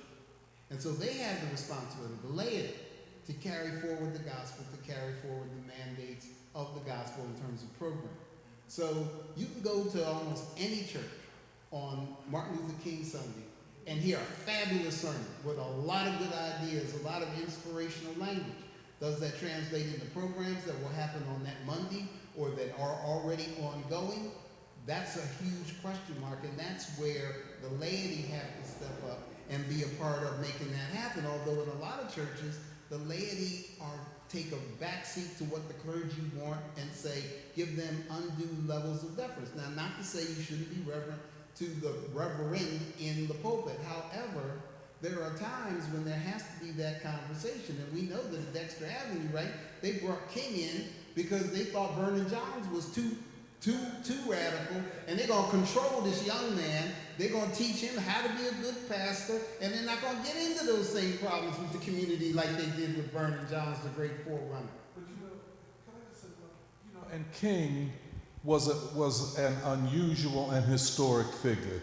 You don't get that all the time. Mm-hmm. So, who was prepared to sacrifice it all for the greater good of the people, for freedom.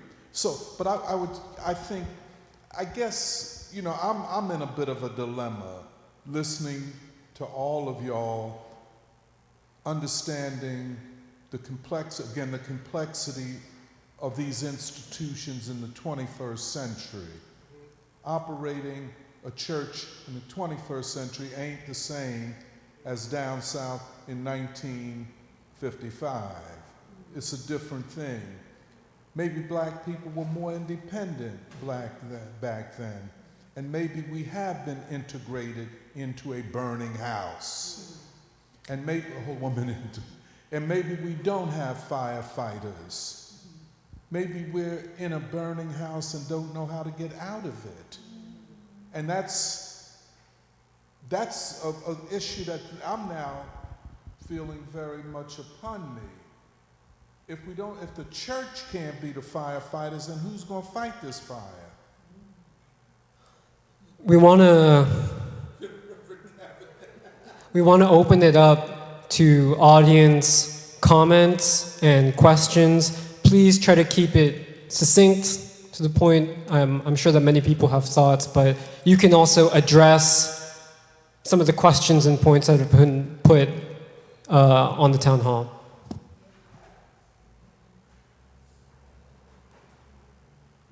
I'm going to just say, with number one, I think this has been one of the most fascinating conversations that I've heard in a very, very long time. And I want to thank each and every one of you. That's number one. Number two, is there any possibility of setting up a part 2 of this conversation? Because folks my age who got responsibilities, showtime responsibilities tomorrow morning, got to get the heck out of here. But this has been absolutely fascinating. I want to thank Mother Bethel. I want to thank all of you. It's really been wonderful. But I got to get out of here. Peace. Thanks, Reverend Ike. Yeah, I wanted to echo what Reverend Ike is saying, where I just really appreciate this conversation and how I think frank and transparent everybody has been, and actually giving to this conversation. But I had a question about leadership, which is where I think the last 30 minutes of the conversation was sort of circling around, where basically I feel like the burning question is, where is principled revolutionary leadership most likely to actually emerge at this time? Where I think I had also been assuming that because of King, because of Father Anderson, because of Father Paul Washington, that the church has been the place and that it must be the place again. But I don't want to, I think, be dogmatic about it. But I also wanted to ask, I guess, what your philosophy of leadership is for this time. And I was thinking about it because there's this part of why we can't wait where King is describing the Birmingham campaign, and he says, quote, "It was the people who moved their leaders, not the leaders who moved the people. Of course, there were generals, as there must be in every army, but the command post was in the bursting hearts of millions of Negroes. When such a people begin to move, they create their own theories, shape their own destinies, and choose the leaders who share their own philosophy. A leader who understands this kind of mandate knows he must be sensitive to the anger, the impatience, the frustration, the resolution that has been loosed in his people. Any leader who tries to bottle up these emotions is sure to be blown asunder in the ensuing explosion." And yeah, I asked that question because it's not as though King anointed himself as the leader of the movement. He was elected the president of the Montgomery Improvement Association, and he was very new to Montgomery at the time. And yet, King clearly feels accountable to the people. And yet, despite that, he has to move forward and commit himself to nonviolence and basically take these campaigns across the country and even go north. And by the end of his life, like, he's not widely popular, like not 100% popular. But basically when he feels called to speak out against the war in Vietnam, he's concerned, and even parts of the SCLC tell him, don't go there, you're going too far. And so I guess I'm just asking, yeah, what does it actually mean to be a leader? How do you balance both that accountability to where the people are at this moment, but also where we need to go, like this moral vision and this calling, I guess, of Christ. But yeah, sorry. Well, I would say, so I really appreciate that question and that quote you shared. One is it's certainly coming out of the Black church tradition, and I'm fourth generation. I was set apart to be a preacher. My community had, my family, that was all a decision, okay? But I had to bring myself to, when we think about King, in many ways, he too, coming from that tradition, being set apart, also in something for community to make the investment. He's going to go to good schools. He's going to get educated. He's going to, okay, he's going to, because there's also this piece where all through scripture, there's always been somebody who has risen up to help, you know, to be Moses, okay, to let our people go, to get us out, right, okay. But with that also, as you shared, is how do you, with all of that ascension, still keep the common touch?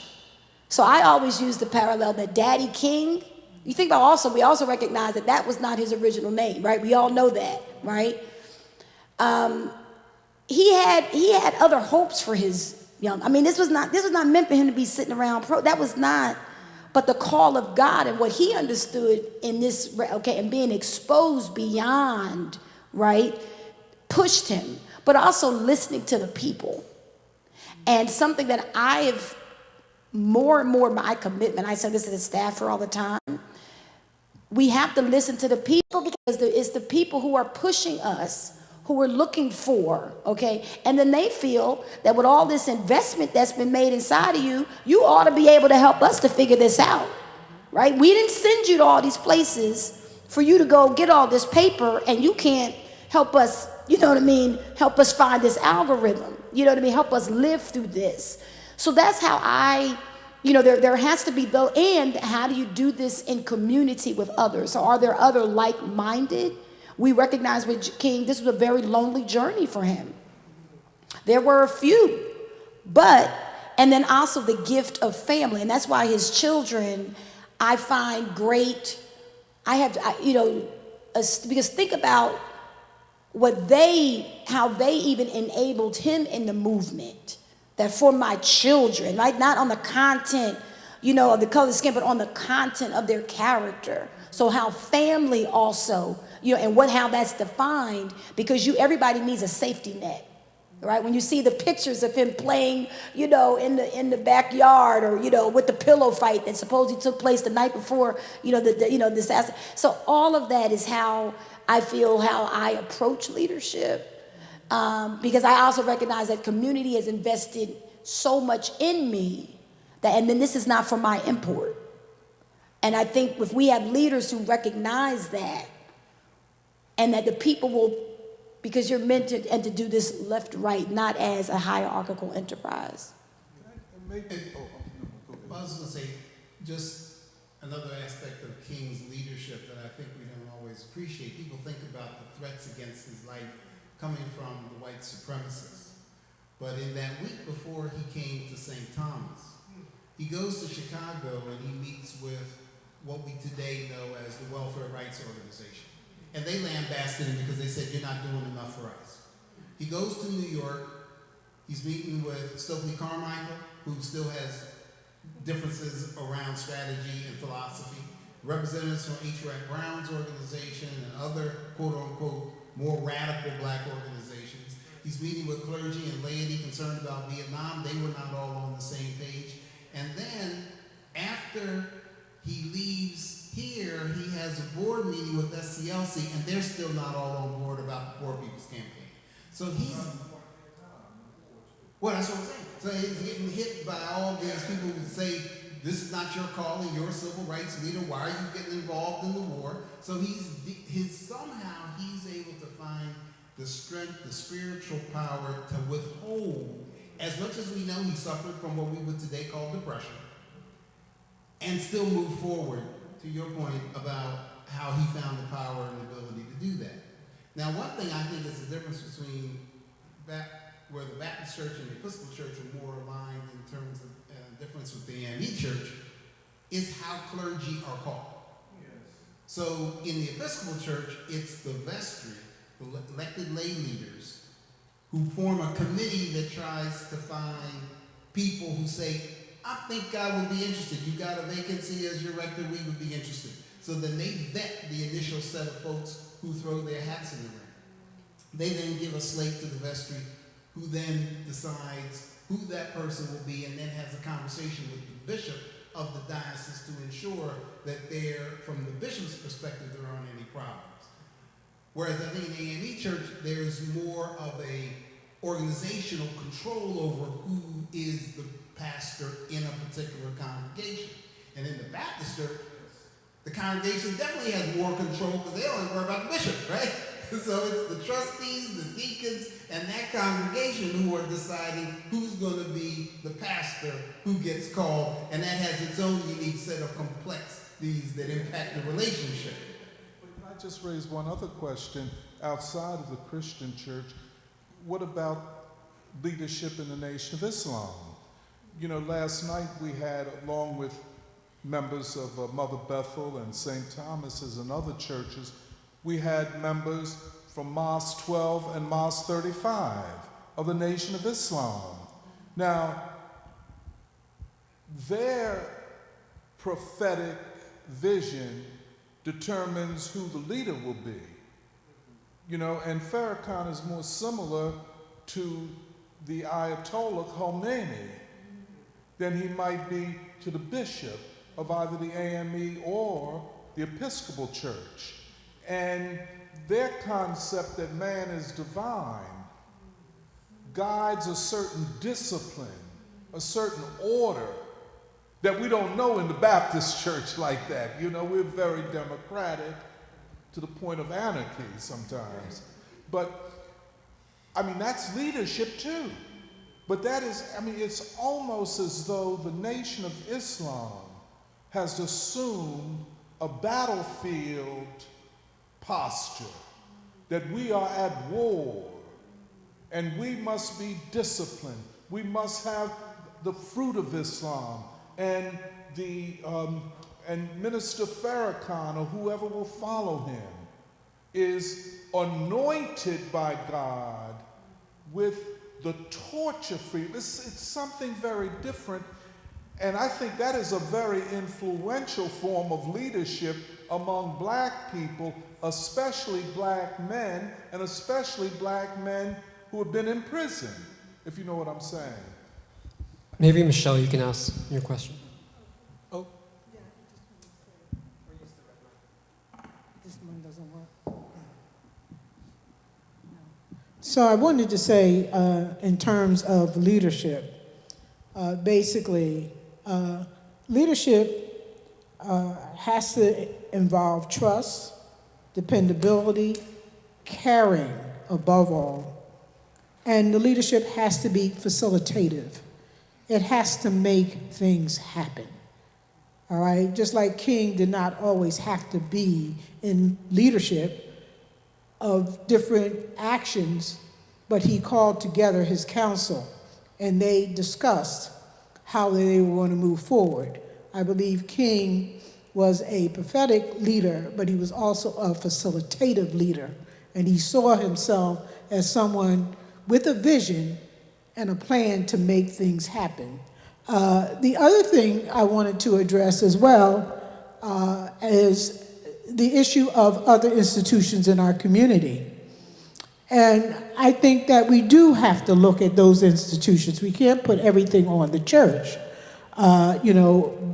Do those institutions like the schools play a role at all? The black businesses in our community, what role do they play?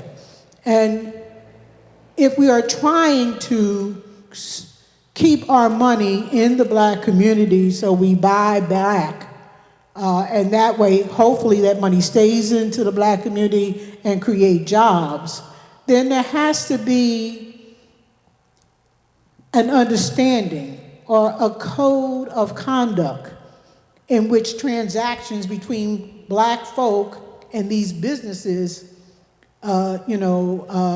happen.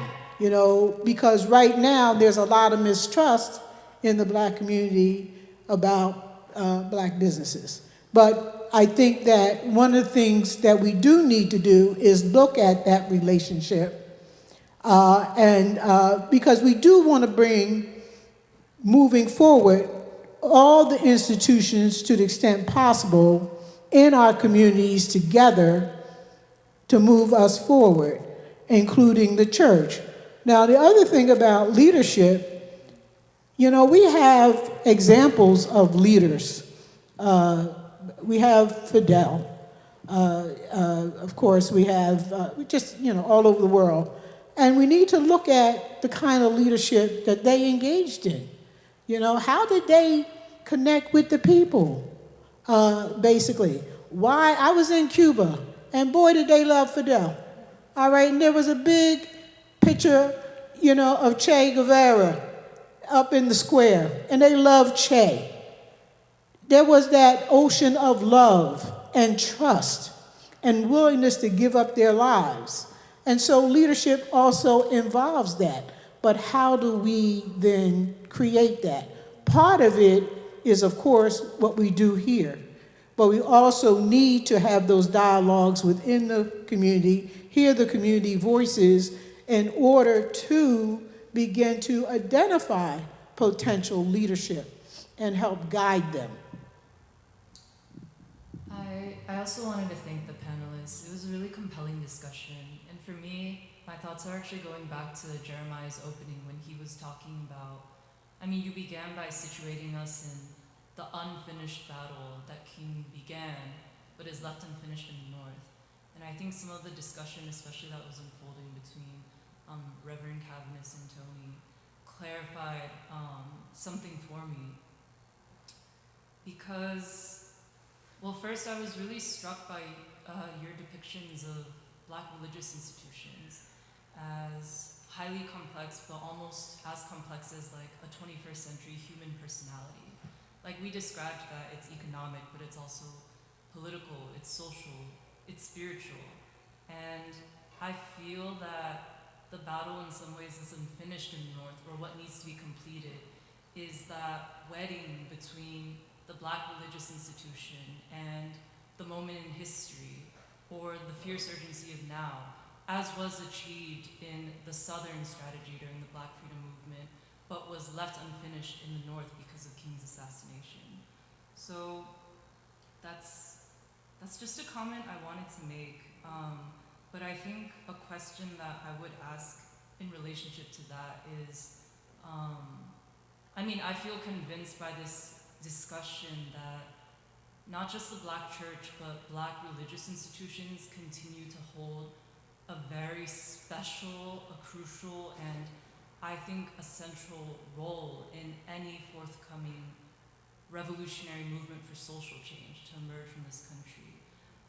I'm still making sense of why, but I think it's connected to, what we called in an earlier part of the day, a king strategy for the 21st century. We don't think that it's by chance that the Black church produced a king, but also that it was the institutional engine of the Black freedom movement that allowed for this great mobilization of a people. And even to your point, Catherine, I see the Black religious institution as almost like the mother institution that marries, I think it might be the most important institution still for revolutionary social transformation, even today. So I was just, these are just some of my thoughts, and I invite anybody on the panel to comment on them. Well, one thing that, and I don't want to suggest that the focus to put this event together has discounted the history of the Black struggle in Philadelphia before King. But I think it's very important to ground ourselves in that. For instance, when the Negro Convention movement starts in 1830, it's Bishop Allen who is the chair. And that would then go on to get representation not only from the Northeast, but also from the West. Wherever there was enough people to come together and say, we want to have send representatives to this National Negro Convention movement. And Gabrielle Foreman at Penn State actually started the Colored Conventions Project, and so she has a fabulous website, and you can go on, and people are volunteering to transcribe minutes and to add more and more flesh on the bones of what was that institution. Then you bring it up through what happened, as I was referring to, in 1918 with the riots, which preceded the Red Summer, right? 1919, throughout the United States, Black communities in racial strife. And so all of that, I think, leads up to the atmosphere that was in Philadelphia when King brings the movement north. And so I think it's very important to have that foundation upon which to help us understand King and the other issues that were germinating at that time. Did you want to ask your question? Hi, good afternoon, everybody. My name is Sandeep Agarwal. I was invited here by, can you hear me? Yeah.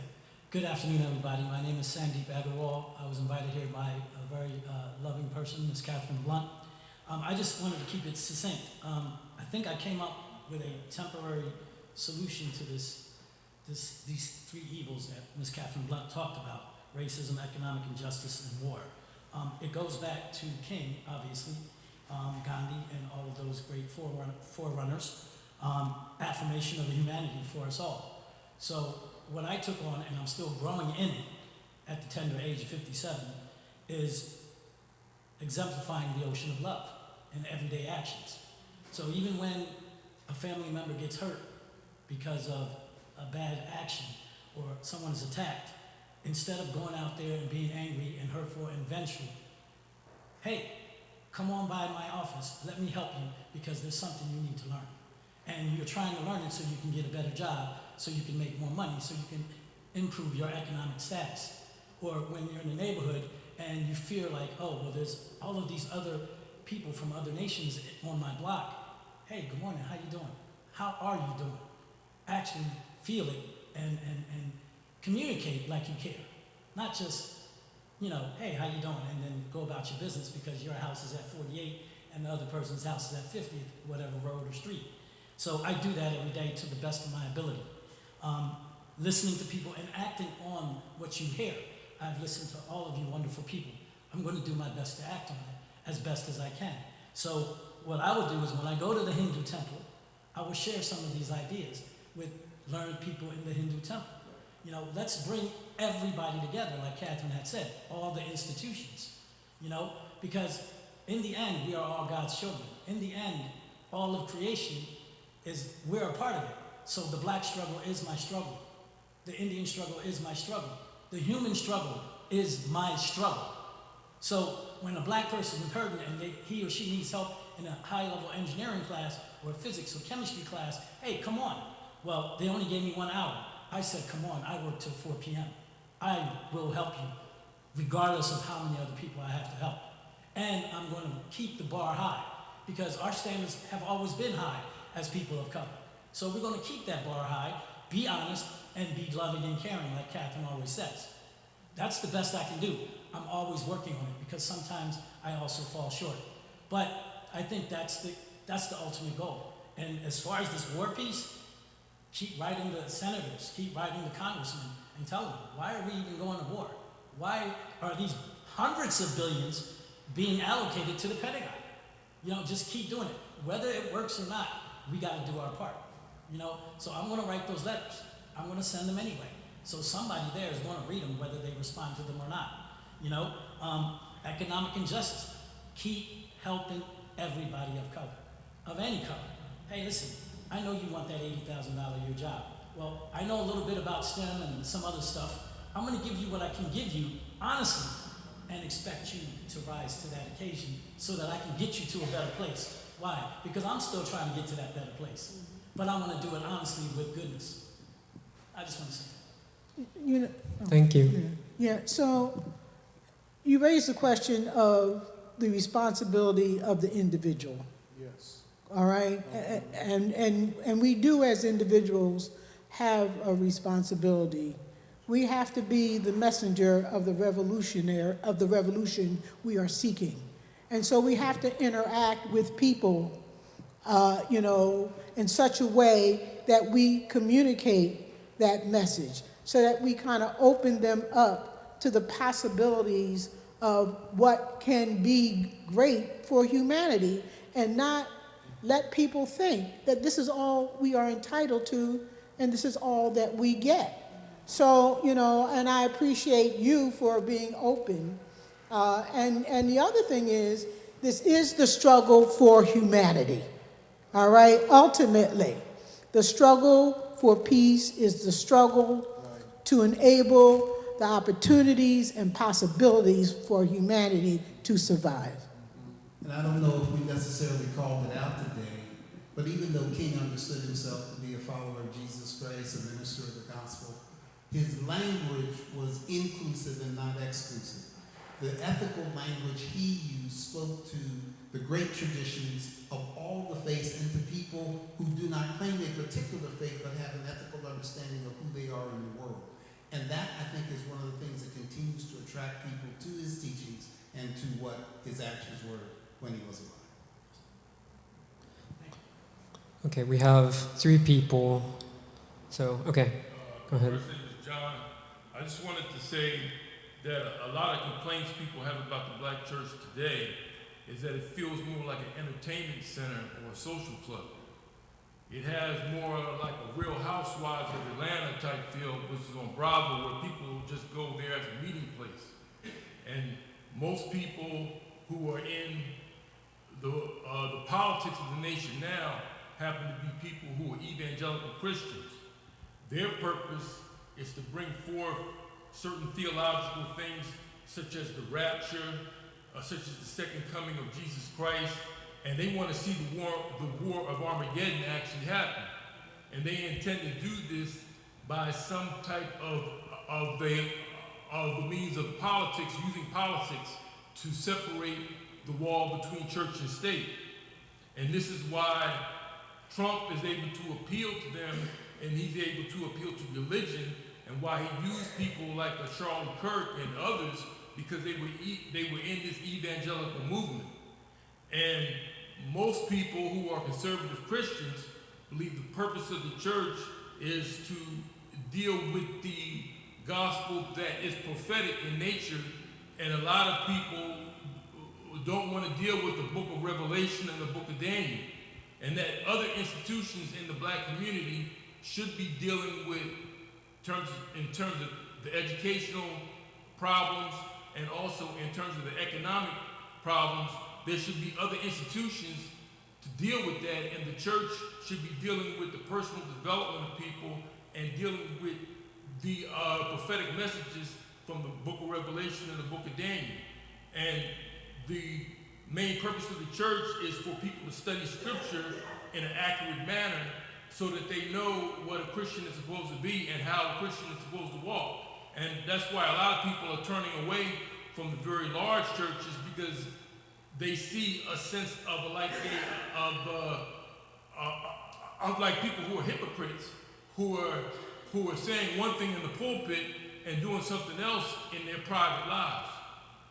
So I was wondering if you could address that in terms of the other institutions in the black community dealing with the economic empowerment and dealing with the educational types of deficits, rather than bringing that all to the fore in the church, where the church is supposed to have another purpose.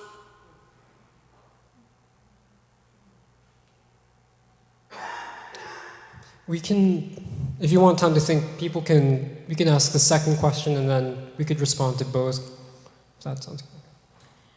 Good afternoon, Jillian Patricia Pertel, CEO of the Marian Anderson Museum.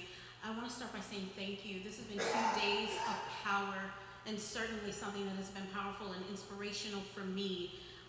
As it relates to Dr. King and his life's work and inspiration, the United States, to a certain extent, this country has always been on a certain level of being on fire. It has been being on fire.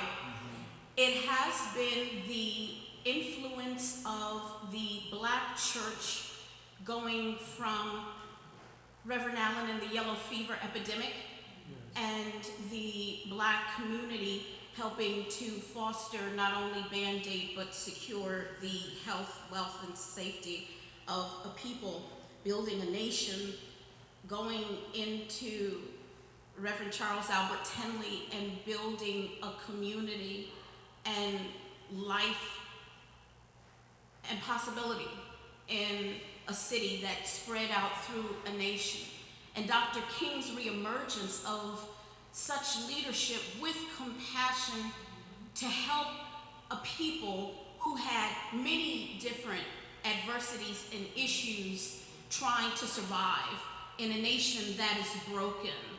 And that influence also coming back to Philadelphia, where you see Reverend Dr. Leon Sullivan building not only a church, but communities that would foster what you were talking about with businesses being responsible because of the influence of the black church and what he did building the plaza.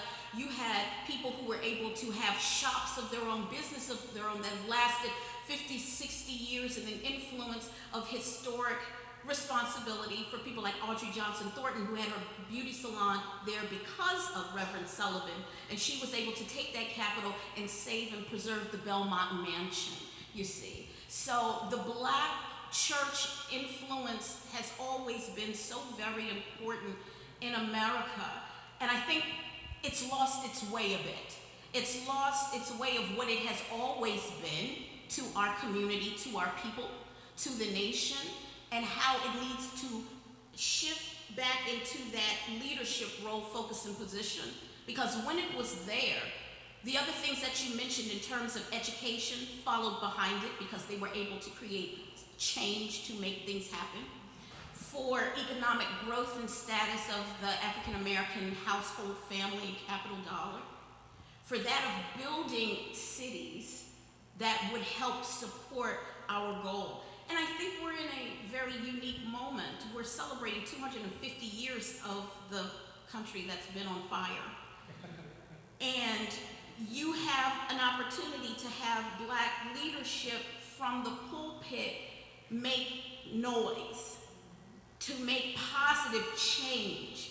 But it's not really happening because the coalition's not forming in this city. And this is where it should start.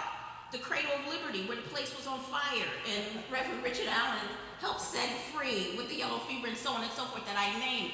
And I think we're missing a very big opportunity on a national spotlight to try to get change to happen. Also, you talked about politics. A rare thing happens every 8 years, almost every 10 years, when almost all of your elected officials are up for election at the same time. The door is open for conversation because you're looking for a vote from an oppressed people.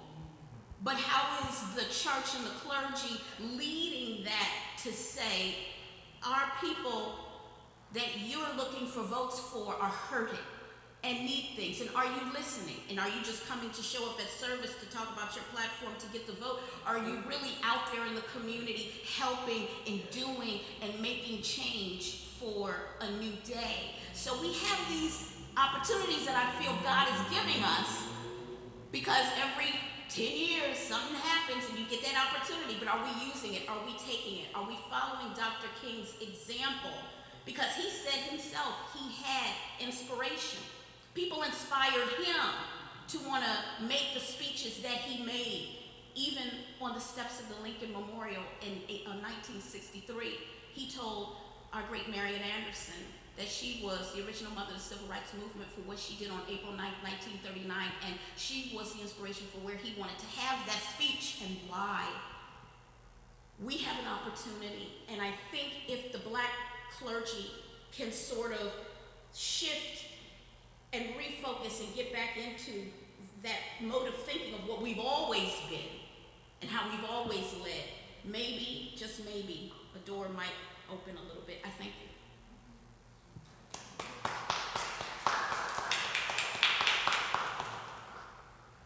Good afternoon. Dr. Montero. You're the one I'm most familiar with on this panel.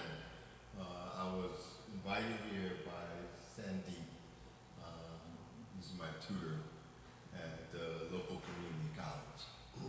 But I have several things that I want to bring up as a member of the Islamic community here in Philadelphia. And I want to talk about our institutions, because I feel our institutions have betrayed us unknowingly, because they've served their own selves as opposed to serving the community. I sat and I listened, and I heard a lot of exclusionary talk, all right, as opposed to inclusion. All right, Philadelphia is a city of neighborhoods, and there needs to be some type of inclusion if we're going to move forward. All right, if we're going to move forward for the for the development of our community as a human, because you can see the violence in as far as African Americans are concerned, this violence that's erupting in our communities, that's taking the lives of our young people. So I see the church as, I grew up in the church, 18th Tioga, not far from Zion. You know, I went to Vacation Bible School. My father and my grandmothers were silent members of that church, Tioga Methodist Church. We were silent members until they passed away, of course. And went off into the Navy and eventually found Islam as my particular way of knowing God. I hear about political action. How can there be political action if you don't know God? We have to know God first so that we can get our house correct. You know, one thing that the sister before me, she just said, something that King said, are we integrating into a burning house? This place is on fire already. So what do we do about that? How do we satisfy the needs of the people who have suffered trauma after trauma after trauma? As we all know, that hurt people hurt people. So what are we doing to solve that? What is our role as clergy, our role as religious people, our role as human people to help our brothers and sisters who are suffering? That's my only question I have to you. Because if we don't address those issues, political action, economic action, all of those things are passé. They won't mean anything. Because you won't have a politic. You won't have institutions. You won't have the money for the institution because it's going to crash. What are we going to do then? These are questions I think that we need to address eventually.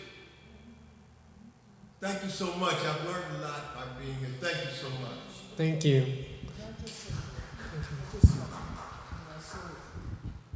So appreciate what you've said and the heartfelt way that you've said it. And they're questions of such a magnitude that we just don't have the answers to right now. And this is why I agree that we need this town hall. We need it bad. And, you know, I have to say I've been transformed by being on this town hall. But more than transformed, I've been humbled. These are not easy answers. And if the house is on fire, what do we do? What is to be done? It's a difficult question to answer. I just wanted to say I appreciate what you said very much. But I think, Doc, what I want to offer is how do we see each other? You know, how do we affirm the humanity of everybody? Because I believe base point, it's about we have an issue. We have challenge as it relates to how we see each other. And that we are not called to be robots and we're not called to be uniform. How do we truly embrace the diversity, our difference? That is really, and that in the struggle of what does it mean to be our brother and sister's keeper. I mean, I appreciated, brother, you coming forward because one of the pieces I was talking with my colleagues in West Philly is, you know, we have to have a real conversation within Black religious life, Black Christian life in Philadelphia because of the Islamic tradition. Yes. And how that, you know, how we could, you know, back in the day you would grade yourself on how many people you got on Easter morning. I was like, I can't grade myself by that anymore because I am in a city that is 50%. That's what I've been saying this for a while. I had one of my superiors like argue me down. I was like, we're in a city that is 50% Muslim. And so it's a whole different, and so it can't be that we're in competition. And then we think about how we came out of one of the holiest seasons where you had Ramadan and Passover and Easter. I said, Philadelphia should be the most peaceful place because all of us are praying and fasting and almsgiving and service, okay? And so, but that's having to also deconstruct this notion of competition, of tradition. However you get to God and in the reality of what life is, we do better together, and then we're Black folk at this, so we really have to, you know, especially given that some traditions have been able to go places that I was not willing to go or didn't want to go or thought was beneath me, and that's a real thing. So I think it's, again, but it's back to that base point. How do I affirm the humanity of everybody? And then with that I'm willing to give your time, a real rap, and I'm going to give it back to Jeremiah. When I was like, wow, this panel is for 3 whole hours. This is a long time. But that's the problem. We're rushing. We don't take the time to really hear and then to walk away with what, even if it's just one concrete, you know. So I appreciate just everyone giving of their time in this space, because that's, you can't get at this stuff fast track. We're getting that deep rooted that is going to take a part 2, as Reverend Ike said, and part 3, because we are going up against, and then having a common, I don't want to say common agenda, but we've got to have some understanding, because no matter where life takes you, there are some things we ought to hold in common. There ought to be some things that we agree upon no matter where we are, what neighborhood, whatever our age is. Because having all this up and down, people can't take all that. Over there, you talking that, NAACP is doing that, urban leagues. That's the other issue in this city. We got too many of these little groups, and everybody's running there. You know, that's why I feel bad for people. They got a chicken race, all these different, when really we need to be coming the power of coalition and community, even affirming each other's, but there's some common, threads, that bring us together. Yes. We have to learn how to reach out to one another. How to? How to reach out. How to reach out. Could we take... And this conversation, see, this an honest conversation, not a conversation just for profiling. And I think, and I appreciate, Jeremiah, where you're moderating this, because you're allowing the people to speak, not just the panelists. And this is very important. I agree with you, Reverend Cavanagh. I honestly do. When you say that you conduct this church in a way that everyone is heard, there is no big me and little you. This is highly important because a part of the great trauma of the black community, we have not yet talked about the violence. Young men killing one another. And what is that? We don't even know. What is this coming from? Why? And you say, like you say, we have all of these Muslims, we have all of these Christians, we have all of these, every kind of religion, but yet we cannot create the spiritual environment in Philadelphia that would do something about this trauma, this violence. We can't, we don't know. Given that we were started as a holy experiment. That's right. But also, yes. So I don't want to discount the folks who don't claim a faith tradition either, and their contributions. Because you would discount me, Arthur. To the struggle. Yeah, you would. Because right here in this church, I heard Bishop Jeffrey M. Lee preach about the nuns and the duns, right? The folks who are done with the church, the folks who are not aligned with any faith tradition at all. And what is our relationship to them? There's an Episcopal priest who's written a book about how that community is impacting and has impacted the Episcopal Church in terms of loss of membership, loss of people who have just decided that they are no longer going to suffer under what they thought were religious communities who were oppressive or just did not meet their needs. Right. But to challenge King, hypocrisy. I'm sorry. But to challenge King, Anthony Penn, who is a black scholar humanist, has argued, and Juliet Hooker, a political scientist at Columbia, Brown has picked up his argument that redemptive suffering, that whole concept of struggle, has limited the black activist imagination. And so that's something else we have to wrestle with. Was King's activist philosophy, informed by his faith, somehow limiting what black people could do then and maybe should do now if we honestly interrogate and reevaluate all of that? But can I just say something about this idea of undeserved suffering is redemptive? I think there's something to be said for that, and it is a sustaining view in this respect. When you said people who do not have a belief, just like the brother said here, you take a city like Philadelphia, 50% Muslim, that's a judgment upon the Christian church.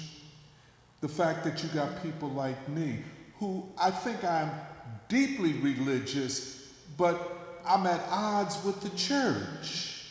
But see, I don't see any other faith tradition as growth, vitality as being a judgment on the Christian church. Being what? A judgment on the Christian church. Well, I think it is. Because if you look at it sociologically, And there has to be a judgment on the Christian church must be judged, and it must be judged coming from within by people walking away saying, I am going to look for another God.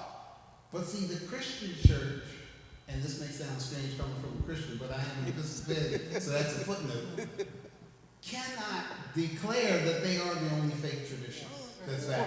Yes, but right? So if people aren't with the Christian church, then that does not mean that the Christian church did something they shouldn't have done or aren't doing things the way they should, although we know that both of those are true in terms of the growth of other faith traditions. Well, no. Because they all add to our understanding. But see, I agree with you, Art. I agree that a good part of Islam among black people has to do with their view of the world and the anti-colonial struggle and the role of Islam and the Arab world and all of that type of thing. I think also the Nation of Islam and the rise of this heroic, historic figure, Muhammad Ali, his impact, then the silence of the Christian church. Let us not take it lightly that it was Christian ministers that attacked King for coming out against the war in Vietnam. And you got all these black men over in Vietnam, still suffering, still dying from cancers. They feel betrayed by a church, the silence of the Christian church. So I think the judgment of the Christian church, the black Christian church, of all denominations, is the rise of Islam among black men and women. And I can say this, you say 50% in Philadelphia. They don't all go to a mosque, they don't all have a mosque, but they say, I am a Muslim. If I have to say what God I believe in, it is Allah. They believe that because they can't go to a Christian church. There's not a Christian, and really when you get to the level of black men, there are very few churches that have a ministry. Art, if you don't mind, St. Thomas does not have a ministry for the poor and destitute, formerly imprisoned black men. The Nation of Islam does. It has a prison ministry. There's a brother in Mosque 12 named Brother Gregory Muhammad. His life is worth studying. His father was a bishop in a Christian church up on 13th and Parish, my neighborhood. But he, if you don't mind me just tell a little bit about his story, he wanted to prove himself in the streets. So he did things he didn't need to do, end up doing 33 years in prison.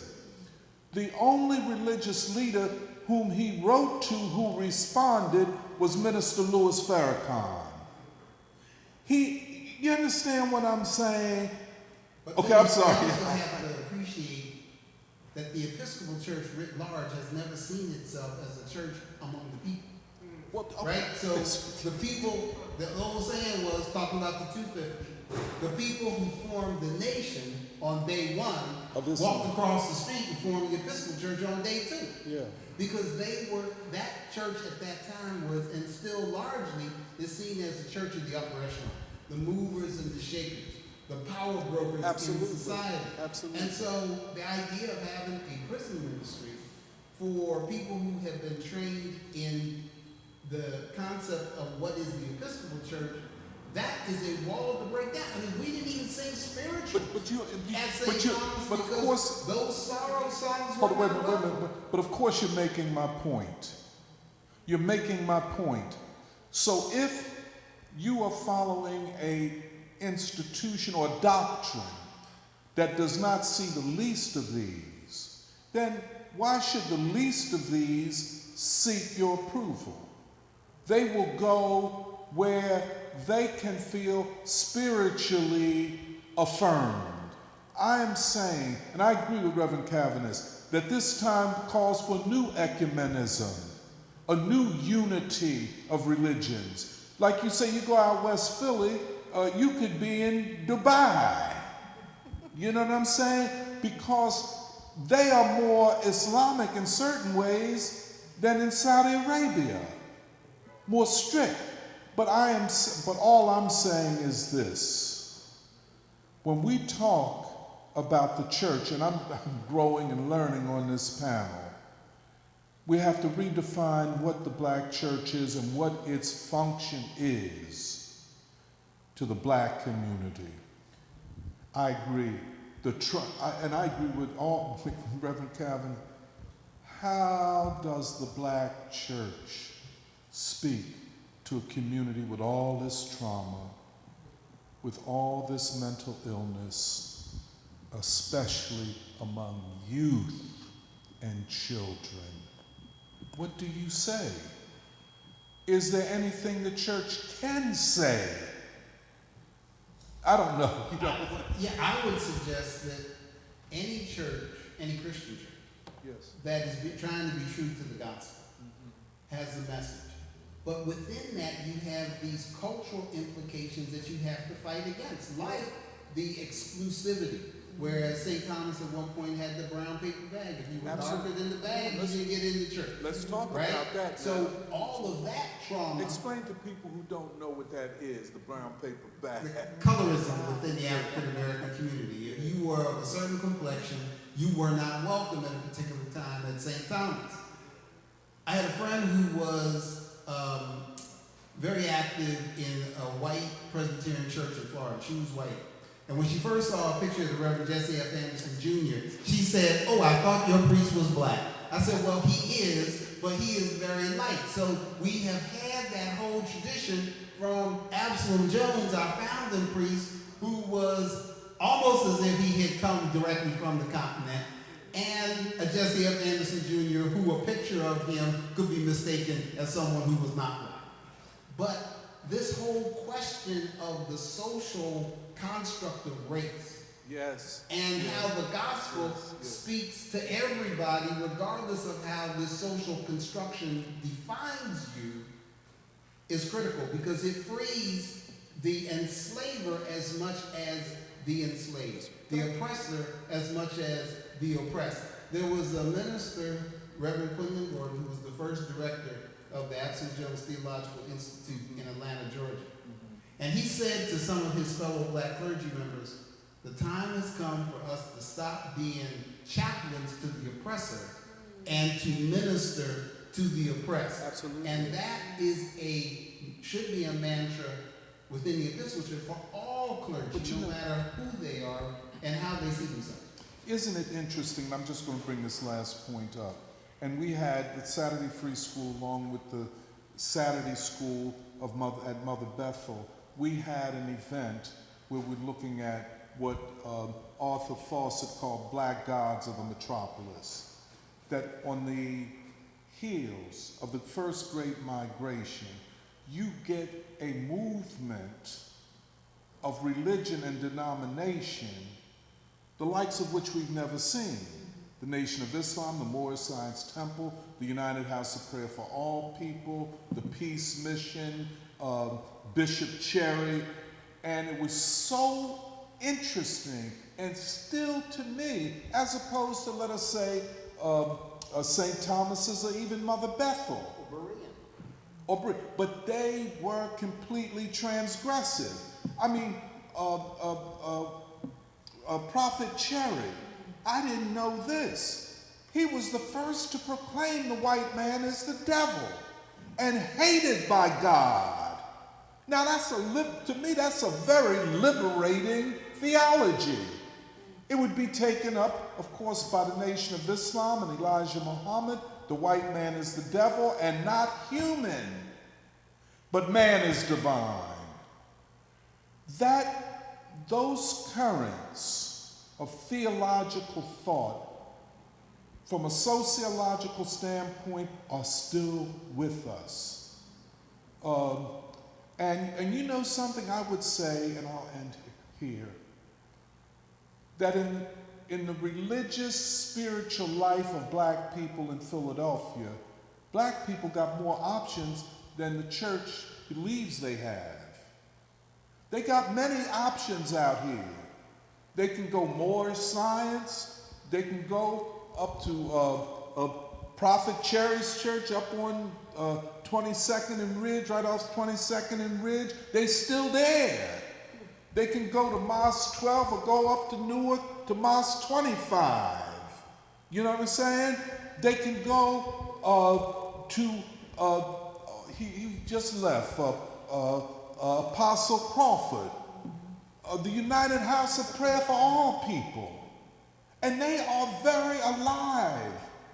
I mean, and really alive on Sundays, you know what I'm saying? So, with all of these options that black people have, and they're living and they're present, they go back to the Great Migration when slavery was being reimposed upon them. And they came up with the idea, and I think we should consider this as a theological,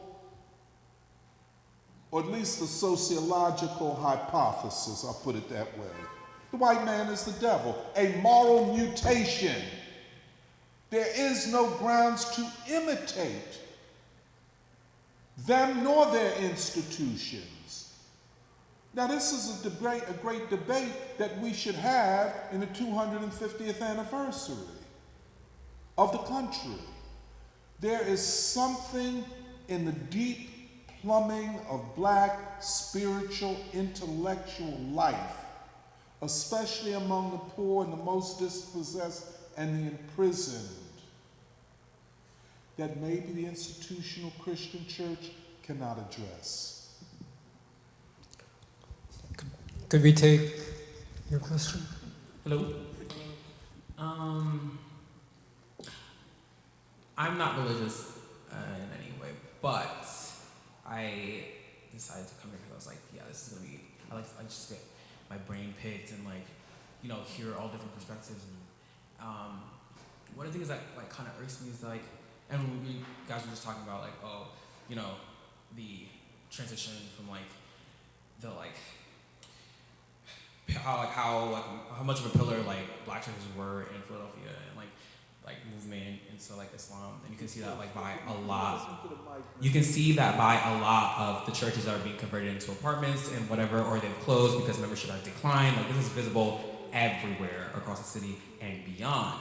The problem is even though some have converted or into Islam, or some have just left religion entirely, the violence still persists, as we're talking about. And this brings a deeper problem of it doesn't matter what God you serve, and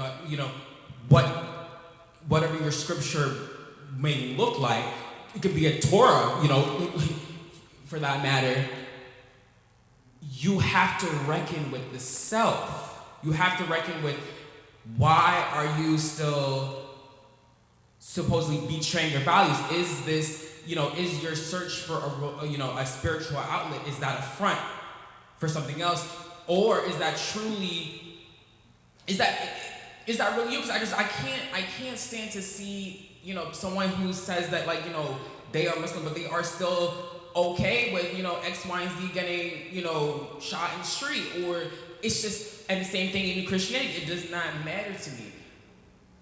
You can't look me in the eye and tell me that you're a holy person. That's just not how it works. So I think that's a spiritual thing that really has to be reckoned with. This is not just specific to here, but this is just nationwide and beyond. And another thing is how in Christianity in particular, it has served as a justification for all sorts of wrongs across not just contemporary, but just within the last 3,000, 4,000 years and beyond. Right? It served as a justification for petty capital, served as a justification for feudalism, served as a justification for industrialization. How does Christianity go beyond capitalism? That is a serious, that's literally it would have to, the whole thing just has to come up. Okay. Our entire concept of churches and these people that are supposedly running churches and all that has to go. all that has to go, because you have to reckon with yourself and say, this religion has been justified for so many wrongs throughout human history. And this is why it turns people off. Unfortunately, it's turned me off. And I'm 21, I had stepped into a church for the first time last month in 3 years. Just to see. And personally, it's not for me, and this should never be taken as like as a disrespect to people's faith. But we are all hypocritical, we all, sometimes we do things and we say one thing and we do another. But for that to be a repeated thing, and for that to be a silent code and a way of life, you present that on the street, present your identity on the street, but that's not the way that you're living behind closed doors. So those are the two things that I really just wanted to bring up. The fact that there is a serious reckoning of self that has to happen regardless of religion, right? And then there also has to be, how can Christianity reckon with being in a post-capitalist world? Those are the two things. Thank you. So I would just say, in my tradition, there's a prayer that Episcopalians can say every morning, and it starts out, creating me a clean heart, O God, and renew a right spirit within me. Because there's a recognition that there is no magic bullet for becoming that holy person. That's an everyday struggle, and you have the responsibility to be on that mission throughout your entire life. And in terms of capitalism in the church, AME Bishop Roberti C. Ransom was very much associated with socialism. And we're trying to understand that the impact of capitalism on people there in the late 1800s, early 1900s was critically important in terms of denigrating African Americans and their opportunity to make it in this capitalist society. In the Episcopal Church in the early 1900s, there's something called the Church Association for Industry and Labor. Believe it or not, they were trying to tell a predominantly capitalist power class church that socialism needed to happen, that the rights of working people needed to be respected. And as you can imagine, they weren't around very long because the majority of the power structure, the bishops of the Episcopal Church, were aligned with the moneyed classes.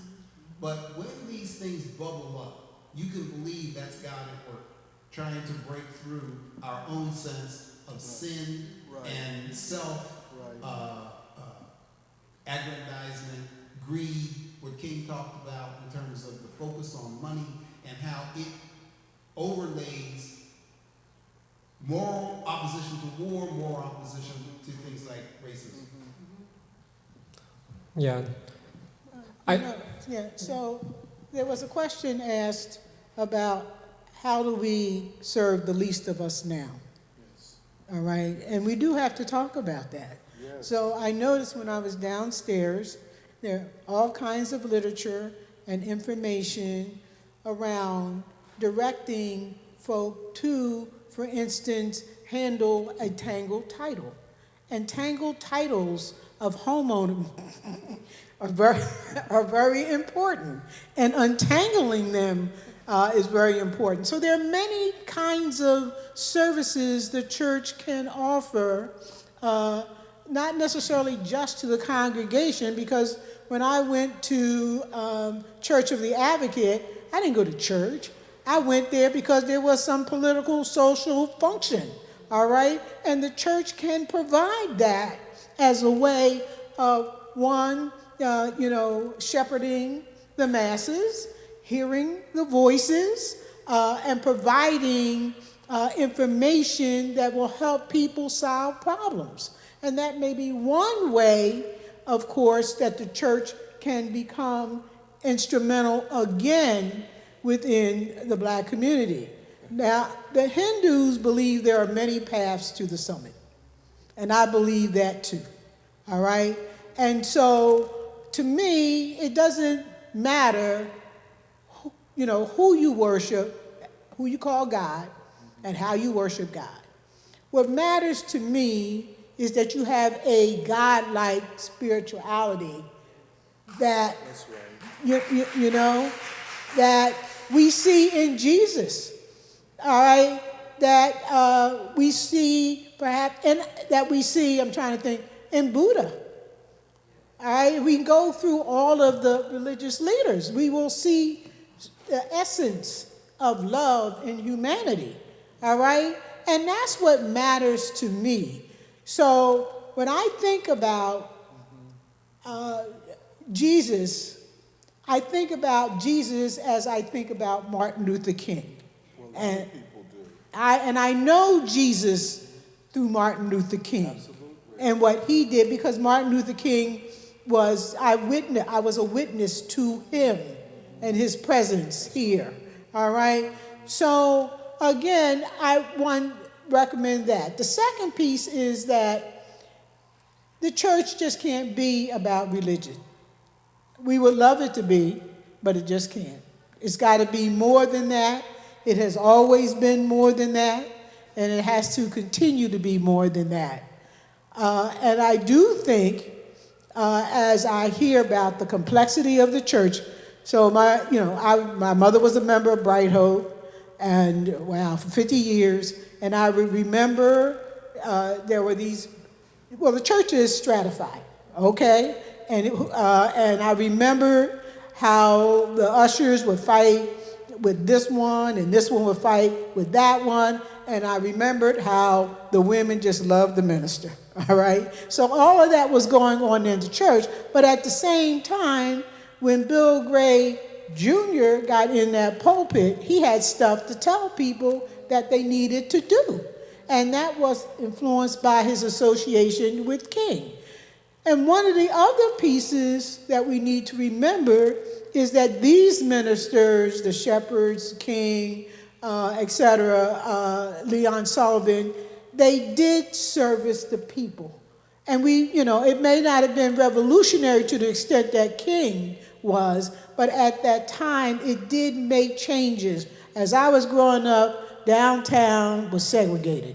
You couldn't even get a job down there, all right? But because of these ministers, and other folk within the community, including Cecil B. Moore and others, the discriminatory practices that were exercised downtown changed, and black folk began to go downtown, and they got jobs downtown. So it will not be the entire solution that we need in terms of the revolutionary and moral changes that need to take place.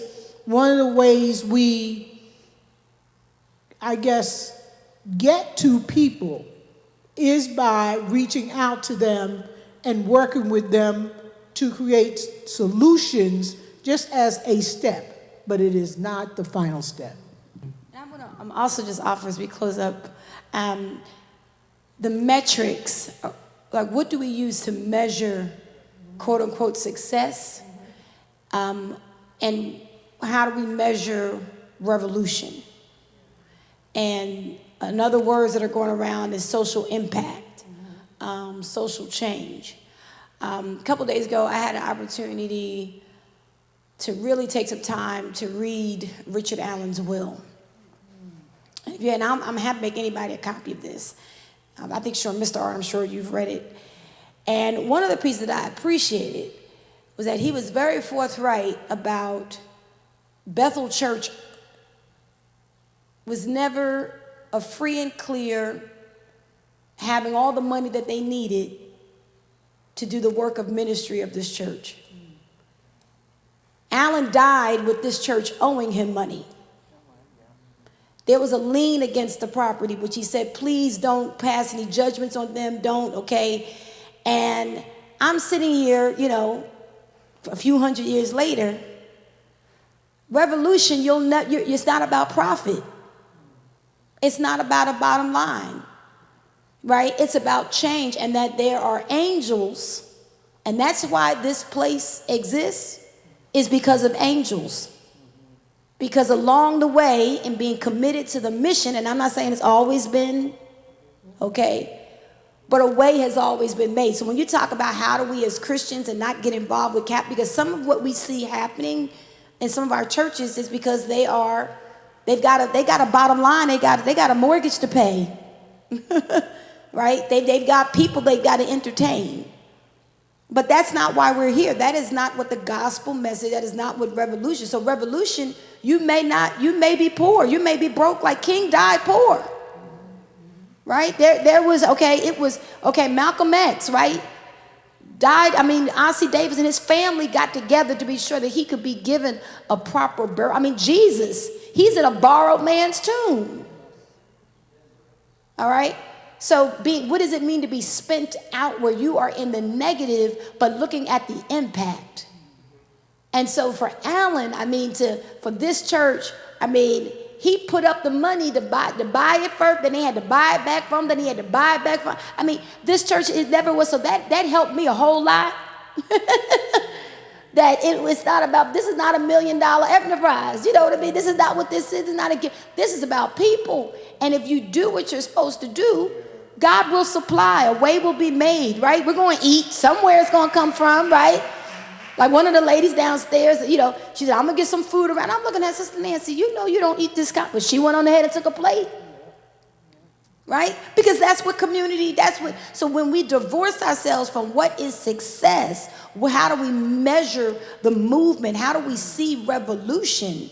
We cannot use the systems metrics to measure what we're doing because revolution, why do you have revolution? It's to upset the system. So you can't use the oppressor's tools, right? In order to, so that really, that was a blessing me this week when I read that. Like, the church owed him money. So they never had no money around here. But they could build 4 churches. Somehow the light still came on. Somehow the angels. So think about our own lives in this work, that a way people will always meet us along the way if we are doing what is right.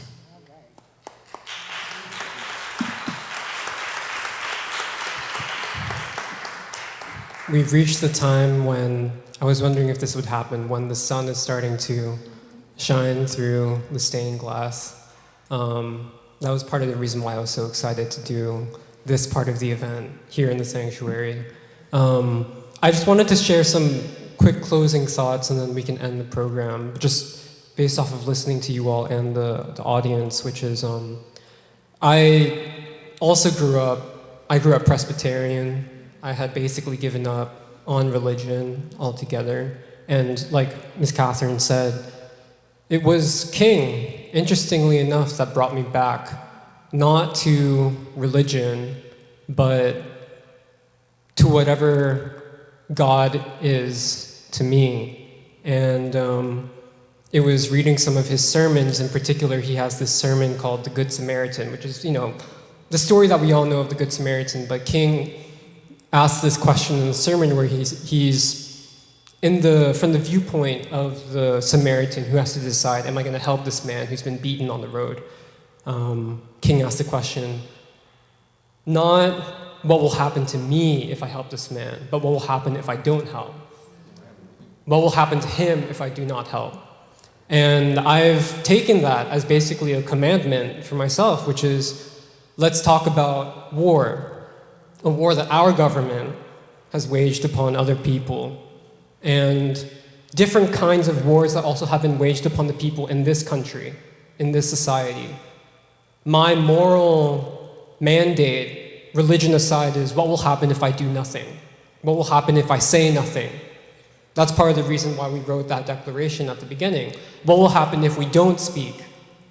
Whatever the consequences are. And I just wanted to end by bringing up Howard Thurman.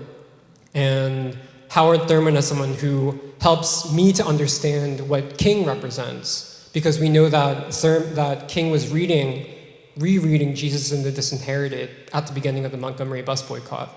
And Thurman makes this very interesting theological move in Jesus and the Disinherited, where when you grow up Christian, the divinity of Christ is always defined by his sonship, him being the Son of God. That's the criteria that is used to define why Christ is divine. Thurman does something completely different. He says the reason why Christ matters is not even this official story that's in the Bible. What makes Christ important is because he was from the oppressed, and that he was part of an oppressed people, and that he was a freedom fighter as part of that people. That to me was radical. It was a genuinely revolutionary way of thinking about Christ. And I just wanted to bring that up because that, to me, ultimately is what I feel we are really striving for. It's not like this thing of, which is so common in Christian churches, of God coming down from below and saving people. I think there's a version of, even when we talk about liberation theology, which is God coming down from below. But what I think is Thurman's revolutionary contribution is to say Christ, God coming from below, not from above, but from below. And so to me, that explains what even Martin Luther King represents. And I think that should be seen as contemporary even with those religious movements that Doc talked about in the mid-20th century, which culminated in this flowering, this great explosion of not just religious life, but of the consciousness among the people. And that's ultimately what we're after. I don't feel that what we're after is religion. What we're after is God, but ultimately God as seen through the coming into our own of humanity, basically, the fulfillment of the capacity of human beings in this country and around the world. And with that, I wanted to thank you all for joining us for these past 2 days, for being patient and listening and absorbing it. And I wanted to thank all of the panelists in this town hall, as well as the panelists in the earlier morning panel. And in particular, we want to thank, of course, Reverend Cavanis for welcoming us into Mother Bethel AME.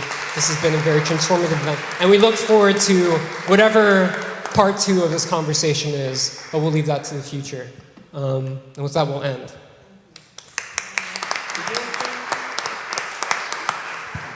Oh, let's thank Jeremiah. And again, we just hope everyone had a good time. Not more than a good time, but certainly getting us to stretch, question, but also that we did this in community. And so we created sacred space. And so as we go out into the world, go out in love, go out in light, we still have some more sunshine out there. And again, the door is always open here at Mother Bethel. Thank you. This little light of mine, I'm gonna let it shine. This little light of mine, I'm gonna let it shine.